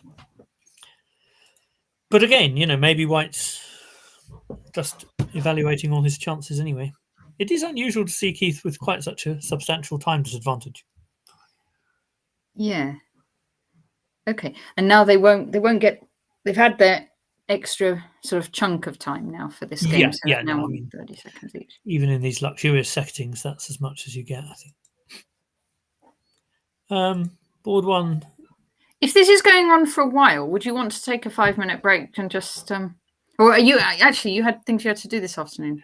Well, that was actually linked to what you just heard. It's only a matter of Mel having to go out, so I will be sort of having to make sure that the children don't actually do anything terrible to each other in my absence. But I mean, as long as they're sort of happy enough, Yeah, I can sort of child mine from upstairs. But fine. But who knows? I certainly would like a little break at some point. Yes, maybe it's worth for the sake of my health. Now probably. have a few minutes break for a Let's just see what's happened. See how it's going. If anything's nothing's happened. It's still on H5. The moment we go on a break, of course, all the results will finish. Well, of course they will. Yes, but yes. Okay. By the way, should we just see what happened in the other sections before we go? Why not? And you can. That's an excuse for you to share for a moment instead, isn't it? Yes. Should we do that now? Yes. We have been going for 4 hours. Well spotted, Tim. Indeed. Thank you, and thanks. Let me see. Seniors. Yep. Here we go. Let's see what happened. I hope something's happened since then. We're looking at 2 boards in the over 65s and 2 in the over 50s. This was board 2 of the over 65s, and the player needing a win here was Ivan. Who was Ivan? Yeah. And I'm just refreshing my screen actually, because this looks like the same position, doesn't it? Yes. Looks like the same. It does look very much like the same position. Let's go back and just see what happens if I. Oh, it was agreed. It has moved on because some of these are finished. So they agreed to draw there. So that was that. That'll be why then. Oh my goodness! There's been something of a turnaround on board 1. I think that's the thing to. Board 1 was Roger de Coverley. No, that's the over 65. Sorry, you're on the over 65. I'm jumping ahead to the other one. I'm sorry. You're quite right. No, I don't think Roger de Coverley was about to have a turnaround. No, I didn't think so. So Roger de Coverley lost that game, and then board 2 He looks like he has a more fighting position than I thought he could even get to from the end of it.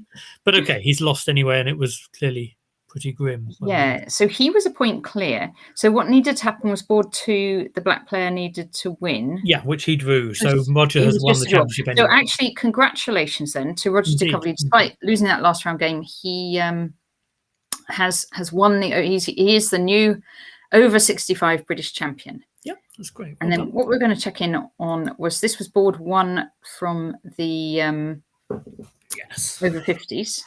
And this is what happens when I. Oh no! Sorry, this is. This is over. This game is over, and yes, this is the game where I said that Black's position was looking a bit loose, but this is no longer. It was looking loose, and now it's the case. Now it's looking like checkmate. Yeah, looks distinct. And okay, so so what we have in the over 50s. Let me just get this so I know what I'm doing. We did have then a win for Mike Waddington, and the other person who was on 5 was Ian Robson. I like Tim's comment about my kids enjoying the commentary. Apparently, at one point they did tune in, or Emily did anyway. But very nice. And this was the other game that mattered. So Ian Robson was the other player in contention. Oh gosh! But unfortunately for him, Tim Kett has managed to basically get a position where it's mate in 3. So Ian resigned in this position. Tim Kett won. Wow, I'm inclined to think that both the games we were looking at there had quite a turnaround from the point we were looking at them. And I mean, okay, Tim I thought was in real trouble, and on the other board I thought Black was a little worse, and now they have both gone completely the opposite direction. So yeah. obviously... So actually, we know now who the champion is. It's Mike Waddington. Yes, no, that was very clear from these two. Well done him. I mean, he was a whole point clear, actually. Yes, he was a whole. No, there was Ian Robson. Yeah, no, but Ian Robson. Oh, so he's now a whole point. He's now a point. No, sorry, he's now a whole point ahead. Yeah. Yes, that's right. And I see Don Mason has won as well, which is kind of. And Don Mason won, so he's also in equal second place. Well, I notice him because he's always a player I have a bit of trouble with when I play him. I find him rather dangerous. Last couple of times I played him, he's tried to he's sort of treated me with no respect and tried to crush me in the opening, which is how rude. Well, very nearly paid off. Yes. Exactly. Okay. Yeah. Okay, so we have two new champions there. Excellent. Mike Waddington and Roger de Coverley. Okay, and shall we have It's nice, it's good to see Tim. From my point of view, nice to see Tim fighting back there. Yes. Yeah, at some point we could check out how he escaped. But right now we should probably take our break, shouldn't we, I think? Okay, so what I'm going to do is then put on the just the screen of the players. Let me just do that. There we go. And I'll try not to pause it this time. Yep, everyone's still moving around, so that's good. They're all still moving. Everyone's still alive. Well, it's quite encouraging, yes. Okay, if I take that screen off, I may do that. Yeah, okay. So, okay, I'll just turn the pictures of you and me off and leave the screen going so people can see the live screen. Yes, and then we'll be back at 2:10. I thought you said a substantial, but okay. Maybe 2:15. I wouldn't mind. We'll be back at 2:15. Yes, eat something. Yes. Okay. Okay, that'd be good. We'll see you back at 2:15. Okay. All right. Thanks.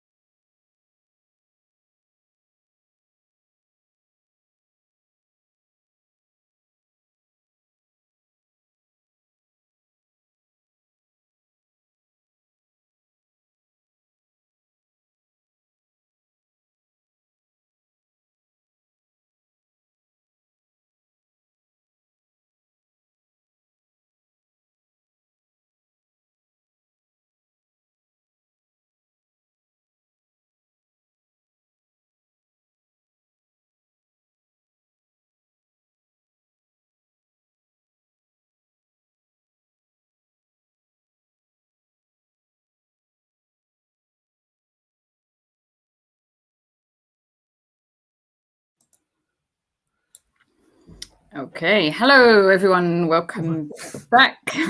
Hi, Peter. Did you manage to have lunch? You could call it that. It was a bit quick, but yes. A quick lunch. A quick There we go. lunch. Okay, I'll put your screen back on, the chess. Yeah. And, well, only one of the two games has finished, so that's... Oh. That was a successful moment for our break. It could have been worse. And it was a draw as predicted. It was, although Black was clearly made more progress than we thought. You're obviously right about Should we have a look? Yeah, should we see how it went? Yes, indeed. Right, so we left it at Black having played h5, and White played a6 as expected, and then rook g7 rather than rook g8. Eh?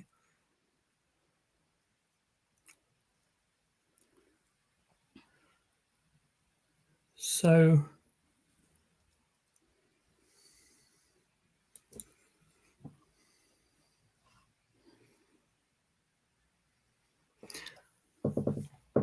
what's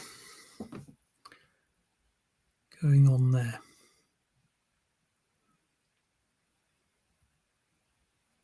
So it's not clear to me either what was wrong with rook g8 either, but rook g7 may, well, given the position they arrived at the end, you wonder if it may have been more ambitious. Is saying there was a nice trap after h3 if White went rook b8. That may be, but I'm just trying to work out why, we'll come to that in a moment. I'm trying to work out why rook g7 is a better move than rook g8 after a6. Because we were just going to play rook, we were just going to play if a7, then rook. Yeah. Is this in some sense trying to force the issue? Then I wondered if, there may be some idea after rook g7, if White plays rook b7. Oh, going rook g6.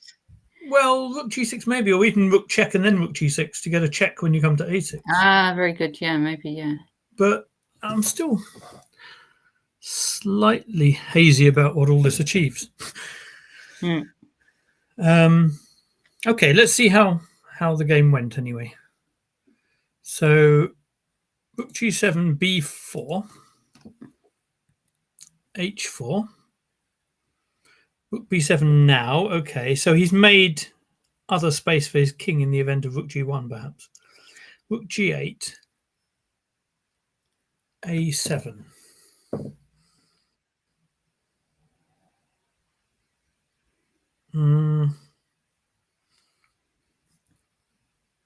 h3. So there was a nice trap after h3. Okay, so if White goes rook b8 here, there's a trap. Then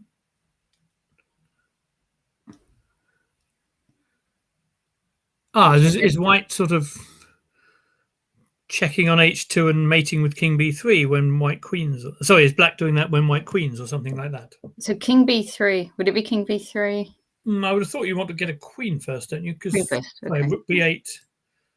Yeah. Yeah, because otherwise, if you go king b3, you're going to not queen your pawn. So h2, rook g8. Let's have a new queen. King a2, I suppose. Because if king king b2, let's say, then I assume we go queen h2 check. Yeah. And then mate somehow. So if the king goes, to a3,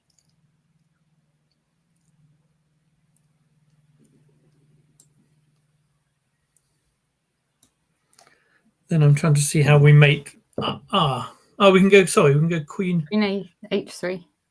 Queen h3 is probably good, isn't it? Yeah. The king has to go back again, otherwise it comes forward and gets mated to queen b3 to b4 to b5. Yeah. Yeah, and this is just going to... Well, I mean, we may or may not be mating, but we're also just winning the pawn by queen b3 and queen a4 check. So this is good. Then maybe even better. Yeah, so h3 would definitely set a trap. So then White realised that he had to... maybe White missed that. No, I find it hard to believe White missed that in advance because Black does queen with check, so it should make you very suspicious of it. But anyway, White had to play rook h7, but he did what he needed to do. And I mean, it was always a kind of bailout for White anyway, that these positions were going to, you can set up some kind of opposition or something against these. So, and he improved his king, and then take the pawns, and no way for Black to make progress here, really. Nowhere to shelter. And that is that. Okay. So now. Okay, so that, I mean, to be honest, they never really deviated from it being essentially drawn for the last 30 or 40 moves. I mean, which suggests, maybe White could have done things more efficiently towards the end or something, but there was a degree of accuracy going on there, I think. So now only two players can now. The engine likes what Mark's doing again. So I was worried about. Well, worried is the wrong word. I wasn't, not in a partisan sense, but I was concerned in a chess sense after we left it after King d8, and it wasn't very obvious to me what Black does if White plays Rook e6. But I must have been wrong. So let me just check why I was wrong. Well, I'm wrong in terms of the engine doesn't say. It was actually the Zwischenzug, and apparently, yes, it makes sense that actually this is a better version of the dark square grip than Black has actually managed to have even with the rooks on. Because now the fact that White's been forced to play b3 could have a real impact on that king's route in to just gobble everything up. Okay. Yes. So the immoral King d7 was actually essential. the engine confused me by saying it was a bad move in the course of the assessment, but it was actually, of course, a very good move. And this is very difficult. I mean, White is not is not fast enough to make any obvious counterplay there at all. Okay, so quite rightly in that case, Keith went passive with the rook. Yeah. So King d3. Now we do not want to see Hebs play knight d7. No, we still don't want to see knight d7. As I said, knight d7. I like the square on e5, but this is definitely not the moment. But what does he do? I mean, there's Simon's idea of a4 sort of vaguely in the wind. By the way, I think that variation with rook e6, king d, and taking the pawn and the king d7 Zwischenzug is actually very important, probably. Otherwise, I'm sure rook e6 would have been a good move. So I think we were at least looking at the right thing. Yeah. Feels pretty critical. So now we still have White feeling slightly passive, but it's really hard to imagine how Black makes significant progress. I quite like Simon's a4, but again, there's a danger that after a4 takes, you really want to follow it up with knight d7. Thanks, Tim. See you later. Tim hasn't bailed out when we've been. He's bailing out. Oh, yeah. God. Good to see him. Okay, so what? He's seen it all before, Hebs and Keith. He's seen it all happen before. Yeah, well, yes, I've been there for a few as well. I've sat next to one or two of them. I mean, there's been so many of them. I expect almost everyone sat next to one or two of them. Yeah. If you haven't, you should. Indeed. So what does he do next? Let's see what he did next, because it wasn't very obvious to me what was going to happen. So this is the game, isn't it? This isn't our variation. Rook g1, bishop c2.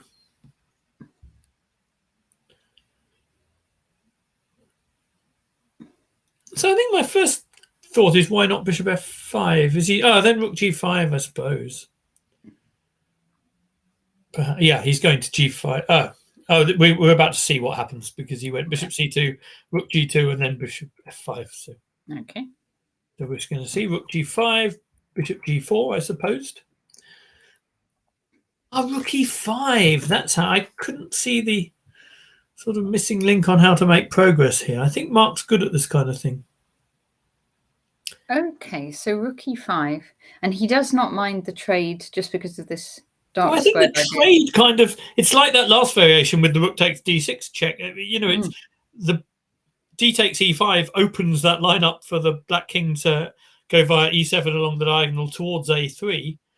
And the h pawn and the e pawn together are doing a very efficient job of keeping white's king out for any counterplay. Yeah. So I suspect rook e5, rook takes is quite unpleasant for white.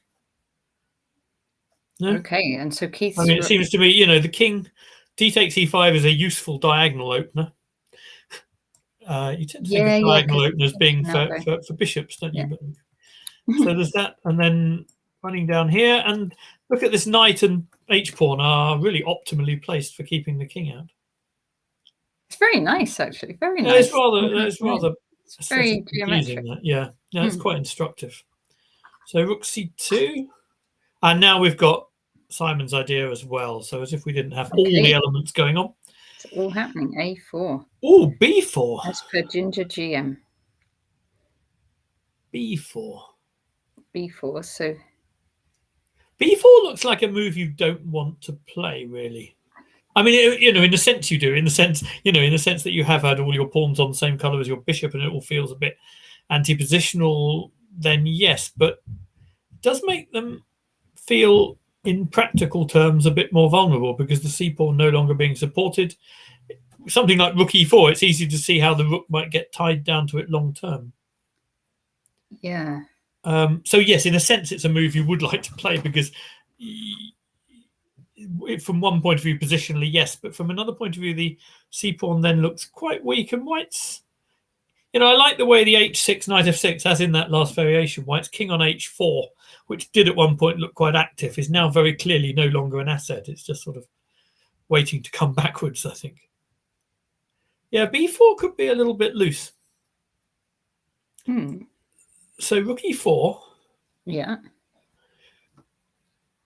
Straight away. Clearly not at the moment because, it would give white some counterplay that they don't have otherwise. But, white, I suppose white has to reckon with some position where black can make the b pawn stranded by playing a3 himself as well.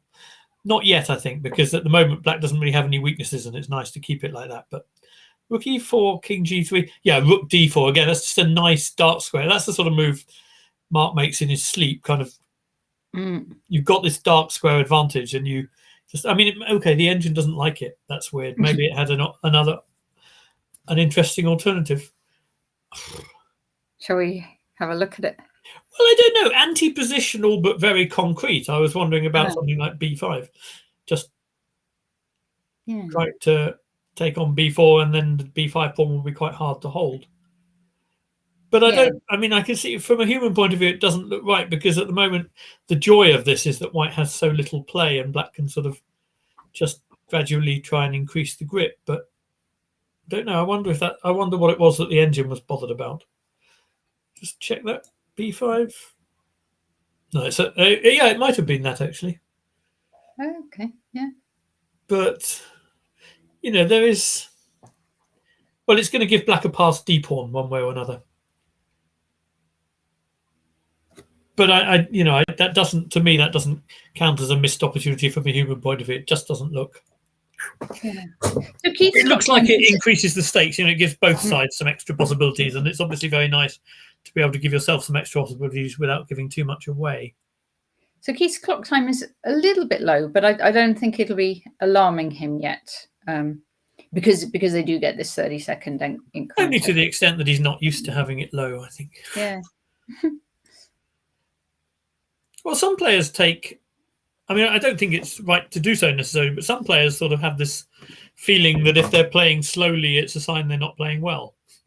Is it Gawain who sometimes talks in those terms? I think he was worried because he was hit when he was playing slowly. He knew that meant his form wasn't quite right. Unless Keith has that kind of mentality, which makes some sense. If you're naturally a fast player, then when you have the kind of the flow going with you, then the moves are going to come.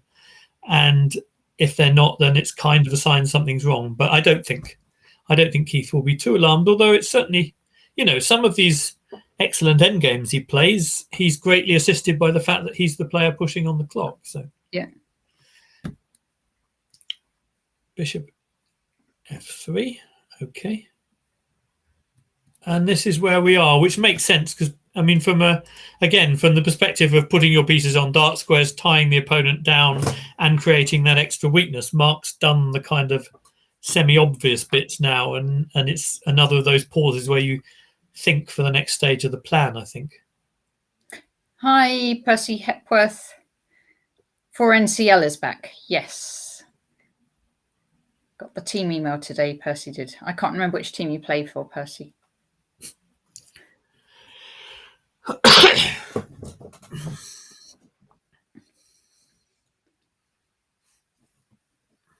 Okay, so it looks like Black's made a little bit of progress. Yes, the next phase of the plan. Since they've only C5. C5, wow. Yes, okay, interesting. And take back with what? B pawn, do you think?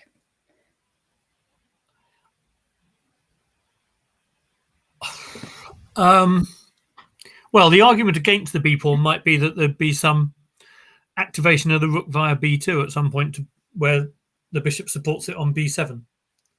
Yeah. But, oops, sorry. I've sent the screen off there. It is nonetheless the B pawn, as that's the one you'd like to play if the counterplay doesn't amount to anything. Yes. The positional one. So this, yeah, so all of White's pawns are now isolated. I sort of assumed B takes C5 was the move, but it felt like a fairly major decision to take quite that quickly. I mean, Keith almost instantly played. He played, according to this, he played B takes C5 in 15 seconds. Yeah. That seems, I mean, almost anything which involves a structural change, if I'm not about to lose on time, I'd like to spend a bit more than 15 seconds on it, I think. Especially in a relatively simplified position where, you know, structural changes are kind of the big events. But, okay.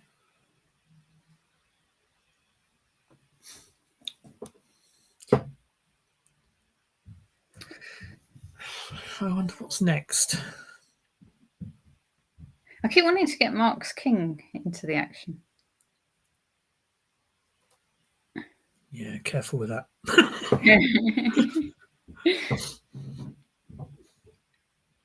Rook B2 check, king A6, bishop B7, king A5, rook B5 check. Got another mate on there for you. Not another one. Oh, another one. No, I mean, yes, maybe. I mean, I still have this thing. I can't help myself from wanting to go knight D7 to E5 at times, but I think it's definitely wrong now because you're trading an outpost for another outpost. So when the knight goes to E5, the bishop goes to D5. And actually the bishop then has the better outpost because the knight can be kicked with F4. So I think that idea is now just wrong in principle. Maybe it always was, but it feels very wrong now. Yeah, I mean, one way to bring the king into action would be to bring it to G5 and then squeeze with an H5, H4 check or something. All right. But I sort of imagine, yeah, I don't know. I mean, White is actually really quite short of active ideas now in that moving the rook to the B file loses the C pawn. Yeah. Now, have we lost? Yeah, You're still there, Peter? Yeah. So I don't know. I mean, it certainly feels like it's certainly become a bit more unpleasant for White. And with the time as well. I think the time is a factor when it's, you know, when it's actually quite hard to find moves as it is here. It's true. Okay, so Heb's putting on the pressure onto Keith. He certainly is. Yeah, he's done a very good job of. I mean, you kind of get the feeling that the strategy was mapped out from the moment where he played bishop takes F3. And if that's true, it is quite impressive in that sense. You know, just the thing of moving towards trying to play on the dark squares rather than attacking. Yeah. Felt like a huge decision at the time. I think it's rook C3. Rook C3. That's not... Okay, so he's going after the A pawn. Okay, so that's not going directly after the A pawn, but being ready to meet a move like rook A. Well, okay, rook D2 wouldn't exist otherwise. Maybe he didn't like rook D3 coming or something. I'm not sure, but anyway. If Black moves the rook off the 5th rank, he can now consider rook a3. So, but Hebs might be happy to see that because now the rook cannot easily get to the b file. You want to bring your king in again, don't you? I do. I'm always wanting to bring the king in. You may very well be I have right. to stop but myself doing this, don't I? towards the king side or the queen side? Thank you, Chespionage.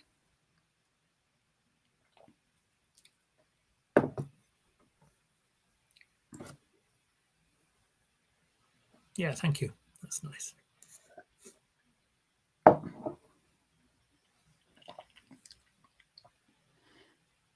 Okay. Well, because the rook's on quite a nice square already. Yep. Well, that's Black's real problem. His pieces are already all optimal, so what do you do next? It's the old lovely position syndrome. Hard to think of a good move because already everything's so nice. I mean, earlier I loved the way that H-pawn kept the king out in some of those variations we were looking at where the rooks could come off. But now I suspect if you could play H5 to H4 check and drive the king further back, you probably would. All right. So what about your plan then? King E7 well, I'm not, round to G5 and... Well, maybe. Yeah, I don't really do long planning when I've been here that many hours. I don't know. Okay, then King E7, I suppose. Here's an interesting point. After rook E3 check, do you have to go to F8 to avoid the immorality of the light squares? I think not. I think you go via F7 when all's said and done. You could go to F7 and then see if Keith is disapproving. Well, he may be, but that may not matter. We'll learn a lot about Hebs's personality, won't we, by whether he puts his king on F8 or F7 and whether he minds putting the king on a light square temporarily. We might learn more about his sanity. I don't know. I think I think I've taken the morality argument as far as it's happy to go. Okay, so what would White like to play next if it was his move? That's a way of looking at it. Maybe A3 and then the bishop round to D. Oh, you can't do it. Some at C6. C6 and grab the pawn. To try and grab the A pawn. And try not to lose to knight E4 check at the end. Yeah, you'd have to not do that. Yeah, you could probably flick in King F3 to accompany that. Well, I think, if Black's deciding which way to move the king, it is a consideration that's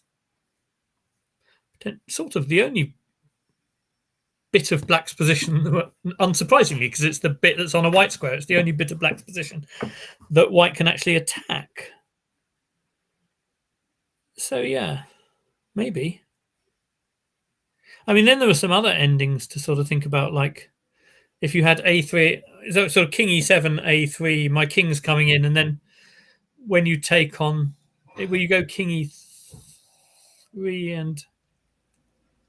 No, that's a very incoherent thought. I was just thinking that even if you have King E3 on the board, F3 on the board rather, at the point where you take on A2, I still have sort of knight E4 and forks and things winning the C pawn. Yeah. I think there's some real danger to White's pawns anyway. I assume that makes life more. But I mean, oh my goodness, none of that did I didn't. Okay. I really don't like that. I'm sorry, I don't like that move because it seems so inconsistent with everything Black's done up to now. And unprincipled.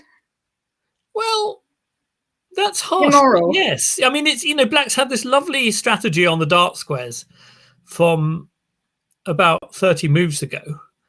And now he's just exchanged a dark square covering piece for a light square covering piece.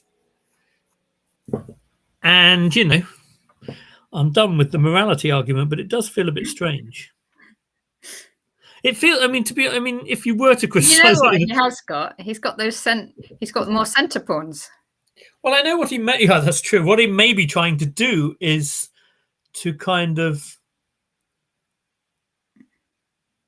He wants his king on D4, right? Yeah, I meant more psychologically as he's trying to force the issue because White's so short time, I suppose. But actually, Okay. making forced moves is much easier than thinking of plans. So I'm not sure it's the right way. I mean, he's normally very, very practical. So I think it's a... But I also, I mean, this is... Okay, I mean, if we're to try and find a reason, and, you know, these players all have strengths and weaknesses, he is occasionally a little bit impatient, I think. I think, you know, he may could imagine have this... it by now. He must be hungry. Well, he must be hungry. I was hungry. I mean, Yeah. but I mean, if he gets that feeling that he's done all the sort of small improvements to the position that he can, then he may decide to go for it without having, you know, he maybe should have double checked that there were improvements to be made. That's the sense in which he could be slightly impatient. I mean, and the other thing you'll notice is that because things have clarified in that way, Keith has speeded up enormously. So actually, from the point of view of time, I think it has helped Keith. Although after King F6, it may be that White's move stopped being so obvious. Yeah.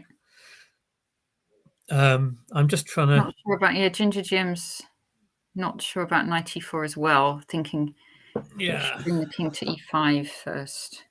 Well, it just feels like, you know, it feels a shame to...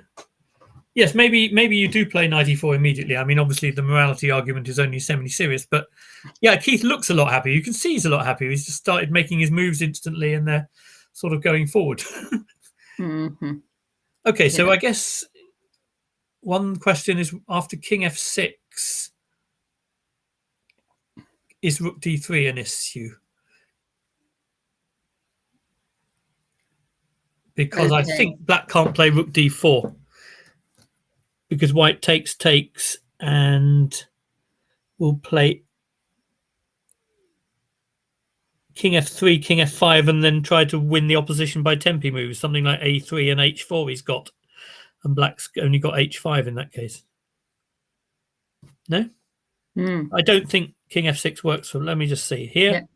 So here. So obviously Black can take on C4, but then, you know, I don't see any reason to like Black's position then. It's lost its sort of controlled thing. And now I think this is a real problem because White's winning the battle of the tempi. So A3. Yeah. Oh, the engine maybe thinks I'm talking nonsense, but you see what I'm getting at. Yeah. No, it's not totally... So H5 is met by H4. But then it's not totally simple. Maybe I'm talking nonsense because now Black has D3, so who knows? Okay. I said I wasn't going to do races after this number of hours of commentary. This is races, though. This is completely races. This is completely races, which again is a sign that someone's lost control when it feels like they had control. Unless, of course, the race is blatantly good for them. But this one isn't that clear, is it? Well, it probably is. It's just I can't count fast enough.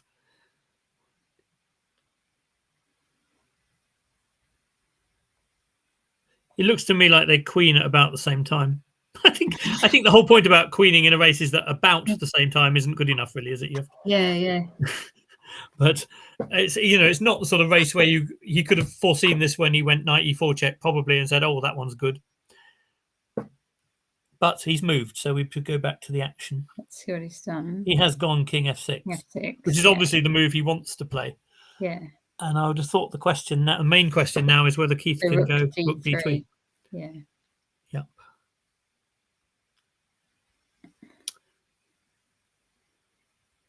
And if he does, I mean, wait a minute. Sorry, there might just be King E6. Maybe I'm getting unnecessarily worried. I was forgetting that there's. Oh, that's probably fine. No, he can go Rook D3, King E6, can't he? Yes, sorry. That's there is a measure of control there. No, the race was clearly not what he wanted. So, okay. So I mean, at least he's still better in the rook ending, and maybe if he's better, then maybe it's actually a more clear cut, you know, forum in which to try to prove your advantage than the. But I just liked his knight so much. I didn't. I'm sort of with Simon on that as well.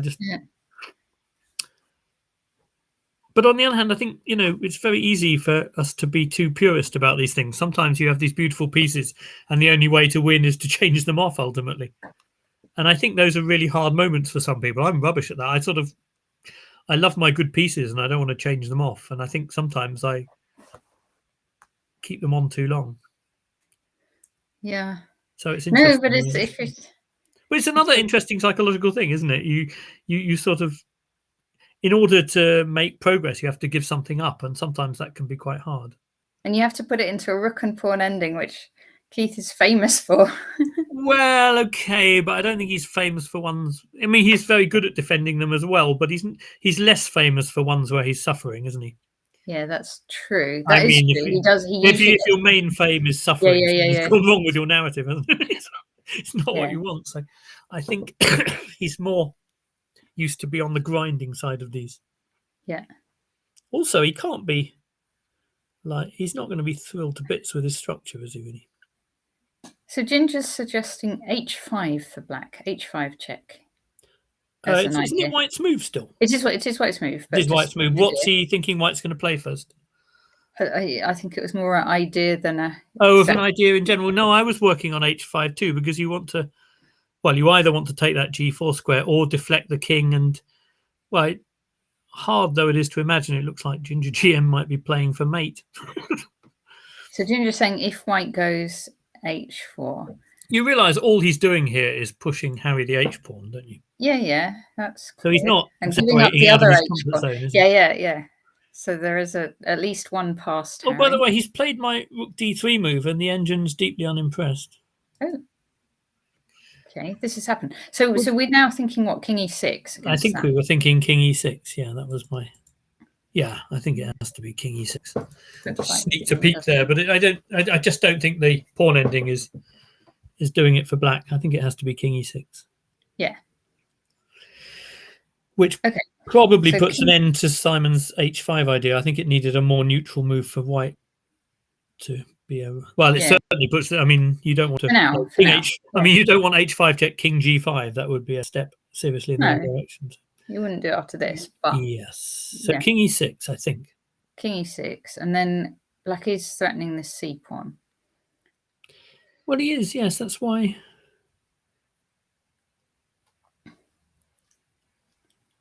I'm trying to think in what way Keith might think he can take advantage of the king being on e6 rather than on f6. That makes it worth a tempo or two to shift it there. But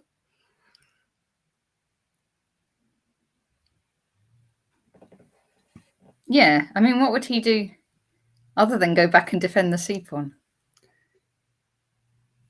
Yes, quite. I mean, he may well do that anyway, and then he has to have some reason for thinking the king is worse on it e6, and that black to play there is not such a big problem because the king e6 is going to come back to haunt him or something. Okay, I don't understand the logic king of that. e6 and rook c3 are played. It looks like. Oh, are they? Sorry, I've got stuck on a piece of analysis there. Rook c3. Okay. Yep. Yeah. I like. Oh, Ginger's suggesting d5. Sorry, I need to centralize the board again. Yes, thank you. He's suggesting d5. Wow. Yeah. Okay, I mean, again, this is really interesting piece of giving up something to gain something. Hello. Yeah. What's that about? I suppose he doesn't need to do it straight away. Well,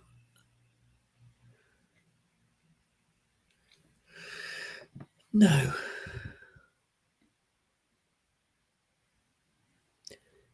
No, that might be almost a quick sort of move to gain time on the clock, and also to check that White doesn't have any. Yeah, he's doing to Keith what Keith normally does to everyone else. Well, exactly.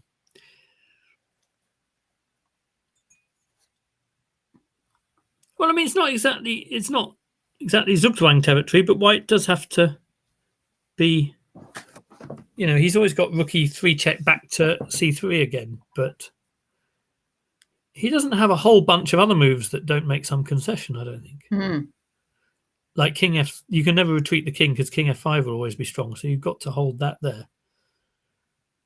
Because also, if you do this rook e3 and king f6 and rook back to c3, then maybe the h5 plan comes back into operation. Well, yes, indeed. I mean, no, that's not right. I was about to say, no, I think on the whole, rook d2 is met by rook a3. You need to keep the rook attacking. Yeah, That wasn't if White had to play A3, then rook D2 and using the B3 square as a hook becomes yet another plan, which, you know, probably not it's not plan A, but it's sort of there as a. Oh, this is just the sort of thing. I thought Mark was trying to repeat the position to see whether Keith would do something like that. Partly, he has. He's done it. He has done something like that, and that feels to me like it's. Well, I mean, again, from a practical point of view, it makes the position. I guess the choice is easier to make, but I'm pretty sure it makes the position a bit worse. If you take on F4, King H6, King F5, you're going to force the king up to a sort of G7 or somewhere, and I don't think that's in White's favour, is it? With the king, you then want to avoid trading rooks for some moment where G7 will be the perfect usher for the H-pawn, but yeah. I mean, of course, more sort of obvious is rook takes F4 and King F6 threatening mate, but I assumed White's going King H5 then and trying to play H4. Yeah. Wow. Well, something's certainly happening. I mean, yes, yeah. I mean, as we approach our fifth hour, we want something to happen. Yeah, we do, and but keeping that king right over there on the H file must be a good idea for Black. Yeah, I would think. The problem is, at some point when you're going in that you won't be able to. Oh no, maybe you still will. Yeah, it's true. Maybe you still will. Now, King F5 or King F6? I wonder. The computer's starting to the computer's changing its mind a lot. Yeah, it does a lot of that.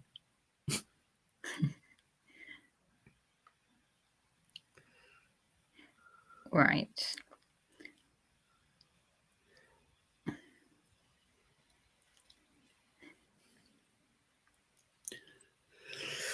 So you kind of want to do,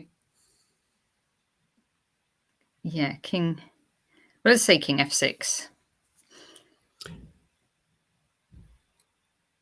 Right, we'll come back. I was just trying to check that this wasn't a lot of nonsense and that Black's not doing some immediate D5 or something. Okay. But of course, that allows King G5 and in principle and the sort of speeding up of the H pawn. So seems unlikely, but actually, Ginger's suggesting D5. Well, it's certainly. I mean, I don't think it's so. D5 takes King G5.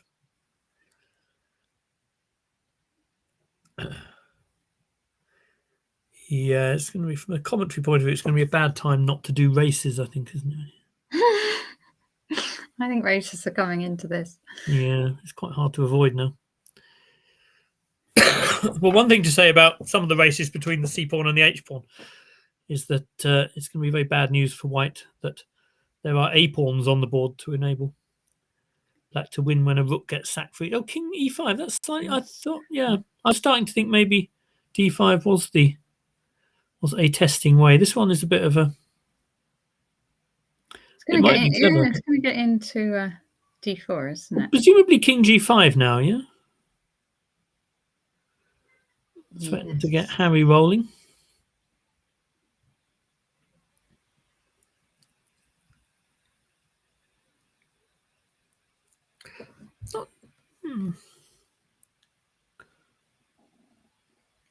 Thanks, Ginger. Thanks for all the suggestions. Yeah, thanks. Nice. Enjoy your lunch. Yeah, I think Ginger GM's parting shot comment is well, the guessing marks at 70%. That's quite. Oh, I see. I thought you meant the roast. Oh, he's going for the roast. Oh, that's even more of a bar. Don't do that to me. Oh.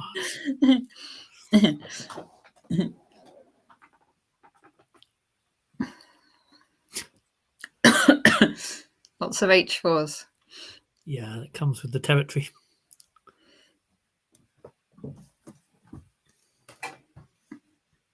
King G5, you're right. King G5, well, it's the move of play, but it may or may not be right, but just feels natural, doesn't it? Yeah. So is he now sort of planning to go behind sort of rook F? Well, if he goes rook F1 or something, then there's rook D3 to consider, but maybe Oh, there's rook e3 to e6 to consider. That's more of a problem. Although I suppose the formation you get at the end of it is the same as if you'd gone d5. You have a c pawn racing against it. Same sort of thing, isn't it? Yeah, which is not dissimilar. Yeah. But the other move after something like rook f1, I guess there's rook d3 trying to hold black back as well. Then rook c1 again. So I keep forgetting how vulnerable that thing is. Yeah, okay. Tricky. King g5 feels kind of logical. Hmm.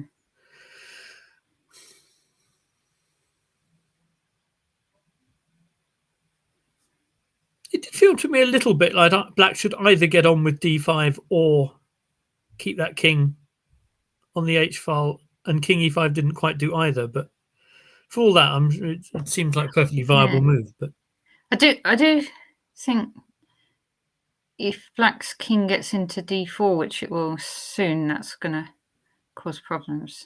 Well, okay, but where are you going with your rook? Now, I'm going on the f-file, like f1 or f2. You're going forward rather than backwards. That was my first thought. On principle, that should be your first thought, shouldn't it? But yeah, rook f1. Okay, then I suppose if we and then I was a little bit worried to about e6, rook a3. I don't know if I need to be, but I suppose then there's rook g1 check, and the king has to go back to the h-file. So that's not. The question if Mark's still in a strong position. I think the assumption is that he is, isn't it? The assumption is that he's pressing, but we're not sure if it's enough. Yeah, so Ginger estimated 70% for Mark to win. Yes, and I said I thought that was a reasonable estimate. And that sounds reasonable. And it definitely feels like black has the possibilities, but it's the question is it enough? Yep.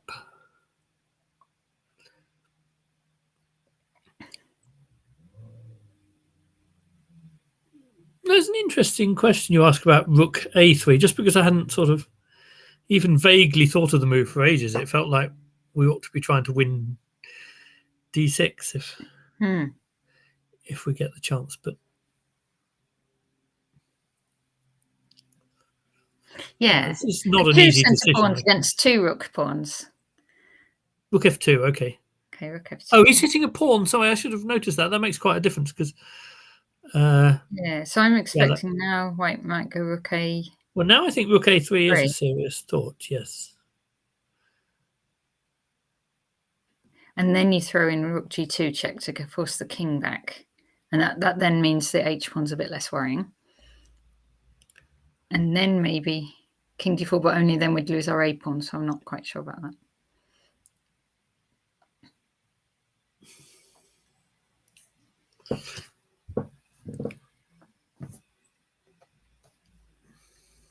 Yeah, and that's all happened. G2, the king will have to go back onto the H file.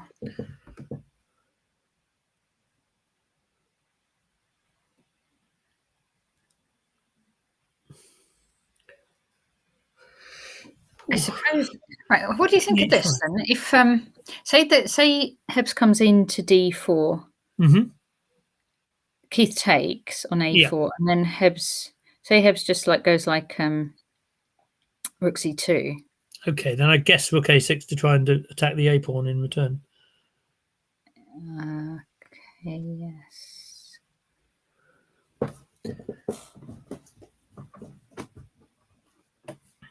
And then we can take the c pawn, they take the d pawn, we take the a pawn, and then it's rook and 1 against rook and 1.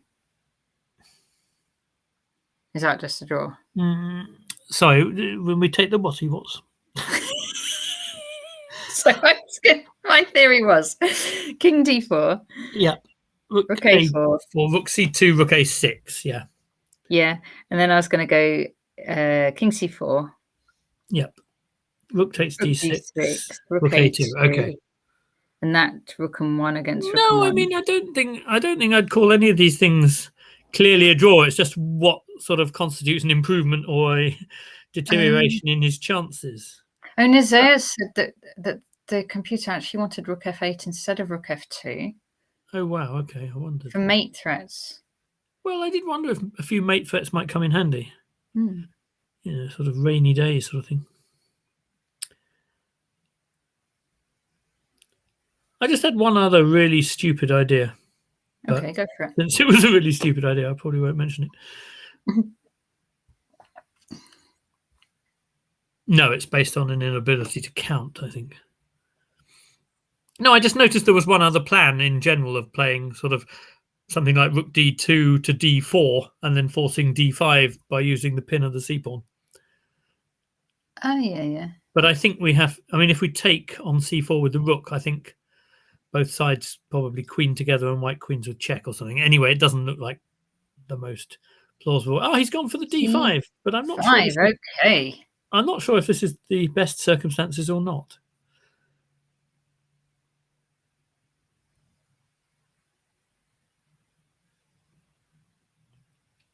Well, I suppose it gets the pawn moving quickest. Yeah, well, that's sort of been true for a while, but it feels like white has achieved something in the meantime slightly by attacking a3 under those circumstances.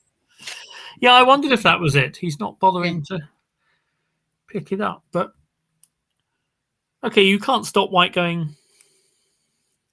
Well, you can stop it, but white's going to go rook takes a4, and if c3, then rook c4 anyway. Yeah. So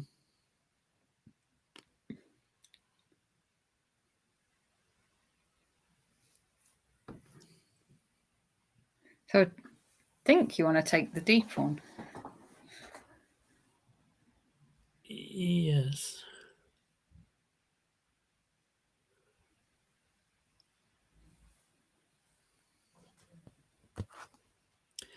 Partly because the king is good for stopping rook c4 anyway. So. Yeah. All right. So now Keith has one more pawn, but Hebs is closer to the queening square. So yeah.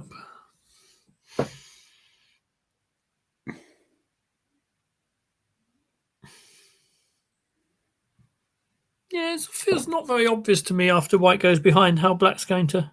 Oh, wow, it didn't like that move. That's incredible. oops. Didn't like that move either.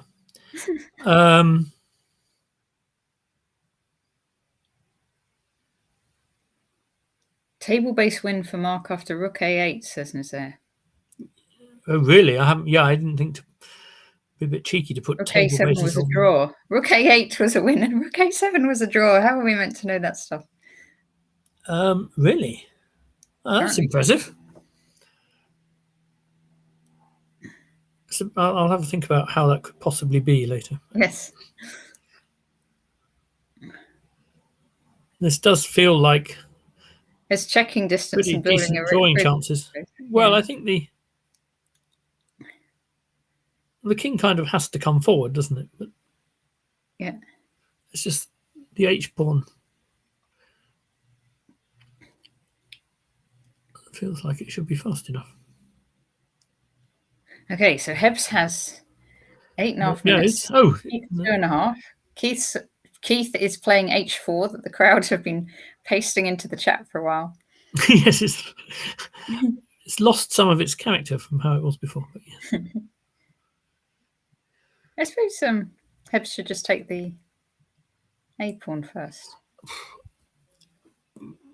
I think if he had a win, it might be more a matter of.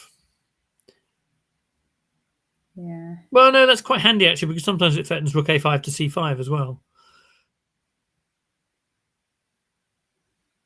No? Rook a5 check to c5 is a good way of trying to yes, queen your pawn. Yeah, agreed. Go Keith, says K Hardcastle.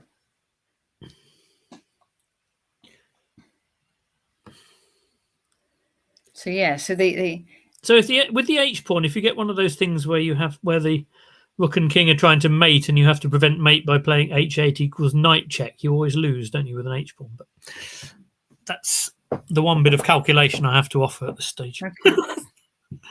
Probably pleasingly irrelevant. No, I'm thinking of rook takes c3, takes king g6, king d4, h5, king e5, h6, check. Oh, I see. That sort of thing. And then, yes, but I think white's actually, I think in that crude version, white is too fast for us to even need to need h8 equals knight check, and therefore he probably doesn't lose. Oh, well, if white doesn't lose with rook takes c3, that's what white should probably Well, that's do. what I imagined he was calculating, but I suspect he doesn't lose by doing it in a moment either. Okay. Or indeed, he may not be losing anyway, because it's very difficult for black to get his rook in front of the pawn unless he... white may well have more tempy, efficient ways of doing it.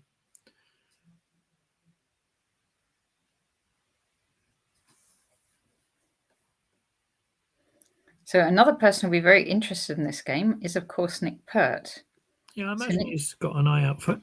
Nick Pert at the moment is 1 point clear of Hebs, and he's ahead of everyone in any games that haven't finished. So if Hebs wins, then that forces a playoff between Mark Hebden and Nick Pert. If Mark Hebden can only draw this game, or if Keith wins, then Nick Pert will be the new British champion. Yes, that is exactly right.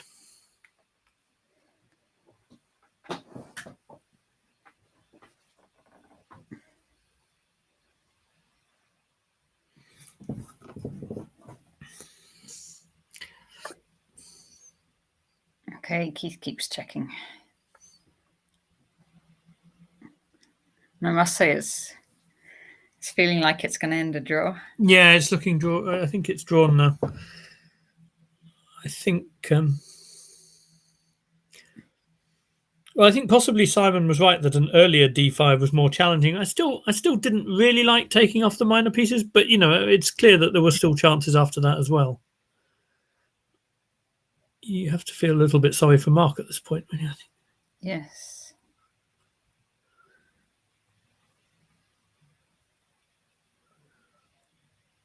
Well, that might turn out to be premature, but I suspect not.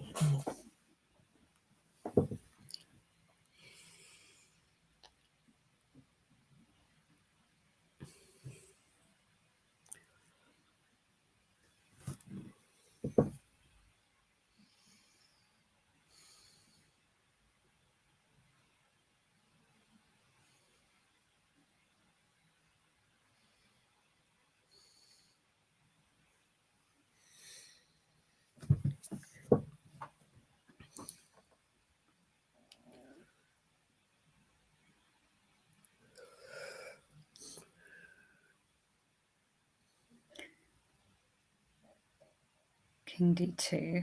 Yeah, I think he can just play king g6 now.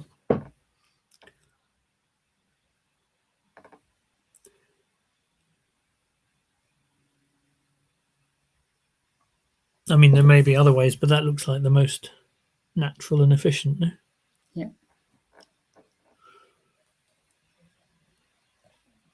He's done it. Yep.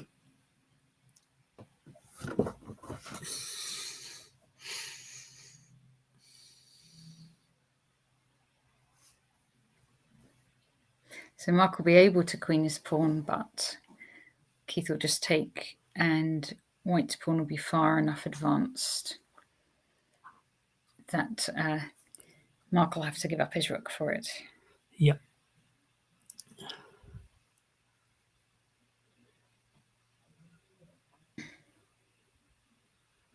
If Keith wins this match, he'll buy him. That seems a fairly safe offer of a pint.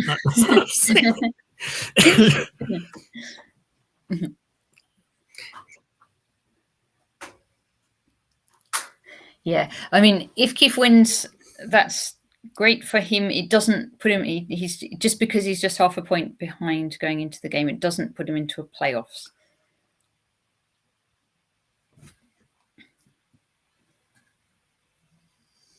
No, he would be a. No, he would. He's playing to only come up to Mark's score. In fact. Oh, is it a point? Yeah. Okay. Yes. Yeah.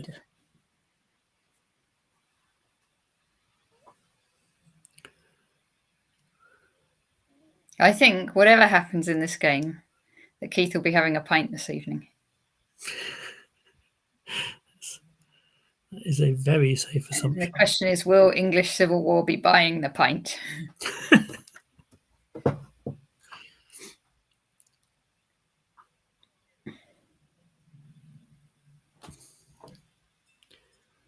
Yeah.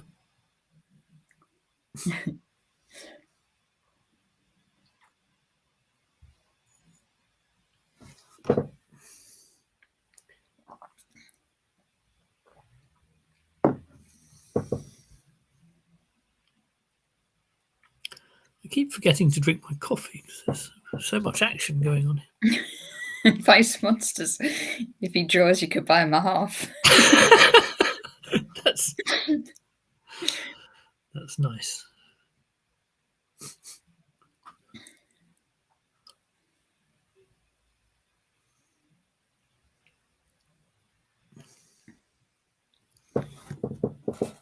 Yeah, I don't see any hope for Mark at all now, really. No, it's going to be a draw. We are just...